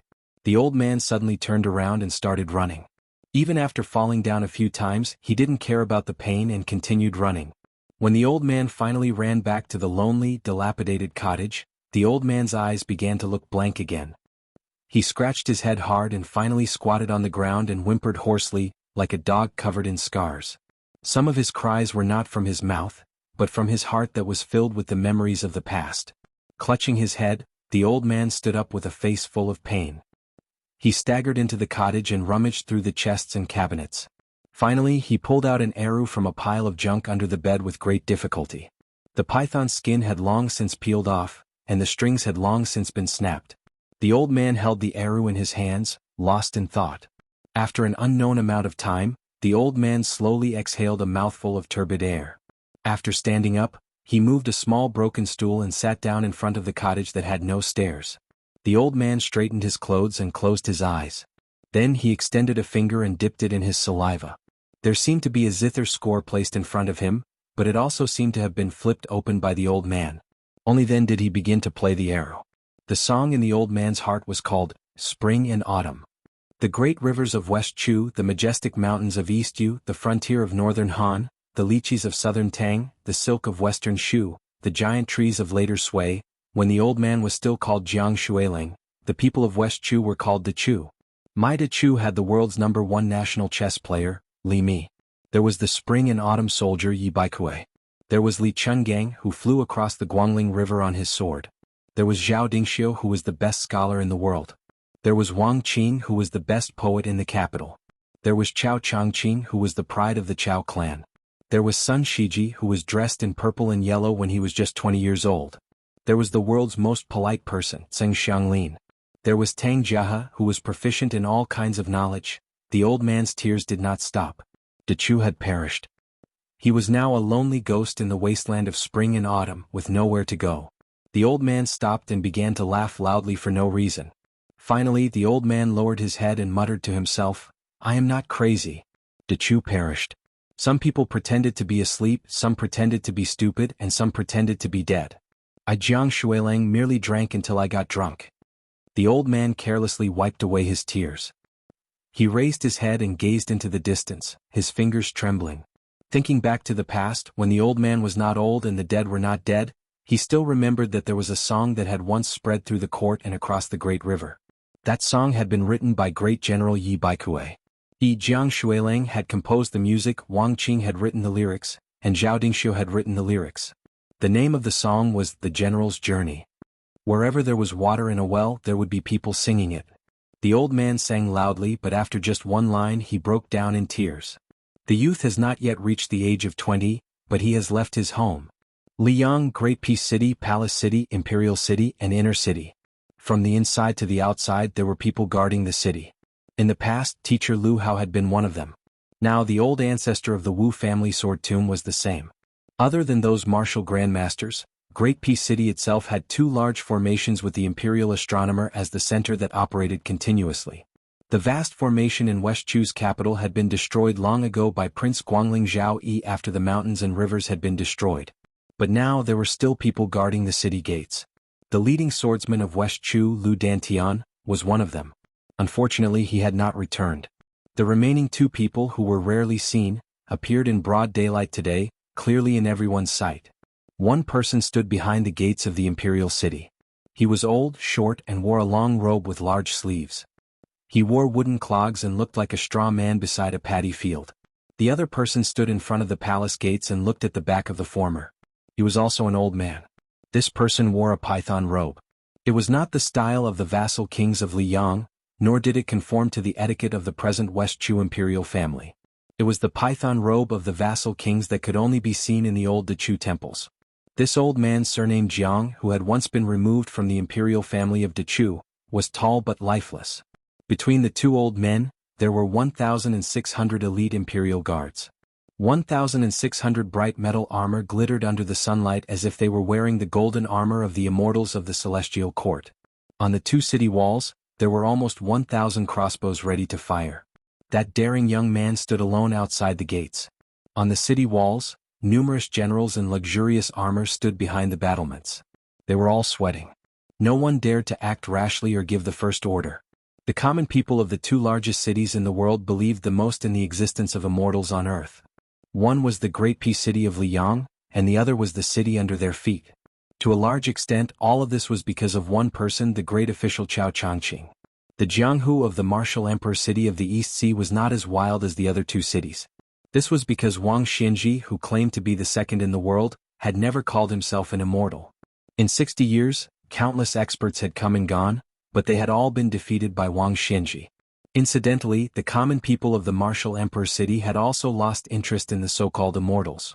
But whether it was Chao Changqing or Wang Xinji, no matter how high their martial cultivation was, this young man with his hands on the hilt of the saber at his waist was, at the very least, a great grandmaster on the same level as the two of them. Su Fengyin stood where he was. It was not until this day and this moment that he suddenly realized that the old man in the sheepskin coat was from West Chu. Su Fengyin grinned. He remembered that after the Battle of the Three in Great Pea City had ended, the top grandmasters like Chao Changqing and Dong Tai had all asked him the same question. Had that old man who had broken through 2,600 armor with a single breath by the Guangling River reached the threshold of celestial being? At the time, Su Fengyin had not directly given an answer. He had only smiled and extended a finger and then let the two guess. The length of a breath could travel 1,000 li and then 100 li. A breath of sword energy could cause thunder to roll 1,000 li. As long as one had a clear conscience, such as the green-clothed sword god 60 years ago, or the old man in the sheepskin coat who had resolved the knot in his heart 60 years later, one could easily become the number one in the world. Because one was Li Chungang. The Jianghu was so vast, but only one was 3 feet away from the sword in one's hand. The title of being invincible in the world was so important, but only one, Li Chungang, could let it go as he wished and take it as he wished. Su Fengyin suddenly felt slightly angry. Unfortunately, the person he wanted to vent his anger on was not in this city. At this time they were probably far away from Great Peace City.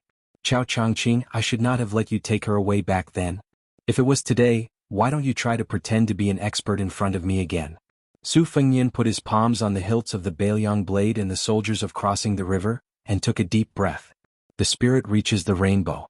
When Su Fengyin gripped the hilts of his blades, in a flash, the grand and dignified gates of the imperial city were crushed under his foot.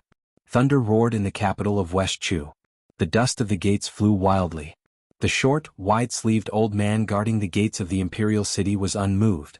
He held his breath, spread his hands in front of him, bent his middle finger and flicked his fingers. With each flick, the old man, whose sleeves were swollen like they were filled with wind, slid back dozens of feet. Between the thin old man and the tall city gates, 2 serpents appeared on the old man's fingertips. One black, one white. In the exquisite waterside pavilion by the river and lake to the northwest of the imperial palace, the atmosphere was solemn. He Taixing, the deputy commander of the imperial guards, dressed in golden armor, stood at the bottom of the steps with an awkward expression. Chapter 1726. Although the sword grandmaster Lu Dantian was nominally the leader of the 4,000 imperial guards and was 1 rank higher than the 3 third-rank deputy commanders, including He Taixing, Lu Dantian was only an empty title and didn't really hold any posts. Therefore, the real military power was in the hands of Gu Sui, who He Taixing was in charge of guarding the palace gate. As for the other deputy commander surnamed Qi, he had long been ostracized and only knew how to drink all day to drown his sorrows. At the beginning of the year he rarely commanded troops. He Taixing and Gu Sui were not the same. Gu Sui was the son of an aristocratic family with 2 surviving elders in the imperial court, so he was able to make friends with both sides in the officialdom. On the other hand, He Taixing came from an ordinary landowning family. He relied on the outstanding military achievements he had accumulated in the past 2 years and secretly relied on the influential officials to climb to this position. The harder it was to come by, the more precious it was. At this time, He Taixing's feelings were particularly complicated. He felt guilty towards the young female emperor, but there was also a trace of darkness in the depths of his heart that no one knew. After being a citizen of Liang for more than 20 years, He Taixing actually didn't have the obsession of the older generation towards the West Chu. Whether the country's surname was Jiang or Zhao was not important to the young and ambitious He Taixing. At that time he felt that he had the potential to become one of the founding fathers of the country, so he bravely killed the enemy and shone brilliantly in the battle to wipe out Yan Jinchuan's cavalry. When he returned to the capital to report on his work, he was quickly pulled over by Song Maolin from the Song family. After joining the Song family, this big ship that sailed through the wind and waves, He Taixing's meteoric rise was so great that even the Song family didn't think of it. They thought that he was a rare commodity worth hoarding. In fact, Zhao Go, who was hidden in this city, had already promised to give him the position of Protector General. It should be known that in the entire Liang dynasty, there were as many surplus generals as there were hairs on a cow, but there weren't many generals with real power. 4 campaigns, 4 equalizations, and 8 people could be called great generals. Next were 4 towns and 4 equalizations. Then it was Song Li's turn to get the General Hung Jiang that was within He Taixing's reach last year, as well as the Protector General that was within He Taixing's reach. Generally speaking, under the 16 generals, the Protector General Hung Jiang, who held real power, was actually not inferior to a general of a province. He Taixing carefully glanced at the woman from the corner of his eye. The Emperor of Dechu. A beauty with a rouge evaluation. Furthermore, she was a female sword immortal. The second in command of the Imperial Guards felt as if there was a furnace burning in his heart. Why is it that you, Song Maolin, a weak scholar, a good-for-nothing who doesn't even have the strength to truss a chicken, can openly express your love? Why do I, He Taixing, have to bow and scrape before you? Why do I have to deliberately lower my wine cup to you every time I raise my wine cup to make a toast at a banquet? After hearing He Taixing's urgent military situation, Song Wenfeng still looked confident and stood near a pillar. The old man smiled and said, "Your Majesty, do you think that everything will be fine now that that person has suddenly appeared in the capital?" The old man didn't get an answer and continued, "His appearance is somewhat unexpected. Logically speaking, if he wanted to stand outside the capital, he should have waited for the 10,000 Bailiang barbarians to break through Wu Zhongshuan's army and our Dechu's several lines of defense. However, I can only say that this young vassal king's courage is commendable. Unfortunately, his luck is really bad.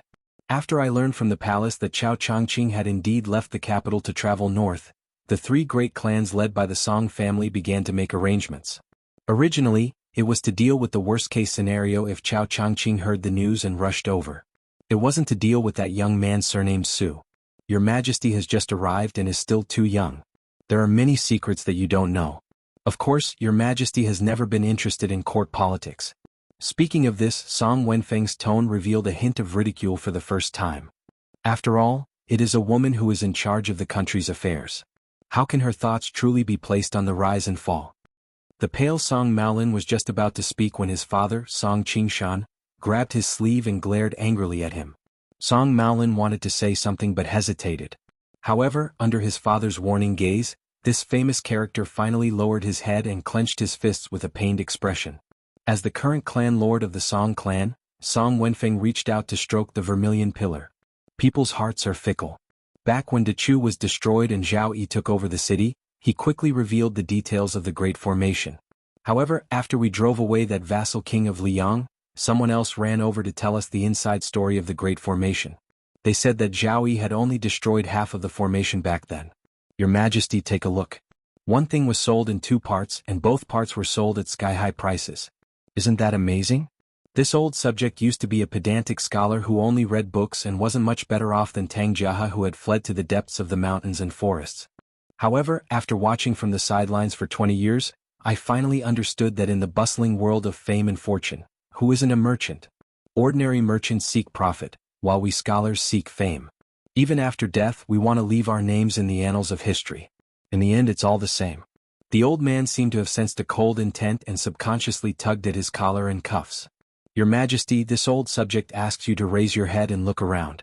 Who in Dechu's imperial court isn't waiting for a good price? Who isn't looking for a way out? There are quite a few people who are truly loyal to Your Majesty, but unfortunately they're no longer in the capital on the battlefield. They won't be able to escape death. Even if they're lucky enough to survive the battlefield, we won't let them live. I believe the Zhao clan of Liang will be happy to see this happen. Whether it's scholars killing scholars or scholars killing martial artists, they've never killed without spilling blood. The key is to kill them so that they won't be able to make a comeback in the annals of history. At some point, the Empress of Dechu was still sitting cross-legged. However, she was now facing the Jianghu with her back to the crowd. She had also put away the stacks of copper coins she had placed carefully before. "Are you trying to scare me?" she asked in a childish tone. "Are you trying to scare me?" Song Wenfeng didn't know whether to laugh or cry. This felt like a grass saint had painstakingly written a flamboyant masterpiece. Next to the table stood an illiterate boor who asked how it was written. The boor replied that he didn't understand a single word. She continued, "Although I don't really understand what you're saying, I'm not scared." She actually had something she didn't say. "I was bullied since I was young." Song Wenfeng, who felt like she was playing the lute to a cow, suddenly felt a violent anger. She suddenly raised her hand and was about to slap this young woman. At that moment the old man had never been so heroic. But suddenly the ground shook violently. The old man almost crashed into a pillar. At the gate of the imperial city, two aggressive dragons pounced forward. Su Fengyin didn't pull out a blade. Instead he raised both hands and spread his fingers. He actually grabbed the two large dragons' ferocious heads in a death grip. There was an explosion of light between his fingers. The two gusts of astral wind were majestic and fierce. They blew Su Fengyin's hair backwards. Su Fengyin pressed down with both hands. The black and white dragons were like coarse old oxen that had their heads forced down to drink water. Without any strength to struggle, they crashed into the water. Two enormous holes appeared on the left and right sides of Su Fengyin. The holes were as deep as the dragons were long. Su Fengyin looked at the expressionless short old man. I didn't come to kill people, but don't push your luck. The old man 20 zhang away smiled coldly. He crossed his hands and drew a large circle in front of him. His chi rotated and rippled. In the end it formed a wide and thick mirror. It was like lifting a basin of water and then removing the basin, but the basin of water was suspended in the air. The old man stared at the young king who seemed to be the leader of Jianghu and said with a fake smile, "This old man is just a ghost in a withered grave. But he still has a knot in his heart. He hasn't had a chance to compete with Cat Han Xingxian, so he still doesn't know who is the real number one in the finger-profound realm." In the mirror, the tall buildings were vivid and lifelike. They were like pavilions in the sky, like a mirage, like a fairyland. If one looked carefully, they would see that it was the scene of the entire capital of West Chu. It was exactly the same. The old man stretched out a finger and tapped it gently. He tapped it again and again. A total of 5 times. In the sky above the capital of West Chu, it was like a thunder from the 9th heaven. It broke through the clouds and hit the young king's head. When the immortal was angry, 5 thunders would strike. The first thunder that attracted the heavens and earth exploded 3 feet above Su Fengyin's head. The turbulent qi scattered around Su Fengyin and flowed to the ground, instantly shaving off 3 inches of the ground. The old man's eyes showed a touch of surprise. But the old man was soon stunned. The second thunder did not hit the young king's head but 10 feet above. The third one was even higher. As for the last one, it was really all bark and no bite. The unknown old man in front of him clearly used the remaining qi of West Chu as a shortcut to the celestial realm. What was left of the family was hers. And that silly girl would be depressed or happy for a long time even if she lost 1 or 2 copper coins. So Su Fengyin began to move forward without saying a word. The next moment, Su Fengyin stood behind the short old man. You think you can compete with Han Xingxian for the number 1 in the finger-profound realm? It turned out that the old man's head was no longer in the hands of the young king. The old man surnamed De Chu, who had retired for many years, suddenly opened his eyes and his aura soared. Su Fengyin casually threw the head to the ground in front of the 1600 iron armors. The head rolled and blood flowed. Chapter 1727. At this moment, 3 sword-bearing riders galloped along the imperial road. Among them, a loud and clear voice rang out behind Su Fengyin, "Su Fengyin! Retreat from the capital." When the 3 riders approached the imperial city gates, they all pulled out their long swords.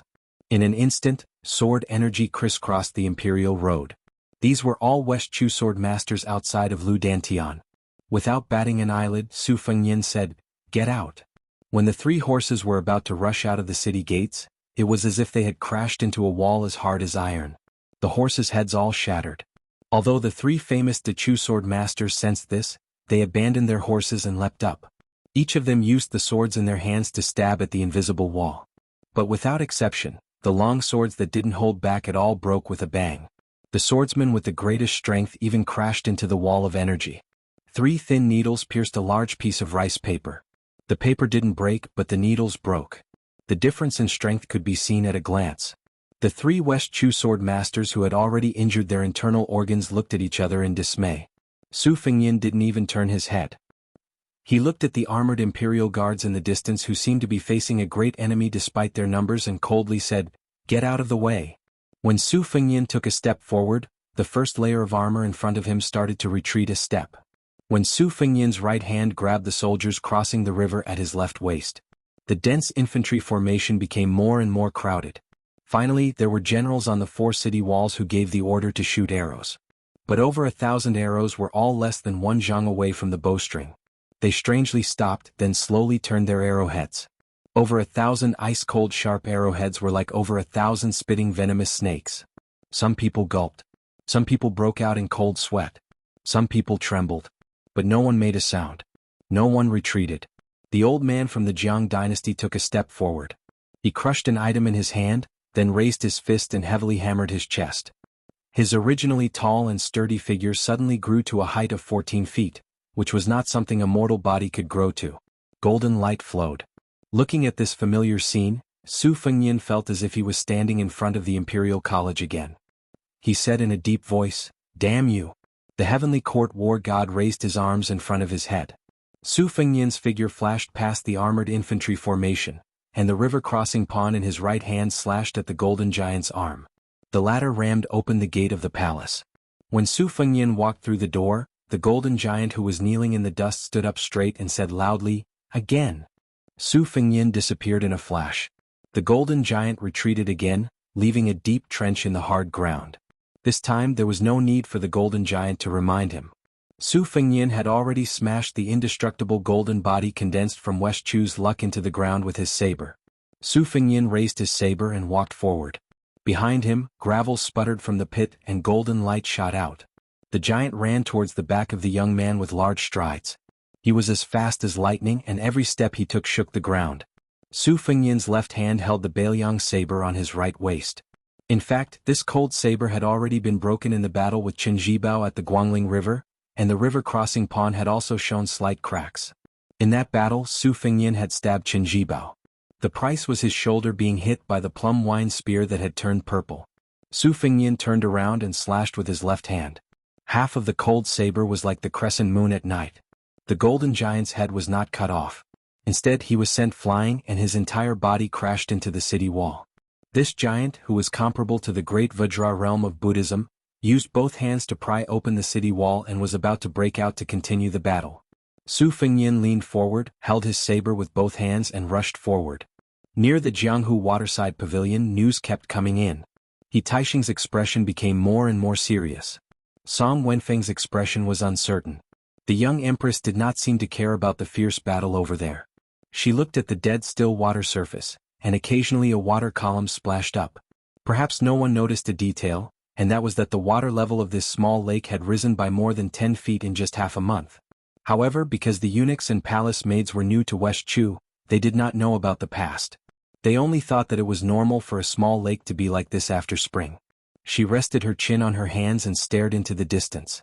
The lush greenery was full of vitality. This time it was her turn to sneer. "Why are you afraid?" Song Wenfeng sneered. "Does your majesty really think that the king of Bailiang can escape unscathed? Do you really think that you can escape with him?" It was a beautiful season with long grass and flying orioles. However, an oriole fell into the lake for some reason. She muttered in a voice that only she could hear, "I'm not leaving." Song Wenfeng said sternly, "Jiang Si, don't forget that you were born as a member of the Jiang family of Dechu. Even if you die, you should be a ghost of the Jiang family of Dechu. You can die anywhere in this world but you can't die in Bailiang. That is not a place where you, Jiang Si, can rest in peace." Song Wenfeng was so angry that she laughed. She turned to stare at the young woman. "Haha, this is the biggest joke in the world. The eldest son of Su Shao wants to rescue the emperor of the Jiang family of Dechu from this cage. Your Majesty, I, Song Wenfeng, ask you one last time as a subject of Dechu. Even if no one in Dechu stops you, do you dare to leave with him? How can you face the ancestors of the Jiang family?" At this moment an unfamiliar but warm voice sounded not far away. "Old bastard, can you shut up?" Song Wenfeng felt as if she had been struck by lightning. She didn't dare to turn around immediately. Song Qingshan and Song Maolin weren't much better. The deputy commander of the Imperial Guards, He Taixing, was sweating profusely. The young man who had finally arrived was travel-worn. Some blood seeped out of his left shoulder. So he subconsciously wiped his left shoulder. He was like a farmer working in the fields.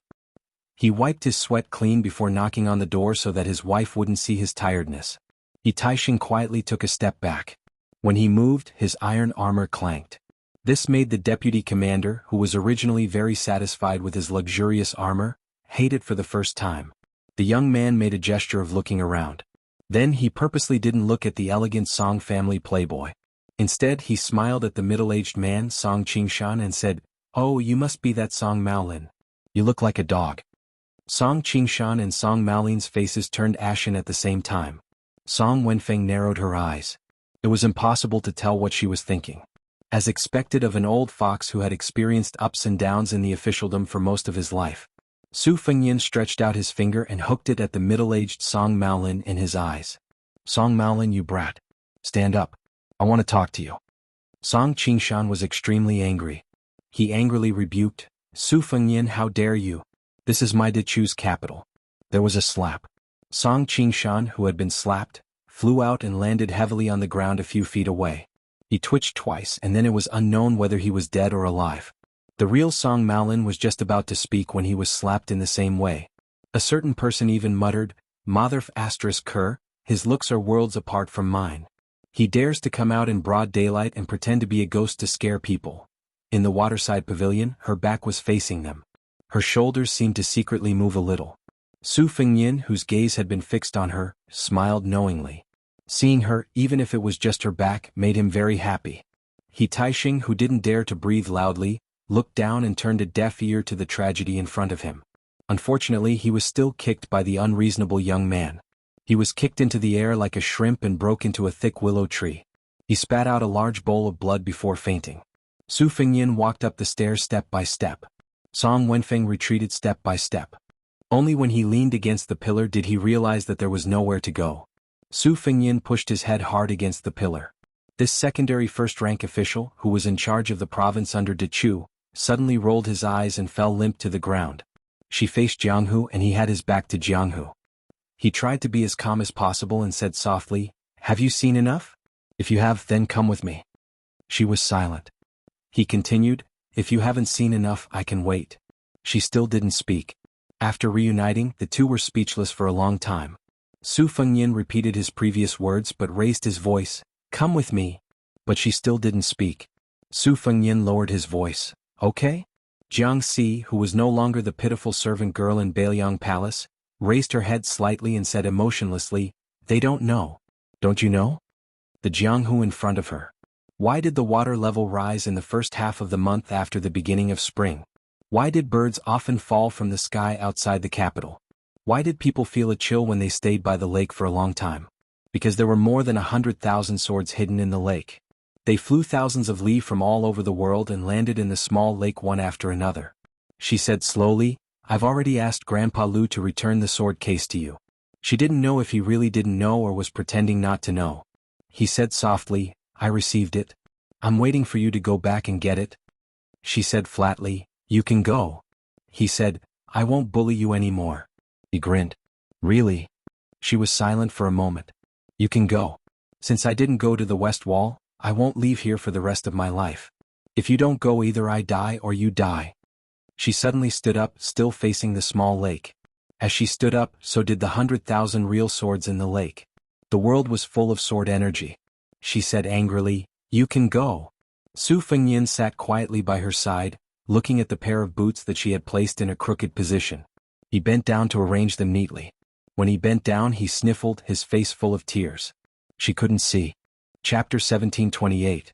After the Lake of Swords came out of the water, they piled up into a mountain, just like the island of Tianma Mountain in the center of the Spring God Lake. The tip of the swords pointed to the waterside pavilion. He wondered if the young vassal king would feel uneasy. From the beginning to the end, the Empress of West Chu, who had never looked at him, looked up and stared blankly at the famous swords, long swords, ancient swords, and new swords that she had borrowed from all over the world. Su Fengnian bent down and put his hands on his knees. He looked down at the pair of boots and said softly, "I went to the Wudong Mountains vegetable garden last time.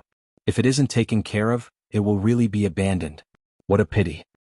Last year, on New Year's Eve, I had people put up a spring festival couplet in your house on Mount Qingliang. I kept the things inside for you, but I didn't let anyone touch it and locked the door. Think about it, it hasn't been cleaned for so long. How dirty would it be? When my father was dying, he told me that no matter what, no matter how chaotic the world was, he would bring you home in the future. In his heart, you, Jiang, and I have always been the first daughter-in-law of the Su family. My father was like this, and my mother even more so." Su Fengnian, who didn't get a response, talked to himself and seemed very lonely. During this time he seemed to feel that Song Wenfeng, who was lying on the ground, was too annoying. He waved his sleeve and threw her out of the waterside pavilion. There was also the deputy commander of the Imperial Guards, He Taixing, who had just shown signs of waking up. Before he could open his eyes, he was knocked unconscious again. If you feel that as the Empress of West Chu, you can't feel at ease if you just leave when the country is in danger, I can understand. However, I don't know if Chao Changqing has told you that West Chu's general trend is unstoppable. Therefore, your De Chu will leave 400 to 500 scholars behind to break out of the Melon continent and meet up with my great snow dragon cavalry. Then we will return to Bailiang together. Many people have died in West Chu, but don't think that everyone died for you. It's not like that. The reason West Chu has risen and fallen so quickly is largely because of the true De Chu elders. After Chao Changqing re-established the country, some of them died in the deep mountains and forests. Even if they didn't die, they didn't become officials. They are truly disheartened, which is why there are these clowns from the Song family. And don't worry, the re-establishment of West Chu was originally an act of the Liang imperial court. It was something that Zhang Julu, Yuan Binshi, and Huan Wen had planned for a long time. First, they wanted to completely destroy the foundation of the spring and autumn period. A centipede dies but does not fall over. They wanted to make the Gangnam-do, especially the Jianghu scholar group, lose all hope. Secondly, the imperial court wanted to use this opportunity to weaken the separatist power of the various vassal kings and local generals. The imperial court did not care about the people of West Chu. In the end, half of the world's taxes came from Guangling. As long as the great enemy in the north, Beimang, was still there, the imperial court would not truly kill the Guangling Dao. They would only focus on appeasing them. Finally, whether it was Liang Zhongshu Ling Qi Yanglong or Huan Wen, both of them felt pity for the people of Guangling and definitely did not see them as enemies. One of the key points can be seen. Su Gong of the Gumusu family led his troops south, which was actually a gesture of goodwill by the imperial court. This was like encircling 3 sides and releasing one side on the battlefield, giving the encircled side a chance of survival. It's not that the imperial court is very magnanimous, but if they pressed down on the border and did not allow the civil and military officials of West Chu to see any chance of survival, it would definitely be disadvantageous for the upcoming battle between Liang and Beimang. You have to know that West Chu's successive victories last year, especially in Xieshi border and Jianghu, had already exceeded the expectations of the imperial court. Therefore, it's no longer important whether West Chu has you, Emperor Jiangxi. It can even be said that without you and Chao Changqing, fewer people will die in the Guangling Taoist battlefield. You've let go of Chao Changqing. You didn't use Gu Jiantang and Wang Sui. You also gave up the hidden pawns in Beimang. You didn't let the smoke of war rise in the Central Plains. Why can't you let go? Jiang and I suddenly stood up. He didn't put on boots, only socks. He walked to the waterside pavilion steps with his back facing the young man who didn't look like His Royal Highness at all. His cold voice didn't fluctuate at all. He pointed in the direction of Taiji Palace. I'm the last legitimate member of the Jiang family in De Chu. The former emperor died there. Why should I leave? Why should I leave? If it were you and Beimang's army broke through the border of Liangzhou and killed all the way to Mao Qingliang, would you, the king of Bailiang, leave? Su Fengyin didn't stand up. He looked up at her back. I won't leave, but you, Jiang, and I can. If you don't leave, I'll tie you up and leave. Jiang and I sneered. You're indeed the king of Bailiang who has 300,000 iron cavalry. Not only did you kill in Liang's capital, but you're also so domineering in De Chu's capital. She slowly turned around and suddenly said angrily, but Su Fengyin, don't forget that I'm no longer the maid from Mao Qingliang who can be bullied by anyone. I Jiangxi am the emperor of De Chu. I Jiangxi am also the master of all the swords in the world. In an instant, tens of thousands of swords shot out. An exquisite and historical waterside pavilion by the lake turned into a pile of ruins. Dust flew in the air and settled down. There was only a small section of the bench left, and Su Fengyin sat there motionlessly. Beside his feet, her pair of boots were spotless. The ground around Su Fengyin was filled with hundreds of swords that were stabbed in all directions. Sword chi lingered around them. Among them, the chi was as old as an old man, as lively as a budding young girl, as vigorous as a northwest soldier, as fierce as a fierce general on the battlefield, as graceful as a lady from a noble family, as lofty as a mountain and impregnable pass, and as deep as a boundless sea. Chapter 1729. Su Fengyin said softly, I've already reasoned with you, but you won't listen. Today either you come with me or I'll stay here and wait for you to come with me. I don't care if you're Jiangxi or Jiang and I don't care if you're the emperor of West Chu or a servant girl of Mount Qingliang. Su Fengyin grinned, but it was not frivolous, only mournful. In any case, you've already gotten used to my unreasonableness. Just get used to it again. Jiang and I, one of the 4 Rouge appraisers, was up against Su Fengyin, one of the 4 martial appraisers. Between these two people who had a grudge against their country and their families, there was the height of the temple and the distance of Jianghu. Su Fengnian patted his clothes and slowly stood up. The 100,000 swords in the lake immediately buzzed and trembled.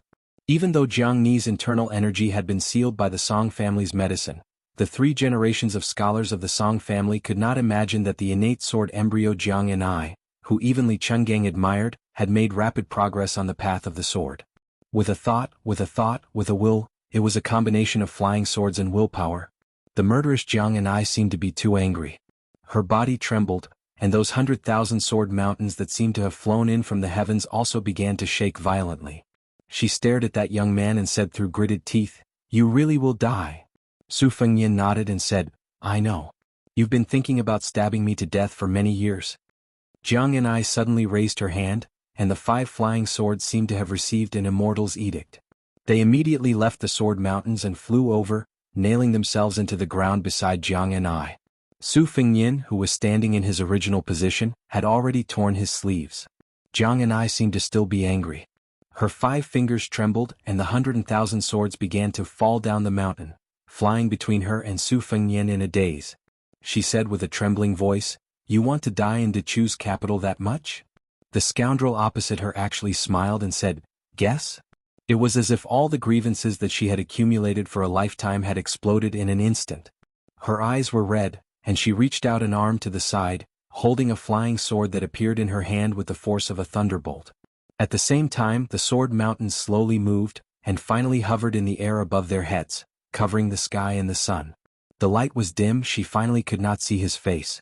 Only heard her angrily shout, "Su Fengnian, are you going or not?" She heard his voice, "I'm not leaving."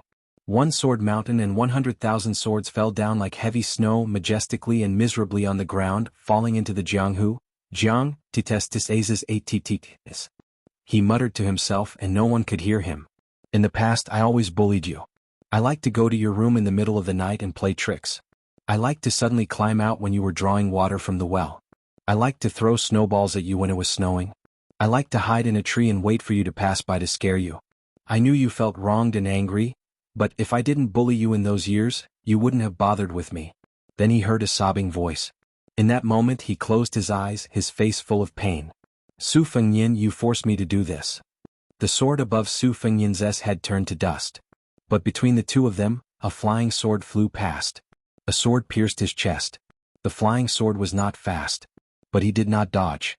In those years, Han Xingxian wanted him dead, Lu Haoshi wanted him dead, Wang Xinji wanted him dead, and the imperial astronomer wanted him dead. No matter how arrogant those opponents were, he, Su Fengnian, would never resign himself to death. He would only fight with his head held high and win. The sword pierced his chest. This sword could not even compare to Qi Jiajia's sword, could not compare to Beimang's Huangqing's sword, could not compare to the swords of many people. But that sword, half was left in front of him, the other half was exposed behind him. At this moment, there was once a pair of man and woman in such a miserable state. Li Chungang and Lu Pao. She stood there in a daze. Su Fengnian opened his eyes, blood seeping from the corner of his mouth. He raised his arm as if he wanted to reach out and grab something.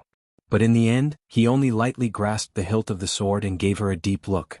This travel-worn young man who had rushed from Beiliang to Guangling, turned around, slowly pulled out the sword pierced through his chest, and casually threw it far away. He covered his bleeding chest and did not speak. He had traveled thousands of li from the desolate border to the beautiful mountains and clear waters. His clothes had long been wrinkled, his boots worn out. He had thousands of words to say, but in the end he did not know where to start. To this world, it was like the young man who had crossed the river on the chessboard. He picked up the pawn and slowly wiped his palm across the blade. The pawn drank blood like a person drinking water, not leaving a single drop behind, all of it seeping into the blade. He squatted down and placed the pawn near the pair of boots. "If someone bullies you in the future, break this blade. Even if I am thousands of li away, I will rush over in an instant." He paused for a moment, then said hoarsely, "Even if I am already dead at that time, I will come from the netherworld to the world of the living to see you again." Then he stood up and shouted to the heavens and earth, "Whoever dares to kill Jiang and I, Su Fengnian, will kill him." When he finished speaking, he raised his arm to cover his eyes and did not put it down for a long time. He took a step forward and disappeared in a flash. Her hand was still stretched out in the distance as if she wanted to grab something. Her face suddenly turned snow-white, her other hand covering her mouth, but scarlet blood still seeped out from between her 5 fingers. But that hand that wanted to grab something was not willing to put it down. She really wanted to turn her head. She really wanted to see a smiling face.